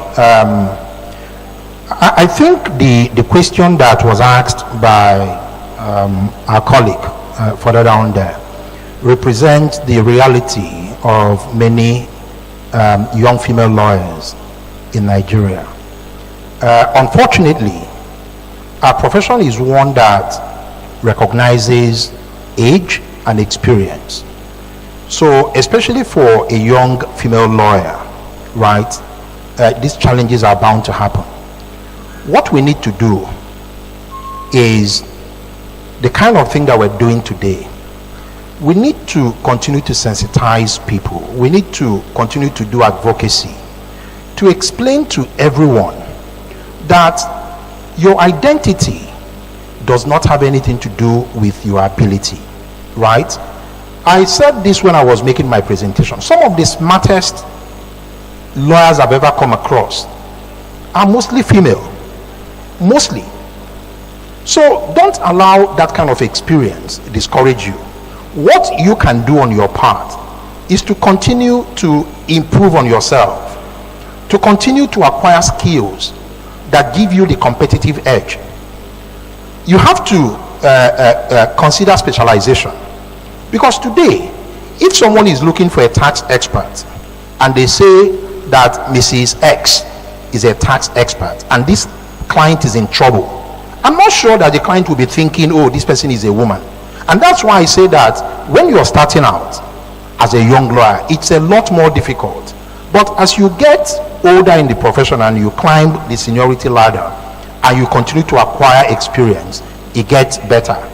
But my advice to you is, that odd person who decides to look at you from the lens or the lenses of your gender should not discourage you. Keep improving yourself. Keep acquiring skills that are important for success in the profession. And once you have made your mark, then even the person who today said, I'm not going to employ you as a lawyer, will begin to change their mindset. And then let me quickly address the question that our colleague in the ministry raised.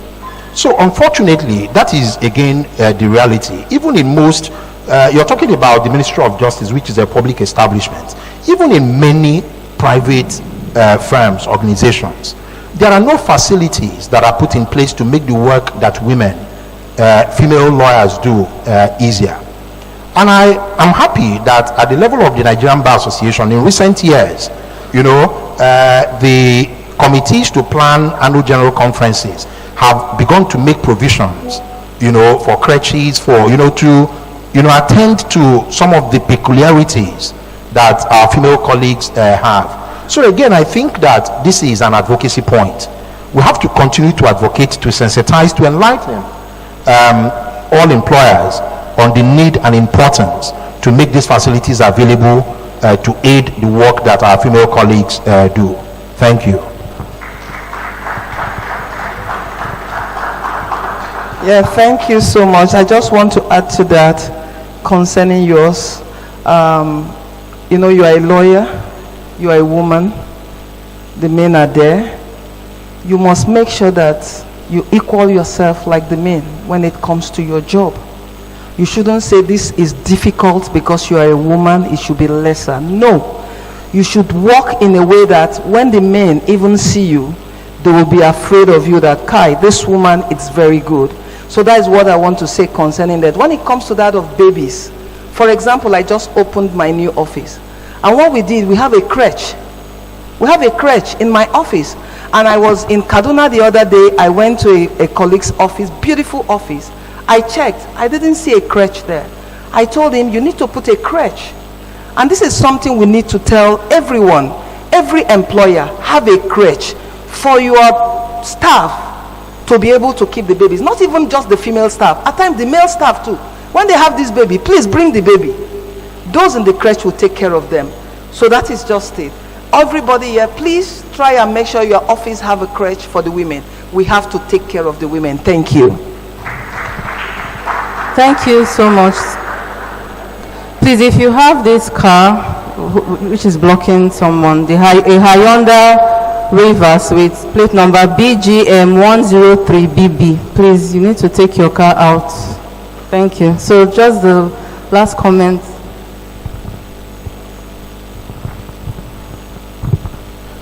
My intervention will be on the last question, and I think I just want to try and bring a practical solution. I don't think it might really apply to you, but at the end of the day, I think everybody or every woman will be able to model the kind of procedure they want to take. Now, the truth of the matter is that, yes, in an ideal situation, even the MBA, we need to have a work policy for women, especially. I remember I was in the last welfare committee and we had a sexual harassment policy. I don't know if you know about that policy. A sexual harassment policy. Yes, there's a sexual harassment policy, and I think the MBA also can do much to intervene in things like women equality and all that. Now, for women, let's assume that for now we don't really have the facilities in question, but the question now will be, despite this odd, how will I prevail in circumstances like this and be challenging with the men? The truth is that for now, for the time being, you should be able to model some skills. For example, I don't think every woman who is in a workspace that has, the legal procedure is very challenging, and then you are doing school runs. There are people who are actually paid to do school runs. I think you can lessen some of these burdens by applying some of these models, or probably after school, because the stress of you, even your mental health, is not even conducive enough for you to drive down to your school, drive down to the workspace and all that. Please, let me just stop here for another time. Good evening. Is it afternoon or evening now? Before we round off, I think if I don't make this comment, it will be unfair. I want to advise that as we are coming to the end, I pray we go back well. But before then, I want to advise that you should drive with care and know that yes, you should know that only the living practice law. The dead don't practice anything called law. It's only the living. So avoid arrogance, avoid aggression, and avoid anything that will be provocative. Anger, yeah. Avoid anger, avoid aggression, and avoid arrogance. Thank you very much. God bless you. All right, I'd like to thank all resource persons for explaining this topic to the barest minimum. Thank you so much. But what I would like to say, just to end this session, is something I always tell everybody. Embrace humility. Take it wherever you are going, because you don't know who you are going to meet tomorrow. God bless you all. Thank you so much. Thank you, my Lord. Thank you, our distinguished panelists. Before the presentation of the award, let me quickly recognize the presence of the Honorable Commissioner for Youth Development in Rivers State, ably represented by Evangelist D. Samuel Mibaka, the Director of Education and Counseling. Please, if you're here, wave. Thank you, sir. So we'll move on to the presentation of the awards, and this will be done by the former Assistant Secretary of the Nigerian Bar Association National, by Chief Oke Ohaba, aka Oke is okay.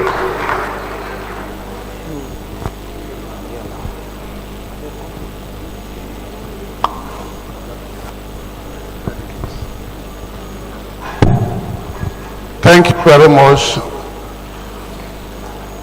My Lord, the chairman of the plenary session, chairman of Young Lawyers Forum Port Harcourt branch, we have come to the end of this plenary session. It is time the Young Lawyers Forum wants to say thank you for having come to do justice this day's event.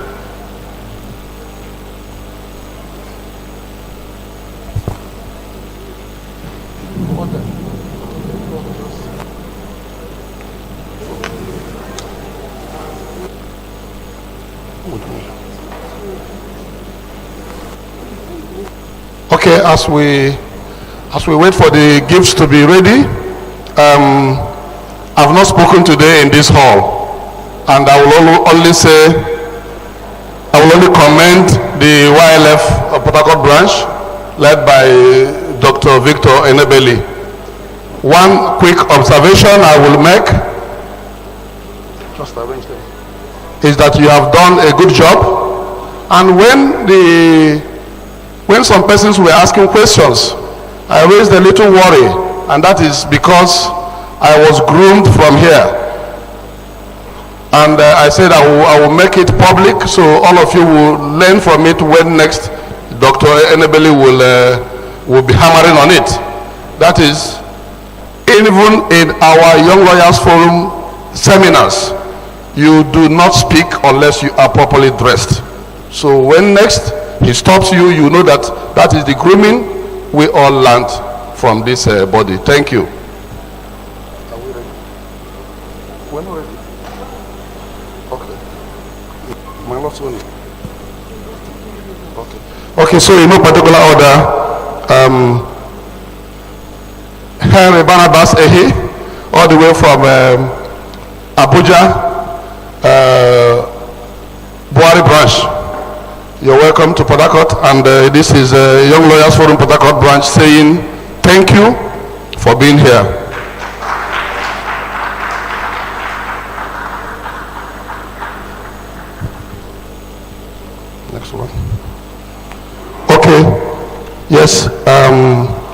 We move straight to my Lord Honorable Justice Tomodigo Webani, a full-blown Rivers woman. My Lord, we thank you. The Young Lawyers Forum Port Harcourt branch says thank you very much. It's justice to the plenary session. Thank you, my Lord.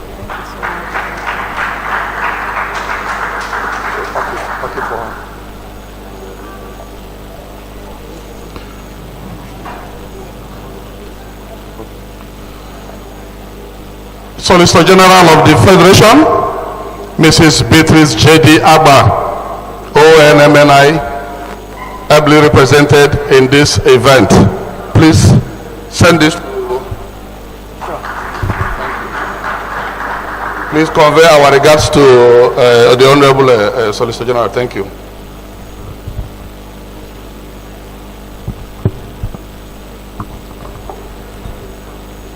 There was one parting advice we were giving as the session was coming to a close, and that advice is ensure you drive carefully. Is that correct? So to the Sector Commander of River State Road Safety Command, Corps Commander Christopher Kuje, sir, we are going to drive carefully. Thank you for coming.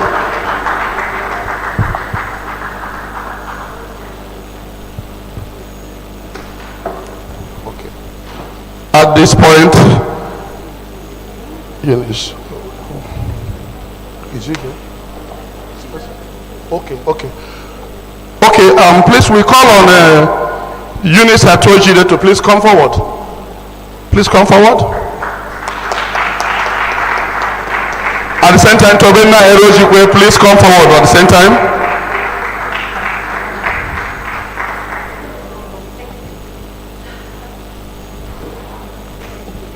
I think you have to come to the stage, please. You did very well, and we learned that even without going to the courtrooms, we can still make our money. Thank you. So the young lawyers are saying thank you for coming. Thank you.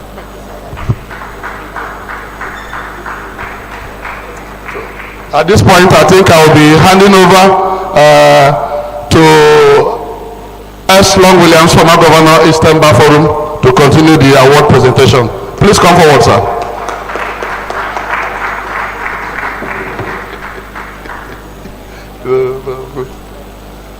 Please, a round of applause for the governor, former governor of Eastern Bar Forum. My Lord, may I stand on existing protocols? Gentlemen, my task is to present an award to a great friend of ours, the chairman of the Continuing Legal Education Committee of the Nigerian Bar Association, Institute rather, the former chairman of the Technical Committee on Conference Planning Lagos 2022, and it's no other person than our own Tobina Erojikwe. This award is a recognition of his outstanding contribution, commitment, support, impact in the affairs of young lawyers of the Nigerian Bar Association.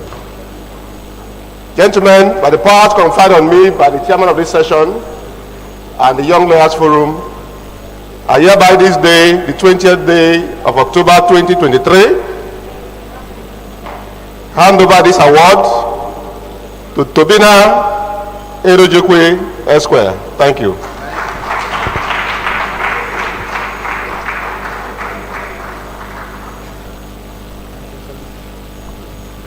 Gentlemen, I must state that this ceremony is one of the best Young Lawyers Forum sessions I've attended since I became a lawyer. And as we are aware, lawyers' occasion we don't normally attend. But today we can see a large number of lawyers present, both seniors, juniors, senior advocates, and my Lord, the judge of the High Court of Rivers State. So gentlemen, may we give a round hand of applause to the Young Lawyers Forum NBA Port Harcourt branch. We have another gentleman in our midst,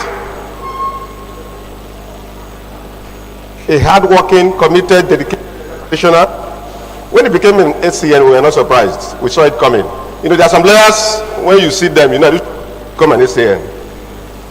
So when he was conferred with the rank of a Secretary of Nigeria, we were not surprised. We knew that he was going to get it. He's the chairman of a committee where I serve as secretary, and I'm proud to do this honor to him. He's no other than Tonye Krukrubo, Senior Advocate of Nigeria.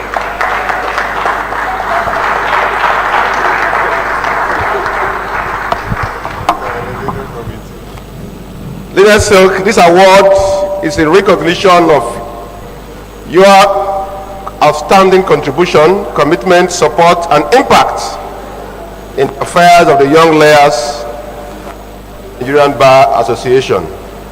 And by the powers conferred on me by the chairman of the Young Lawyers Forum River State Port Harcourt branch of River State, I hereby this day hand over this award to you, Tonye Krukrubo, SAN.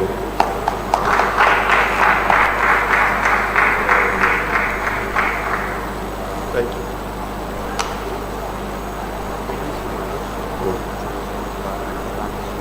Okay.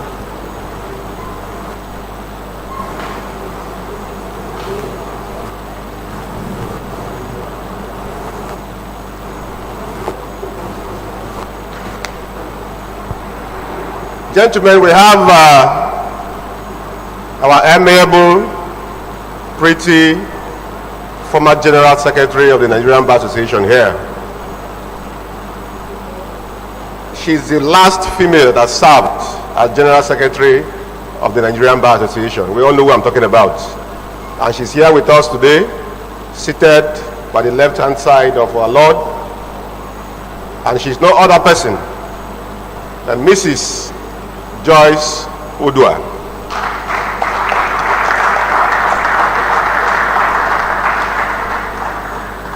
Madam, I have known Joyce for a very long time. I will call her a sister. And when I was informed that I'll be the one to present an award to her, I was highly glad. In that state of gladness, I hereby this day, the 20th of October, 2023, present this award to you in recognition of your outstanding contribution, commitment, support, and impact in the affairs of young lawyers of the Nigerian Bar Association. And this award is courtesy Young Lawyers Forum, NBA Port Harcourt branch. Thank you.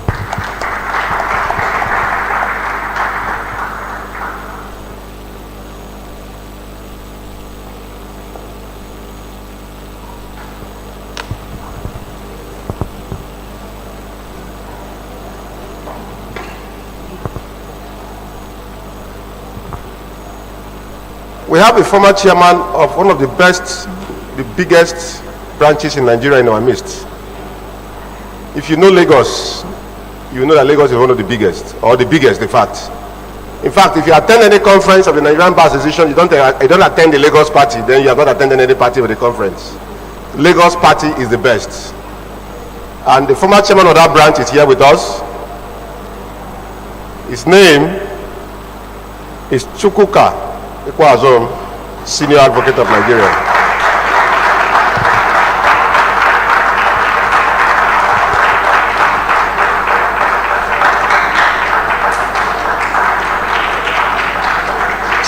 Leonard Silk, the Young Lawyers Forum,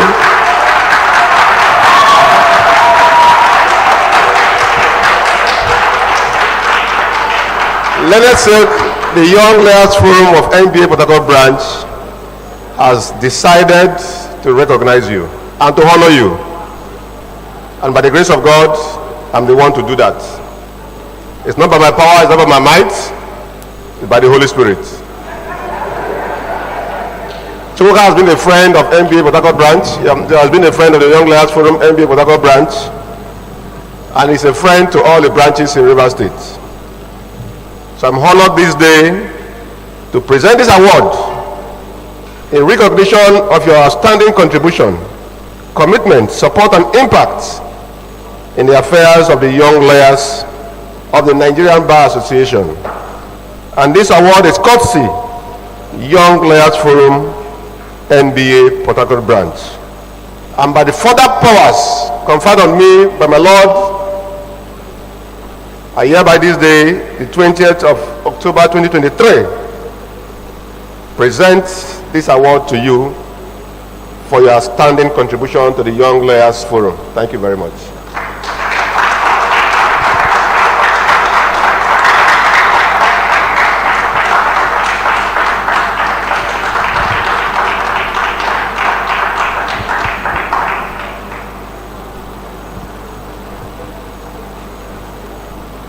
This award is going to one of our best young lawyers in NBA Port Harcourt branch. When I say NBA Port Harcourt branch, I'm talking from my personal perspective. She's somebody I usually would always want to sit down and listen to. And I bet you when she talks, you will understand what I'm talking about. You will not be, when I call her, you will not believe the person that I'm referring to right now. When she talks like a giant. But she's not a giant. She's like David facing Goliath. Her name is Rita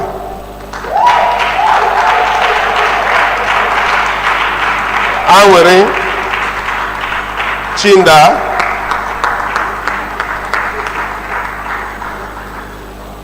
I was opportune to attend a program where she delivered the paper, and I must tell you it was outstanding. And since that day, I've never failed to listen to her whenever she's talking. I bet you one of these days you have that opportunity. So Rita, on behalf of the Young Lawyers Forum, NBA Port Harcourt branch, I hereby this day present this award to you in recognition of your outstanding contributions, commitment, support, and impact in the affairs of young lawyers and in the affairs of all lawyers in Nigeria. I've added that one. So this day, I present this award to you, courtesy of Young Lawyers Forum, NBA Port Harcourt branch. Congratulations.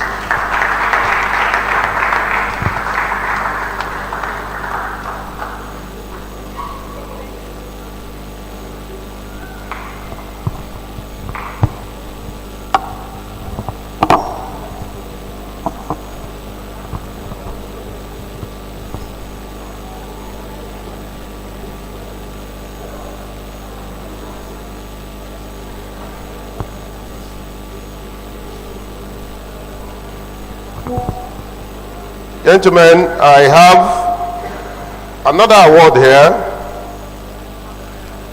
I know him. He's my friend and brother, a member of NBA Port Harcourt branch. His name is Kelechi Wuzi. Gentlemen, this award is going to be received by his beloved wife, who is here with us. Mrs. Kelechi, this award is to your husband, a former chairman of the Young Lawyers Forum NBA Port Harcourt branch, for his outstanding contribution, commitment, support, and impact in the affairs of the young lawyers. And also for the support you have given to him as a wife. So I present this award to you this 20th day of October 2023. Courtesy of the Young Lawyers Forum NBA Port Harcourt branch for his support and commitment to the young lawyers of the Nigerian Bar Association. Thank you very much. Congratulations.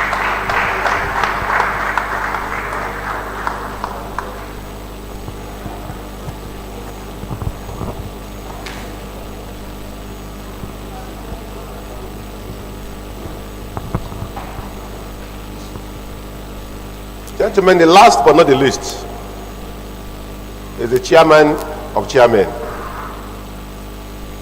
the chairman of all the branches of the Nigerian Bar Association in Rivers State, and that award is to be received by the Assistant Secretary of NBA Port Harcourt branch, Barbara Aboyomi.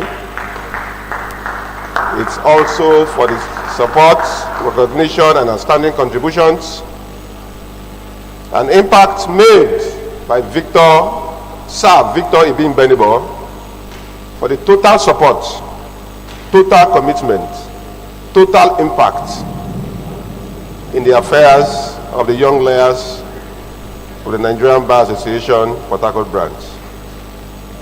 So Victor, you are Victor now. So my chairman, by the powers conferred on me by our Lord, my Lord, and the chairman of the Young Lawyers Forum, I hereby this day, 20th day of October 2023, present this award to you. Congratulations.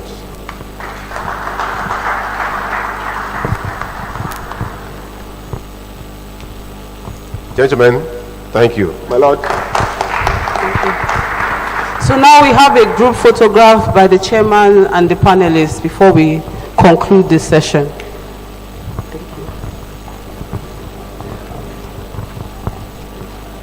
Whilst you are preparing for the group photograph, let me quickly recognize the presence of Dr. Mobolaji Ojibara, the former chairman of the Nigerian Bar Association, Ilorin branch. You're welcome, sir.